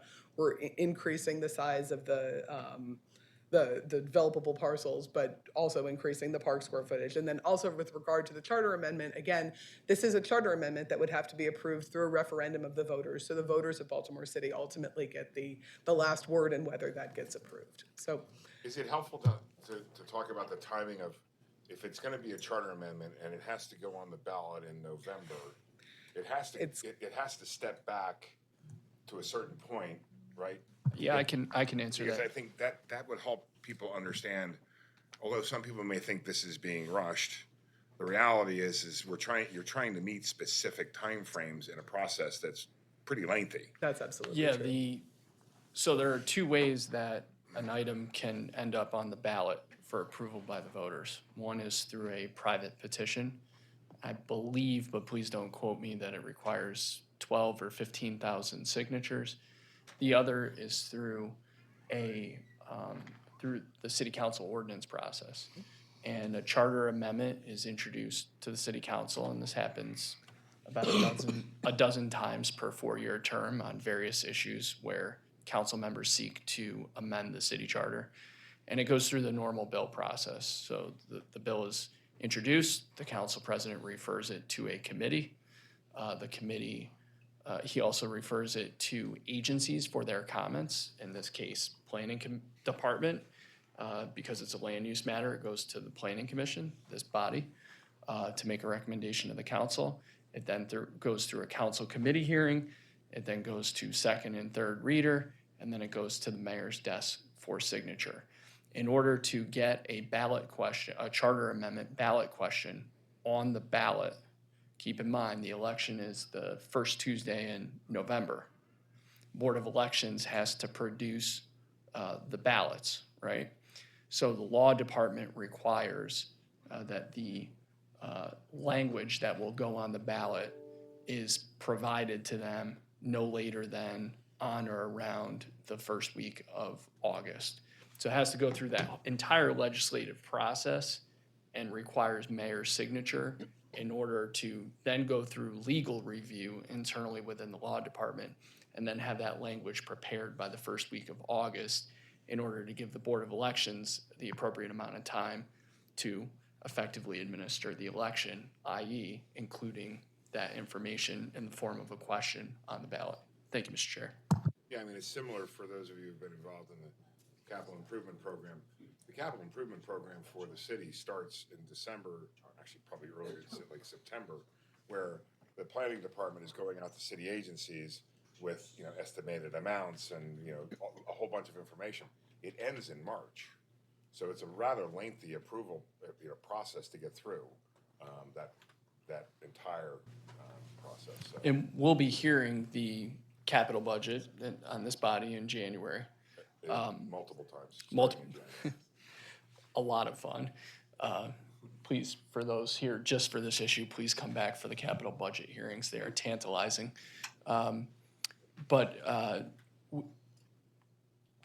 As discussed on the council floor when I introduced this bill, we do not anticipate council committee hearings on this matter until February of 2024 at the earliest. So just so everyone is aware of that. Thank you. Thank you. Are there any other questions or comments for Ms. Hecker? Commissioner Allen? Just thank you to everybody who has presented. You did an excellent presentation, Mr. Bramble and Ms. Hecker. Thank you. Commissioner Collins? No questions. Vice Chair Stevenson? No, thank you. Commissioner Horn? No questions. Deputy Mayor Williams? Taking a page from you and using the question time to make some comments or to make the point on the on the, can you go to the prior slide on the overlay of the proposed and existing street corridor. Another thing I was thinking about that's always bothered me is before I was working in land use was the key highway development of the towns of Harborview. And I know the initial proposal was for a few towers, and the residential pushback made them build a low-rise thing that blocked the entire water view. And so that's something that sticks out to me, and I prefer, you know, the view corridors that are proposed to be multiple and have taller to get more visibility from the street level. Good point.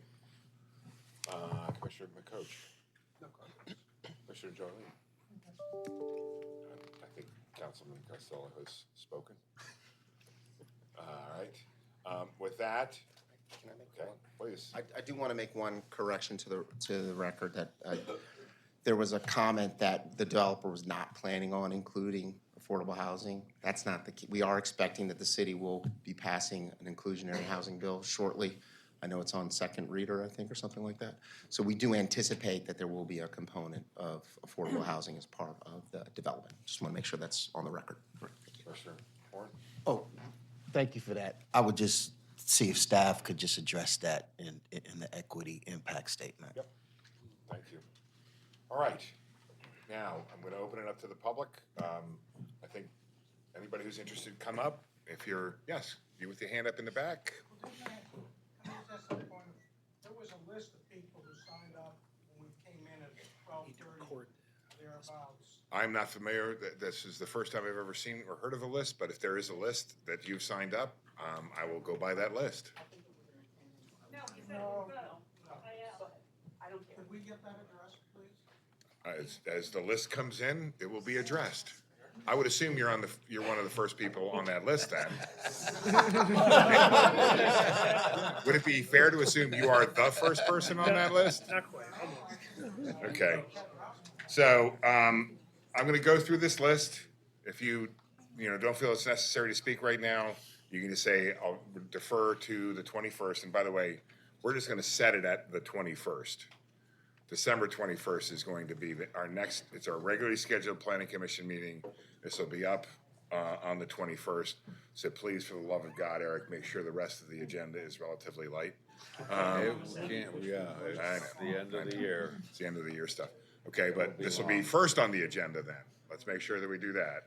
Okay, so that everybody's been very patient. All right, so starting off with Robert Owen. Mr. Owen? Okay, Ted Rouse. I'm going to defer to a later date. I thought this meeting would be addressing design issues, and Okay. Mr. Chair. Yes. Appreciate Mr. Rouse being here, just so that we can clarify for Mr. Rouse. The Planning Commission hearing on December 21st, as, I don't want to speak for the. It will not have any discussion regarding design. It's going to be the continuation of this land use discussion. Okay? Thank you. And, I'm going to keep this list, and you will be first on the call. Sergio Barista. I'd just like to wait as well in the next. Okay, everybody's going to defer to the 21st. No, I'm just kidding. Irwin Jones. Mr. Jones? Mr. Jones, okay. Joan Floyd? Miss Floyd? Okay. Ben Weebler? Mr. Weebler? I'm sorry? That's probably a misspelling there. Bob Merkler, I'll defer to the 21st. Okay. Wait a second. You said Bob, right? That's correct. Yeah, this is definitely Ben. I'm bad at reading, but, Ben and Bob are pretty different. So is there a Ben here? Okay. David Tafaro. Come on up. He is the first. So by process of elimination, a little $5 here, a little $5 there, get out of here, I'm first. Well, that's the way life often works. Thank you, Mr. Chairman. My name is David Tufaro. I'm a resident of Baltimore City. I'm testifying to vigorously oppose the zoning and urban renewal proposals for both procedural and substantive grounds. In my view, it's a disastrous proposal in both the way this proposal is being crammed down the throats of the citizens of Baltimore and its total lack of respect for this sacred public space, which is the Inner Harbor. It represents an insult to the citizens of Baltimore. I've been a resident of Baltimore for 50 years. I settled here after completing my joint degree in law and city planning at the University of Pennsylvania in 1973. I've developed projects throughout the Mid-Atlantic region, and I've been a developer in this city for 45 years.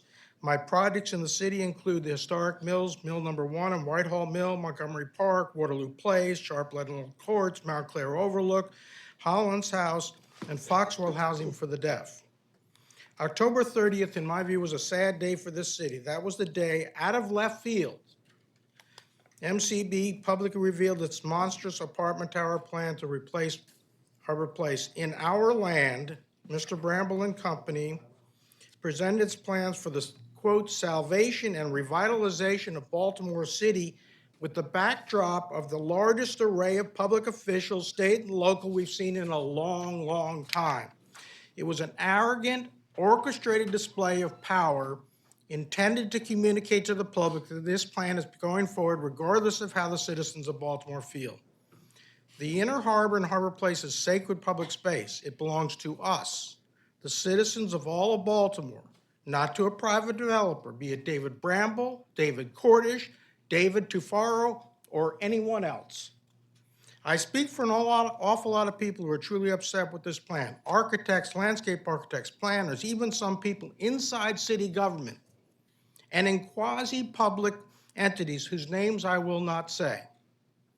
and many regular folks who truly care about our city. In fact, I do not know anyone who really supports this scheme other than people associated with the developer and high-profile city officials. The very idea of suggesting that 900 apartments will act, and you've got to listen to this because speaking from experience, will activate the Inner Harbor represents a con job. Speaking as a developer who's developed thousands of apartments, and as a keen observer of urban development here and elsewhere, it will not. It's a false promise. Apartment dwellers do not generate pedestrian traffic. Suffice it to say, the name Jane Jacobs. Public open space, public amenities and attractions, and an appropriate amount of retail and eating and drinking establishments will activate public spaces. It's time for a re-envisioning of the Inner Harbor in its totality to make it a world-class location. There is no reason why it cannot become so. But it needs to be done through a public process as was done in the past, not through a hearing like this with a few people. Not delegated to a private developer. Many wonderful visions of how the Inner Harbor can be reinvented have been presented over the past few years. You've seen them. Some very qualified people. Our planning department and this planning commission is engaged in a dereliction of duty, in my view, for not performing this role for the citizens of Baltimore.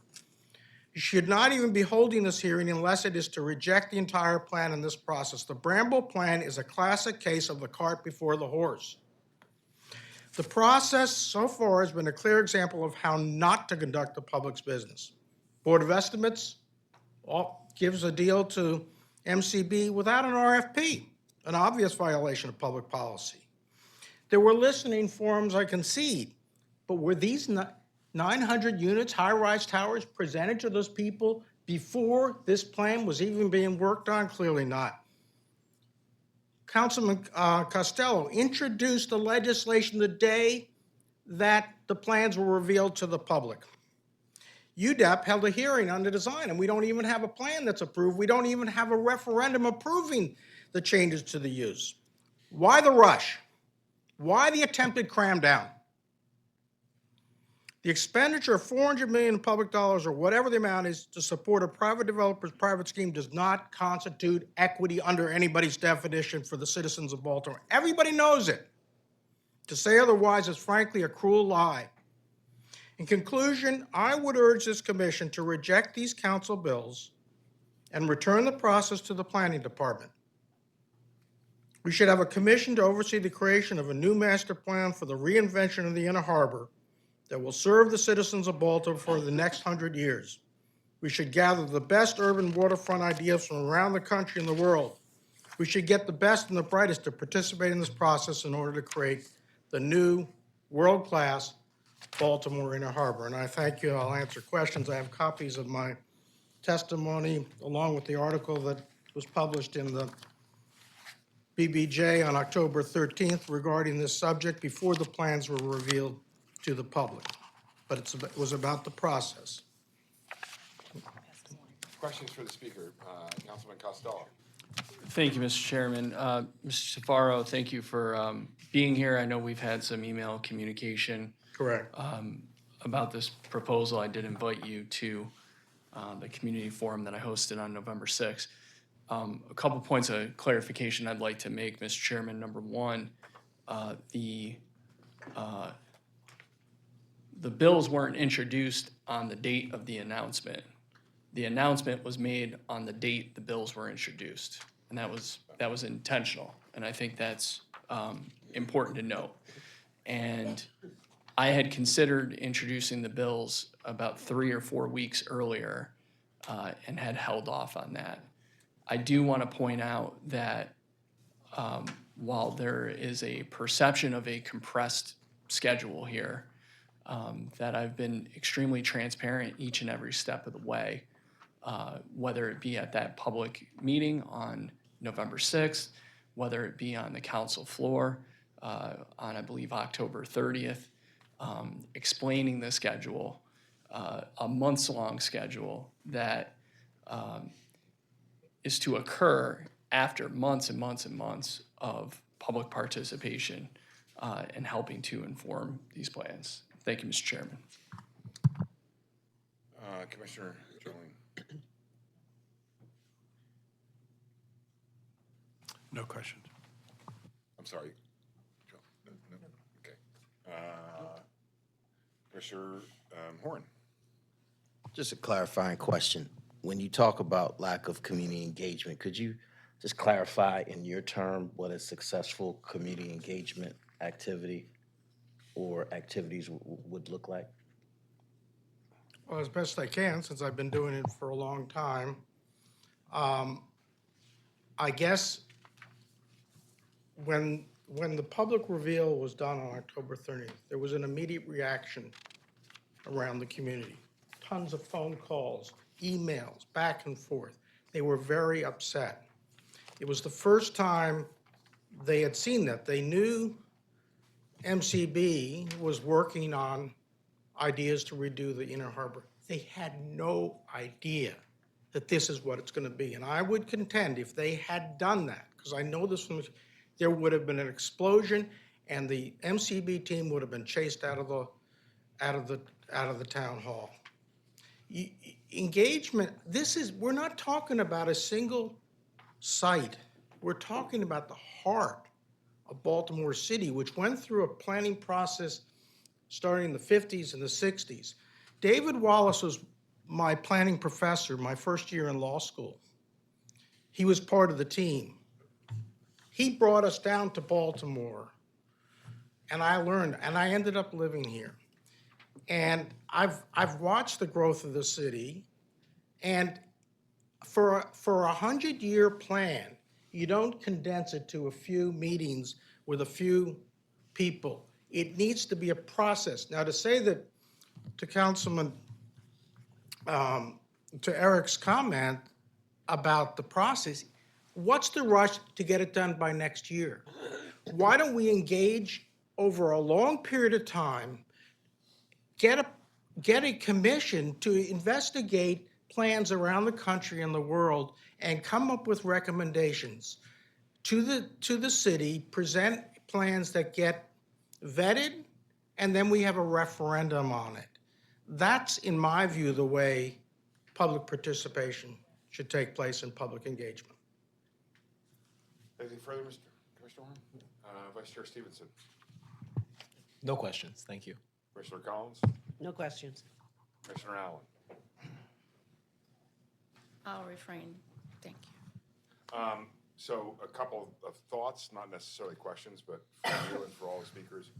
I strongly suggest that we refrain from any negative connotations towards anybody in this. The words arrogant and whatnot that you've used in your presentation, I think were not necessary. Just as if somebody was to say that about you, I would say to them, please don't do that. We're all professionals here. Let's tone down the rhetoric and focus on the details. The second thing that I would say to you is, if anybody says to you, I've got a problem with this, there's ample opportunity for them to present their opinions to us via email, as we had received 15 letters of opposition via the email that were posted on the Wix site as of this morning. So when somebody says to you, hey, listen, I'm opposed to this, send in your comments. Let us know. Be here like all the rest of these people. I mean, to me, that's hearsay. If they're not here, if they're not providing us with their comments, I don't know whether or not. Okay, so no specific question. Let me just conclude by saying I don't think you really are hearing what I'm saying. I'm saying this plan should be generated not from a single developer, not from top down, but from the ground up. When you're doing a project of this scale, you hire professionals to come up with a great master plan. You don't let a private developer. To do apartments here. Let me stop you real quickly. I understood exactly what you said, and I've taken that into consideration. But we're hearing a private developer, we're asked to comment on a project. That is the current. I'm focusing on the process, and I think the process is seriously compromised. That's my message to the Planning Commission, to the public, and to the audience here. Thank you very much. As a fellow developer, I willing to speak out. Okay, let's go back to the list. We have Lorraine Middlebelk. Lorraine? I was told it was attendance. I'm sorry? She thought it was Oh, just an okay. attendance. Okay, great. John Herman. John Herman? Okay, Shelley Zimmerman. Okay, so clearly these people thought it was this. Lynette Harley. Lynette Harley? Okay. Fran Landolph. My points have been covered. I'm sorry? My points have been covered. Okay, great, thank you. Donna Beth Joy Shapiro. Donna Beth Joy Shapiro? Oh, great, thank you.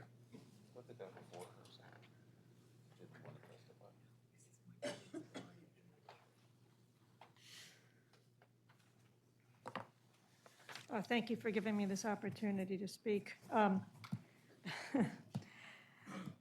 a lifelong resident of Baltimore City, and I like to say that I'm a proud graduate of the Baltimore City Public School System. I've been enjoying the Inner Harbor since 1970 when I was in the 6th grade and I took the bus down to the city fair. I was in attendance at Harbor Place's opening day, and I still shed a tear about it. I was so grateful, Ted, for your father. I've been a customer ever since. I live right near Harbor Place. I'm lucky I live where the Inner Harbor and Harbor East come together. I routinely walk from my building, Scarlett Place, all the way around the harbor to AVAM or to Federal Hill. I often take the water taxi and meet people from all over the world who marvel at our breathtaking Inner Harbor. So Sydney, Australia, and Baltimore are mentioned in the same breath as cities as having the world's most beautiful and compelling harbors. Our Inner Harbor is the result of decades of intensively careful, truly obsessive planning.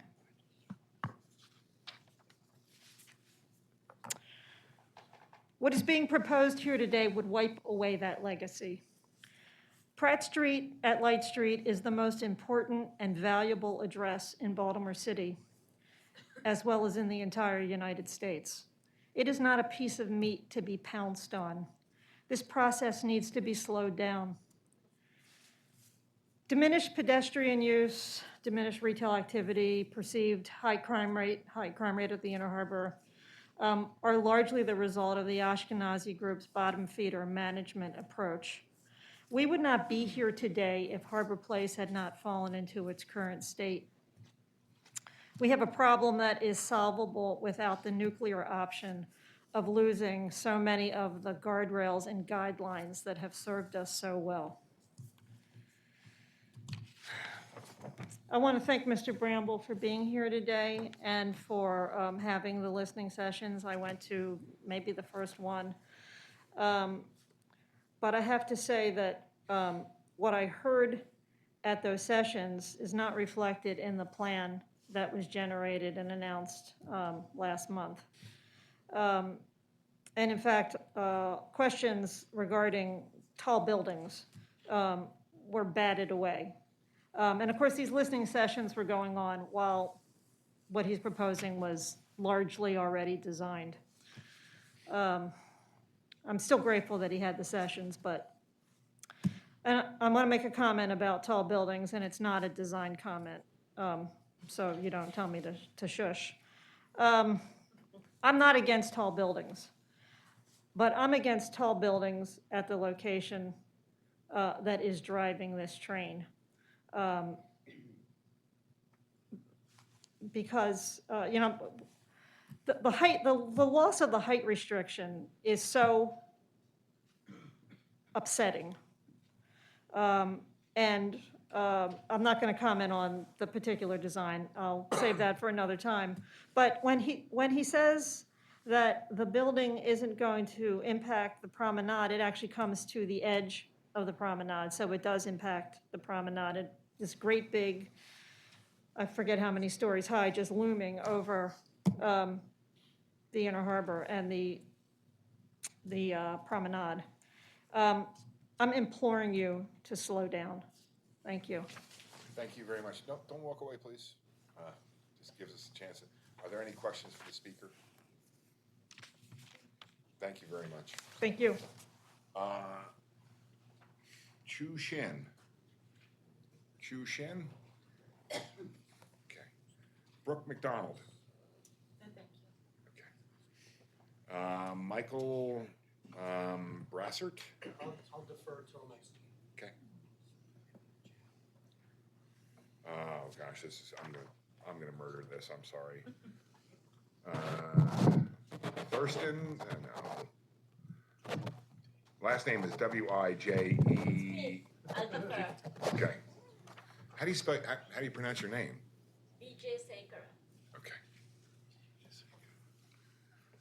If you come back next on the 21st, I'm still gonna murder it. I'm sorry. Melissa Cottrell. Okay. Melissa Cantrell. Oh, I just saw it. I'm sorry. Jonathan Sandoval. I was told it was a sign-in sheet. I'm on the team. Jamil Milton. Andrew Cattell.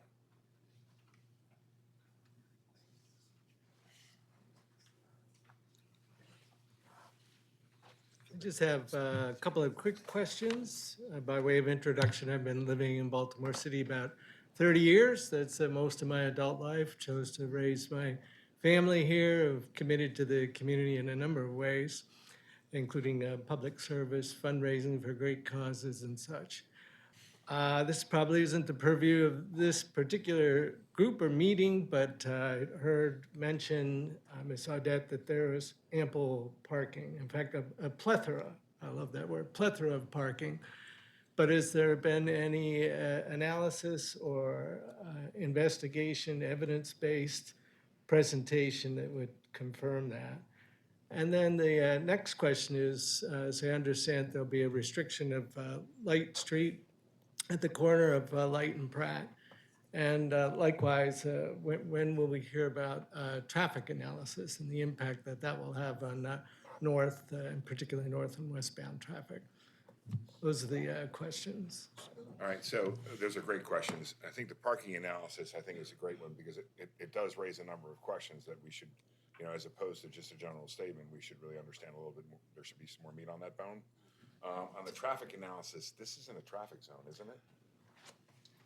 I think it probably was, yeah. So, I mean, if a property is in a traffic zone, it's basically a calculation of proposed uses and it spits out a number of, here's your mitigation fee. It's not a detailed traffic analysis that's necessary. And that's done because most of the infrastructure is in, right? I mean, it's literally, the roads are in these traffic zones. And literally, we're talking about making improvements like maybe a left-hand turn or right-hand turn or something like that. And so it's just getting money to do those.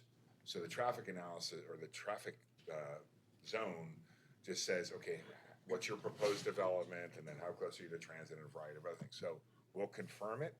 If it's in a traffic zone, there won't be a traffic analysis. There will be a designation, unless I'm wrong. It is, but Yeah, I want to add a couple things. One, we've been talking to the developer to sort of figure out what data they're collecting.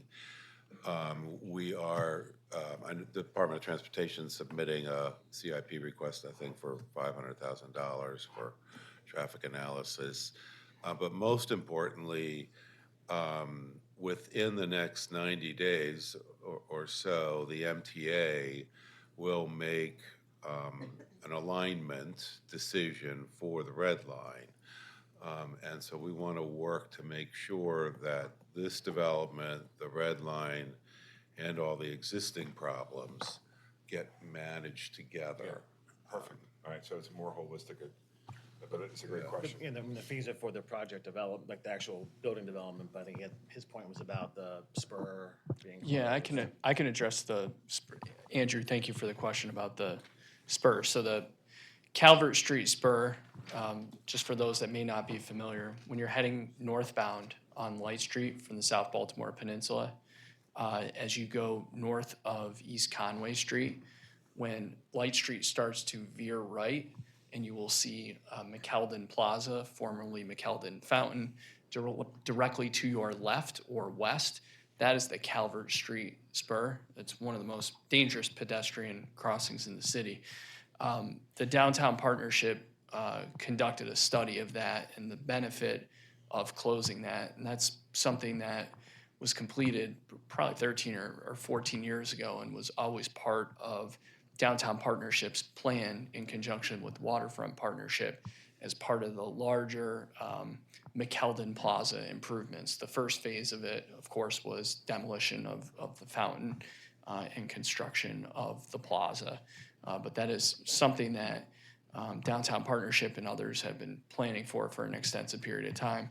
And to add some context to what Mr. Secretary, also known as Director of Planning, Ryer, put forth, I know there's been discussion around a significant amount of public subsidy for infrastructure in general. And I know that Ms. Hecker addressed that to some extent, but I think it's been a bit of a red herring. And the reason why is included in that cost is estimates for realignment of East Pratt Street. Those are costs that are going to be covered as part of the proposed Red Line project. Part of those costs include estimates to make renovations, repairs, modernize for sustainability purposes, the promenade. Those are costs that are generally covered by the federal government, and they were covered by the federal government 20 years ago when improvements were made and 50 years ago when it was originally constructed. So just additional context there around that. Commissioner Horn, you had a question for the speaker. Not a question, just a comment. I thought you made a really good point about the parking study.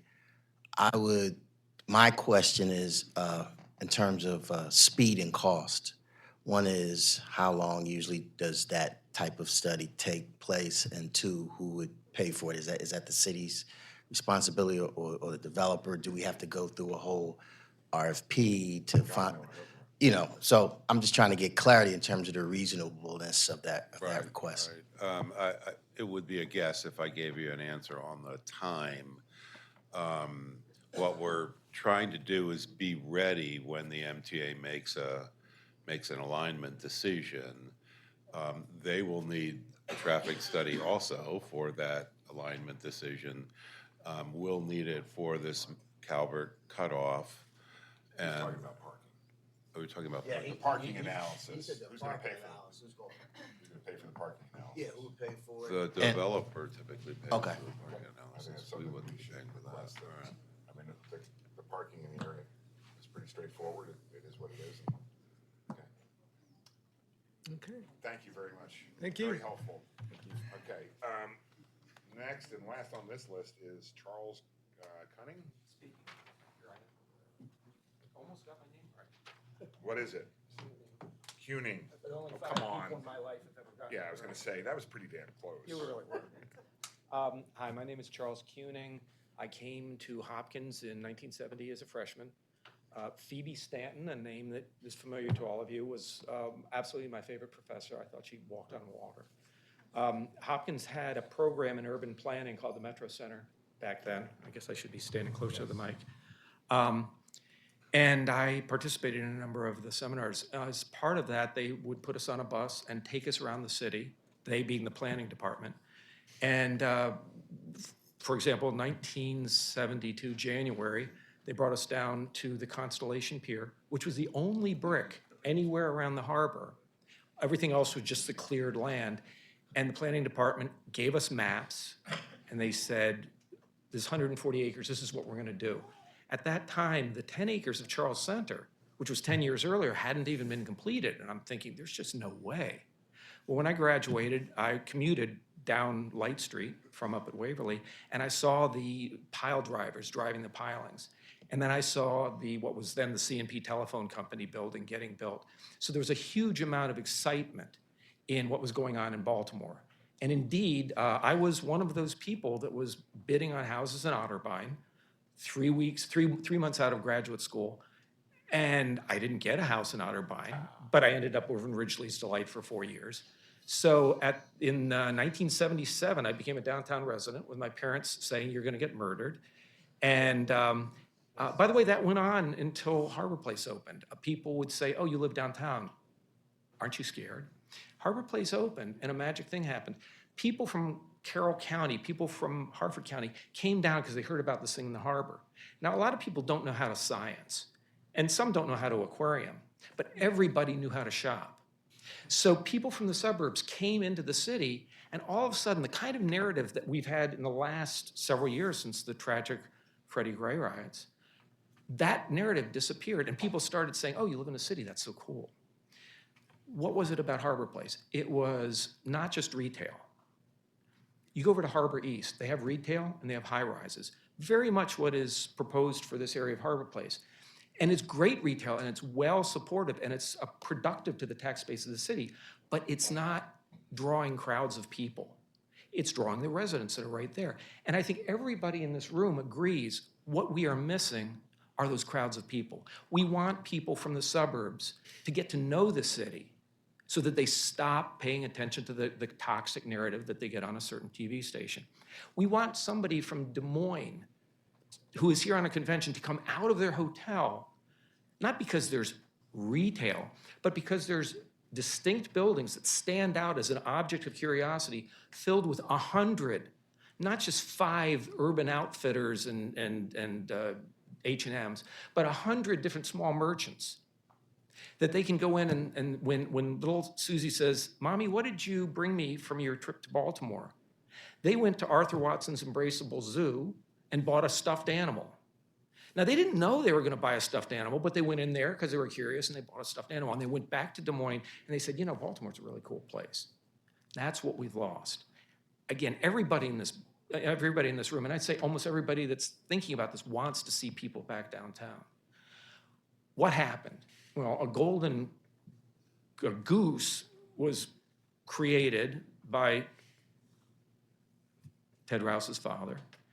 And it laid golden eggs for 20 years. But when the Rouse Company sold off its retail developments en masse, it was bought by General Growth Properties. This is Harbor Place. It was bought by General Growth Properties, and they were a mall developer. Rouse was a mall developer, but he understood small-level festival retail. Remember, he called it a festival market.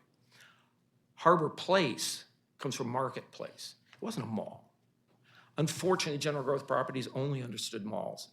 Their claim was, "Oh, we're going to do retail that is responsive to the citizens of the city." So they put in H&M and Urban Outfitters and oh God, whatever the Bubba Gump is. And it failed. Malls all over the country have been failing, and people talk now about Harbor Place. It's just another failed mall. The word mall should be banished. Because yes, it failed as a mall, but that's not what its success was. Its success was as a festival marketplace. When Mr. Bramble came up and said, "I'm going to take care of it," I was filled with a thrill, because a Baltimorean who had seen Harbor Place and seen how successful it was suddenly in the driver's seat. I was overjoyed when I saw the flags start appearing on the flagpoles that had been empty for 20 years that said Harbor Place. I expected next maybe the little Tivoli lights that made the building stand out across the harbor would be turned back on. He said he was going to be bringing in temporary tenants, small markets. I'm saying this is a great start towards what it once was. And then we see what we've got here. Now, what we have here, the buildings are beautiful. I disagree with people that say they're a monstrosity. I think they're beautiful, but they're in the wrong place. The land use, again, it's Harbor East brought over, high rise, full of people being brought downtown, full of retail that will be responsive to those people and to those of us who live up 2 blocks away from Harbor Place. But it's not what we had from 1980-ish to about 2000, 2001. So, I mean, my hope would be that as we look at this plan from a land use standpoint, we don't say, well, it's failing now, so let's bring in residential, because more people is always better downtown. I think we can The developer already said that the News American site is too small, but how many people in this room know that the back of the Hyatt Regency parking garage is designed to take a tower? That the parking garage over behind the Sheraton is designed to take a tower. Indeed, if you go up to the roof of that parking garage, you'll see the columns coming up, they're capped off. So there's 3 development opportunities that could bring people downtown that are being ignored as this thing seems to be going forward. Now, the reason I brought this is partially because I went through some 50-year-old boxes looking for the maps that I got from the planning department back in 1972, 73, and I failed, so I just ripped this off my dining room wall. No, you can't see this from where you are. I mean, even if I bring it over to the table, well, maybe I could bring it a little closer. I remember that. Yeah, so this is a 1983 map of what was called Metro Center. Hold on a second. Let me. Gotta keep you on the mic. Thank you. One of the geniuses, the planning department used to turn out these maps every year or so, and I collected them. I framed a couple of them. The genius of this map was it not only shows where buildings would be done, so in white was buildings that are going to be wholly new. Blue with an outline of white were buildings that are going to be retained but renovated, and then buildings that are blue are existing buildings. So for example, by 1983, you can see Harbor Place is already there, it's in blue. The genius of this map was, though, it not only showed where buildings were and what was going to be done with the land use, but it also showed the height of the buildings, because every building on there had a shadow drawn. So if you look along the north side of Pratt Street, you'll see that every one of those buildings was 12 stories high. Now, it wasn't just to match the cornice line of McCormick's. Indeed, the ones on Pratt Street are a little bit different from the ones on Light Street. But it was a recognition that there's a lot of real estate value downtown that had been created in the previous, 10 years, because the plan was from 65 and the Charles Center was 55. So what they did is they said, okay, we will start off at the harbor and have very low buildings. And what ended up after a change to the plan was Harbor Place, 50 feet tall, I understand, 2 stories. On the other side of Pratt Street, for the length of Pratt Street, almost exclusively, 12-story buildings. And the idea was that buildings in the financial center, buildings at Charles Center, the high-rises that had been built and were being built in the 60s when the plan was being made would still have a view of the water. And that's worth something. By the way, just as a sidelight, do you think that the Hyatt Regency sells New Year's Eve packages in those rooms that face the harbor? Yeah, because they're worth an awful lot because of the harbor view. So this was, the plans were saying, we want to retain the value of all of these buildings that have been built throughout downtown, these high-rise office buildings primarily. We're going to let them see over these 12-story buildings, and they'll still have a water view. And by the way, it's not just a water view. It's a view of the sky. It's a view of Federal Hill. It's a view of a great open volume. It's not just looking between the legs of a building and seeing water. Anyway, what happened to this plan? Mostly it got built. If you stand over by the power plant and look west on Pratt Street, you'll see the lineup of 13-story, 12-story buildings. It's architecturally kind of beautiful, but it let the buildings downtown get the value of the water view. Has this been bruised, somewhat damaged? Yeah. So when you look at this map, you see that what was called the IBM building, I think it's 100 East Pratt, got the tower on back. And there went the view for the buildings up in Charles Center. How much did the value of those buildings drop because of that? I don't know. I'm not a real estate expert, but it has to have had an effect. And then when the gallery at Harbor Place was building, the Renaissance Hotel, whatever, and they built the tower, I guess it's now a Lupin Tower or whatever, there went the view from the financial center. So when the various speakers today have said that there is no height limit, my guess is there was a height limit. It was done not as a microcosmic design. Oh, we're going to design this parcel and we're going to design this parcel or lay out the specs for it. No, it was designed as a part of not only the overall Inner Harbor, but how the Inner Harbor integrates in with downtown. So developers came on, I'm not sure the time frame, 90s. Developers came in and said, we want to dump some money in Baltimore. We want to build a tower on the back of the IBM building. We want to build this new gallery at Harbor Place building with a tower on top of that. That's, I suspect, when the height limits went away. And what happened? The view from those buildings downtown was diminished. The value of those buildings were diminished. So, oh, there's a couple of other things that people mentioned that I just was so excited to talk about. Let me just wrap up with a comment. As I was coming in the building, one of the security people down at the desk, she saw me carrying this, and she said, "Oh, is that a depiction of the development?" I said, "No, it's just what used to be here." And she was young. She's probably 25 or so years old, and the age is kind of germane. Maybe 30 years old. I said, "Do you remember?" Oh, she said, "Oh, I'm so excited. I really want to see this new thing happen. We really need something exciting happening down at the harbor." A lot of people who are in support of this say the same thing. I said, "Do you remember what Harbor Place was like when you were a little kid?" She said, "Yeah, we used to go down there all the time." "Do you remember all the little shops?" "Oh, yeah. Oh, that was so cool." And I asked her, "What would you think if those buildings, keep the buildings, gut them out, same land use that is permitted right now, retail, but not the mall retail, but return it to Jim Rouse's festival retail, which takes some doing. What would you think if something like that was done?" And her eyes lit up. She was excited. The point is, don't kill the buildings. Those buildings were not the fault of what's going on. The utter abject mismanagement of those buildings has been the thing that killed the golden egg. Is there anything going on in the world? Have festival markets completely evaporated? No. I would say, well, 4 years ago, go out to San Francisco, something called Ghirardelli Square, which predates Harbor Place. I was out there 4 years ago for the first time in like 30 years, and I went over there specifically, because by that time, Harbor Place was moribund, to see, does Ghirardelli Square still exist? Yes, it does. Small restaurants, small eateries, small shops selling things that you don't need. But as a visitor, I picked up a refrigerator magnet. So yes, festival marketplaces can still go. I'm sure an astute retail developer could team up with Amazon and set up a website for each one of those small shops. So when you went into the shop, you're on your business trip from Des Moines, you go into the shop and they say, "Would you like to take it home with you? Would you like to have it delivered to your hotel in 2 hours?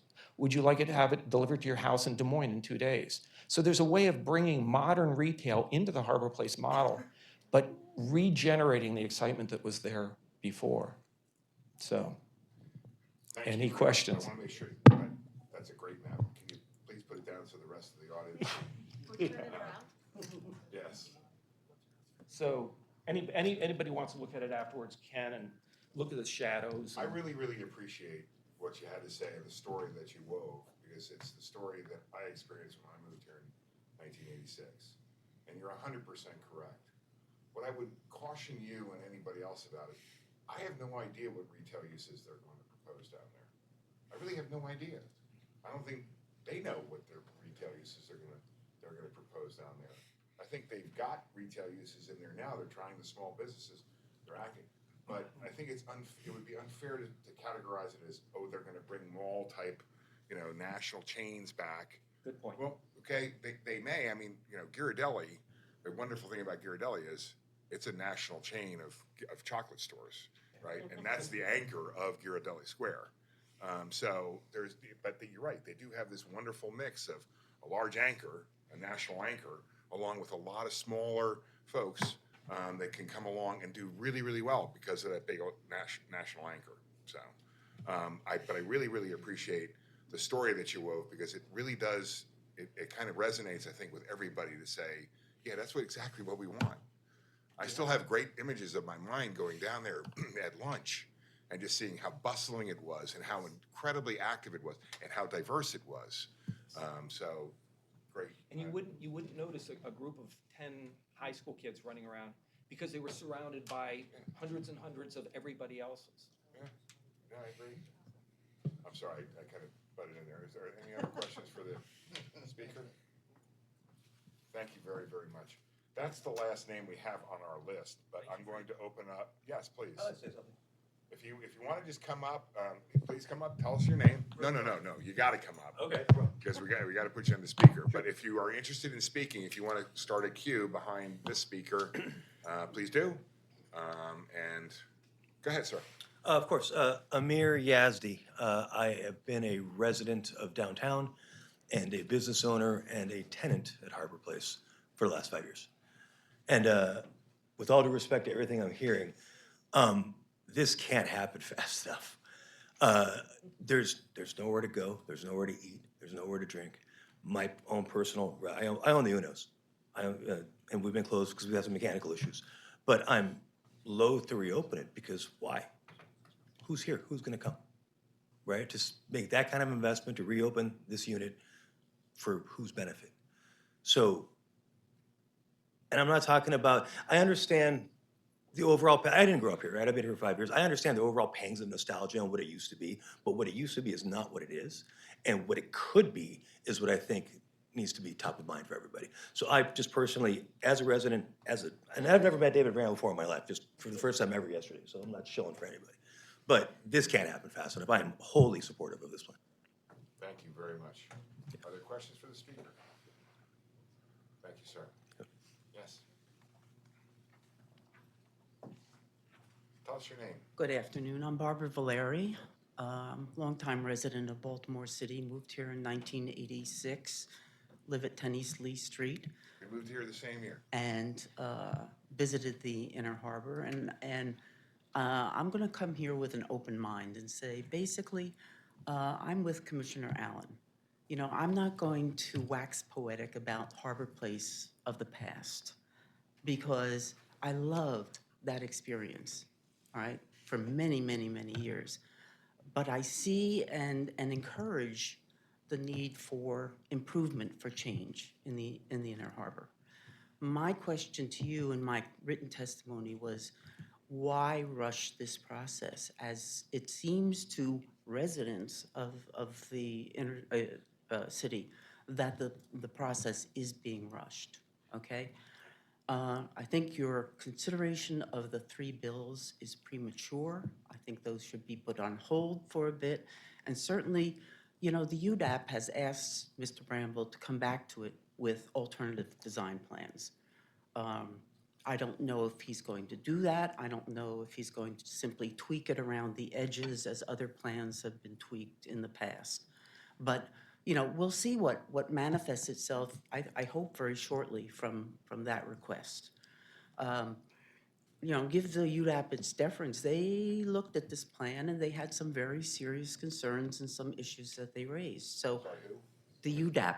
Okay. The UDAP. You know, AIA and ASLA also submitted letters. Yeah, So.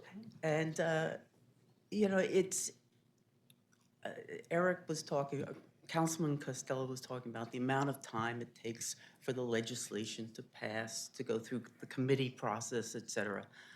We've all seen bills that got introduced and passed in a single day. I mean, the legislative process takes as long as the legislators want the process to take in this town, basically, all right? So a bill could be introduced, it could be passed in that same day and passed to the mayor for approval. The charter amendment is the most critical piece, I think, of this set of bills. And what you need, what the city needs, what the council needs, and to get my vote, is the perception that the process is not rushed, that we're not putting a rubber stamp on this plan and just passing it through to the next level of consideration.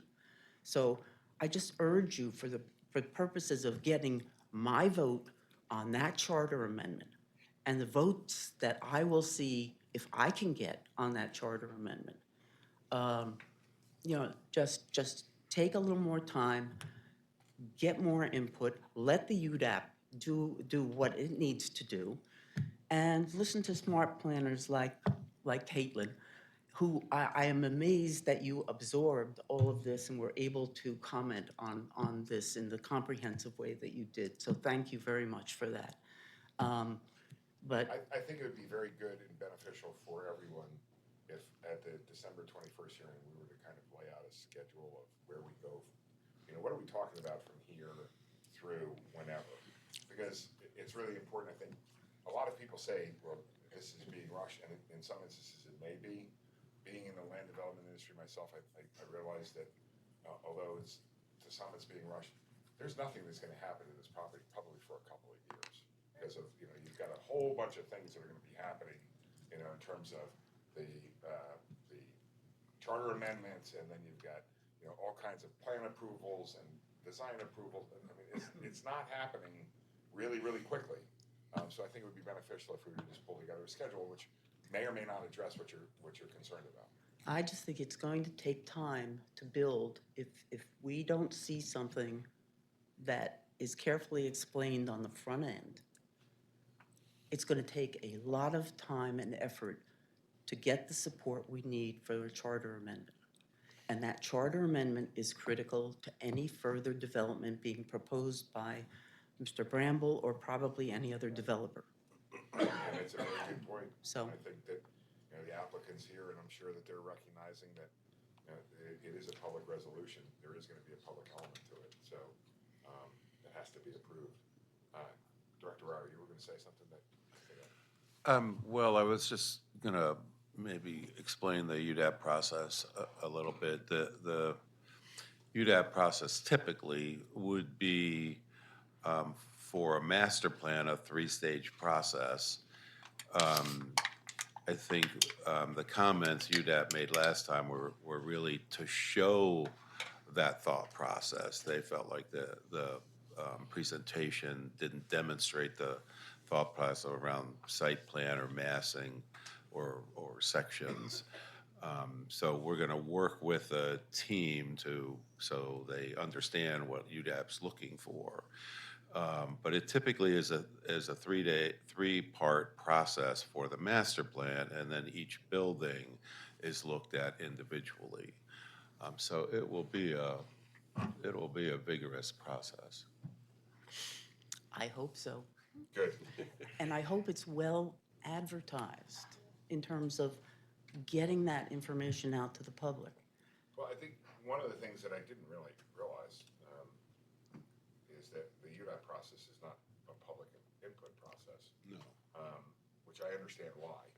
And maybe that's why the need for this body is important and part of that. But they are professionals, with expertise, it's a diverse panel, that provides a variety of input.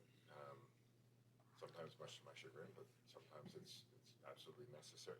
What they're saying is perfect, but it's not a quick process. It's not a quick process. And let me just pick up on something you said before, which was, you're just responding to the request that went out from the city council for comment from different departments and agencies. You are a critical department and agency in this whole process. And so I know this may give you extra burden to assume, but what you say and how you say it with response to these bills is very, very important. I'm going to read it. I've already read what other departments and agencies have submitted on the bills. And I hope that you take that responsibility on very seriously. I think we all do, but thank you very much, and hopefully you'll be back on the 21st to see the continuation of it. Thank you. Can I add one more? Just a point of information. As you've seen today, we've had some technological issues, but the tape of the UDAP hearing should be up tonight on our website. I think it's up now, yeah. Is it up now? Okay, good. The tape of the UDAP hearing. Of the UDAP, yeah. Of the UDAP review, yeah. Okay. All right, great. Are there any other questions for the speaker? Thank you very much. Thank you. Appreciate it. Yes, Mr. Matheny.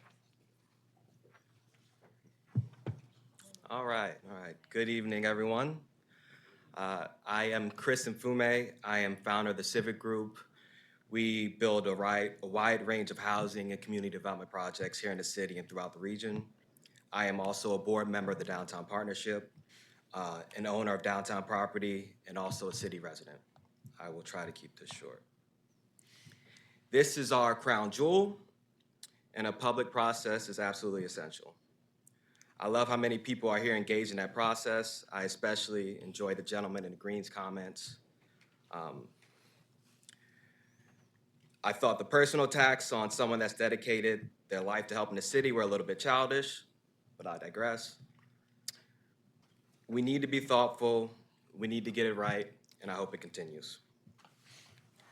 We are at an inflection point with the future of our city.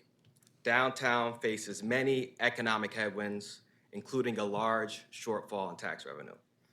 I am here to talk about the need for bold, new ideas and advocate for keeping an open mind. We have a plan that is ambitious, but based on economic realities. It still achieves many of our public goals. More green space and public spaces to interact with the waterfront, improved view corridors, aspirational architecture that acts as a public space in itself, a commitment to work with local retailers and provide a mix that matches the diversity of the city. It is imperative that we shift our focus in this city to growth. I could say that 10 times. The city is feeding on itself. We are doing the work every day. It is imperative that we shift our focus to grow and not take this for granted. I think that there is a tremendous amount of risk involved in this undertaking, and I recognize that. Retail is more challenged than it's ever been, and financing markets are currently in shambles. I could go on, but execution is critical here, and we need a team capable of doing that. I think the chosen development team, led by lifelong city residents who understand this market and are some of the most talented fundraising minds in the country, give us our best shot of getting this right. Everyone has their own ideas on how the site should be developed, and I challenge us to not let any of our individual thoughts or nostalgia stand in the way of the greater good and progress of the city. We do not have to guess whether or not the festival marketplace will work. We know the answers to this test. We've done it twice. It's not working literally across the world. I mean, we may be able to come with one example, one or two examples. That's not what we need to bet the future of our city on. We need something that is executable, and we need a team that can execute it. I hope the commission will allow this project to move forward. Thank you. Thank you very much. Don't step away. Are there any questions for the speaker? I'll just take a moment to publicly thank Chris and his team yesterday. A project that we've had an opportunity to work together on for probably the last 4 or 5 years. The Crook Corner Loft Building, Completely unrelated to this topic, but totally unrelated. But 301 to 305 North Howard Street, a building that's been there for, 135 years. Completely vacant block. And a development team led by a gentleman named Alan Ball out of New York, but Chris was his local partner. And I really appreciate what you said, and you know that what has always resonated with me is when we talk about the growth of the city and what's necessary to make that happen. And I do want to thank you publicly because you have been doing that in your professional career to help grow the city. So thank you. Thank you, Mr. Chair. thank you. Thank you very much, Mr. Mufumi. Yes, please. Mr. Mfume, I want to thank you because speaking as a boomer, a term I loathe, but I have to embrace it, I guess. I think most of the people represented here are either in that generation or cohort or close to it. And I guess we should embrace it too. I'm thankful to be here, so. But my point earlier was this is looking ahead to your generation, your children's generation, my children's generation, and that's what's important. We have our nostalgia and things that we think are important for now, and looking ahead, we want to enjoy it too. But what's important is what Mr. Bramble mentioned today and went into in greater detail when he presented to us, I don't know, a couple months ago, the input of young people who are going to be the lifeblood of the city, if not now, then very soon, and who will be running the city and determining the future of the city. So thank you for being here, and thank you for your comments. Sir.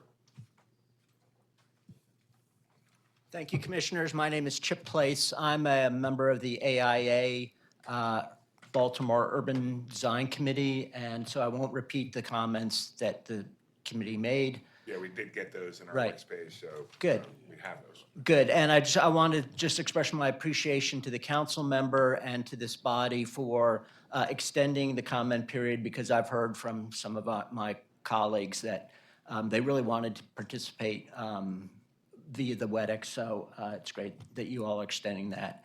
And and I think that this project really does require as much opportunity for public input as possible, especially since the nuts and bolts of the proposals are only now on the table. And these are very complicated.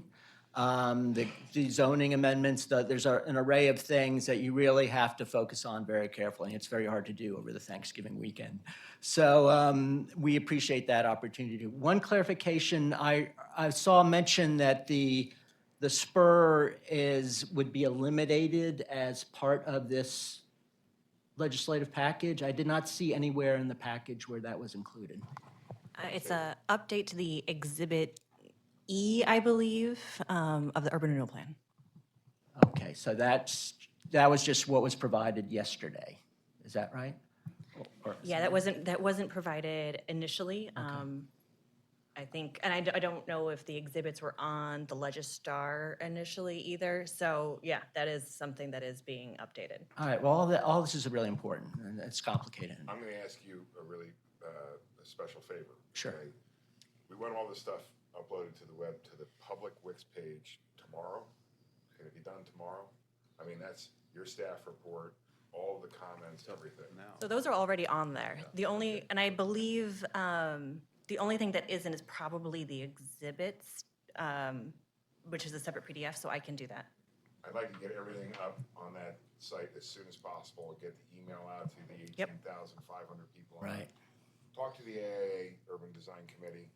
Let them know that it's all there. Okay. Make sure that they review that package and understand Oh, what absolutely. we are, Absolutely. what we are recommending and what our role is here. Absolutely. And then provide and ask them to submit comments. Yeah, and we'd requested some additional information as well to help inform our comments. Let me just offer a couple of thoughts very personally, not associated with the AIA. I'm very new to the Baltimore area. In fact, I live in Havre de Grace, but I became very involved in Baltimore in the AIA chapter. But the last 16 years of my career, I have been creating urban parks, waterfront parks in New York City and Houston. And I know how important they are. I know how difficult they are to achieve. I've always admired Harbor Place and the whole Inner Harbor Park as the prototype for parks that I have now built, such as Brooklyn Bridge Park and parks in Houston.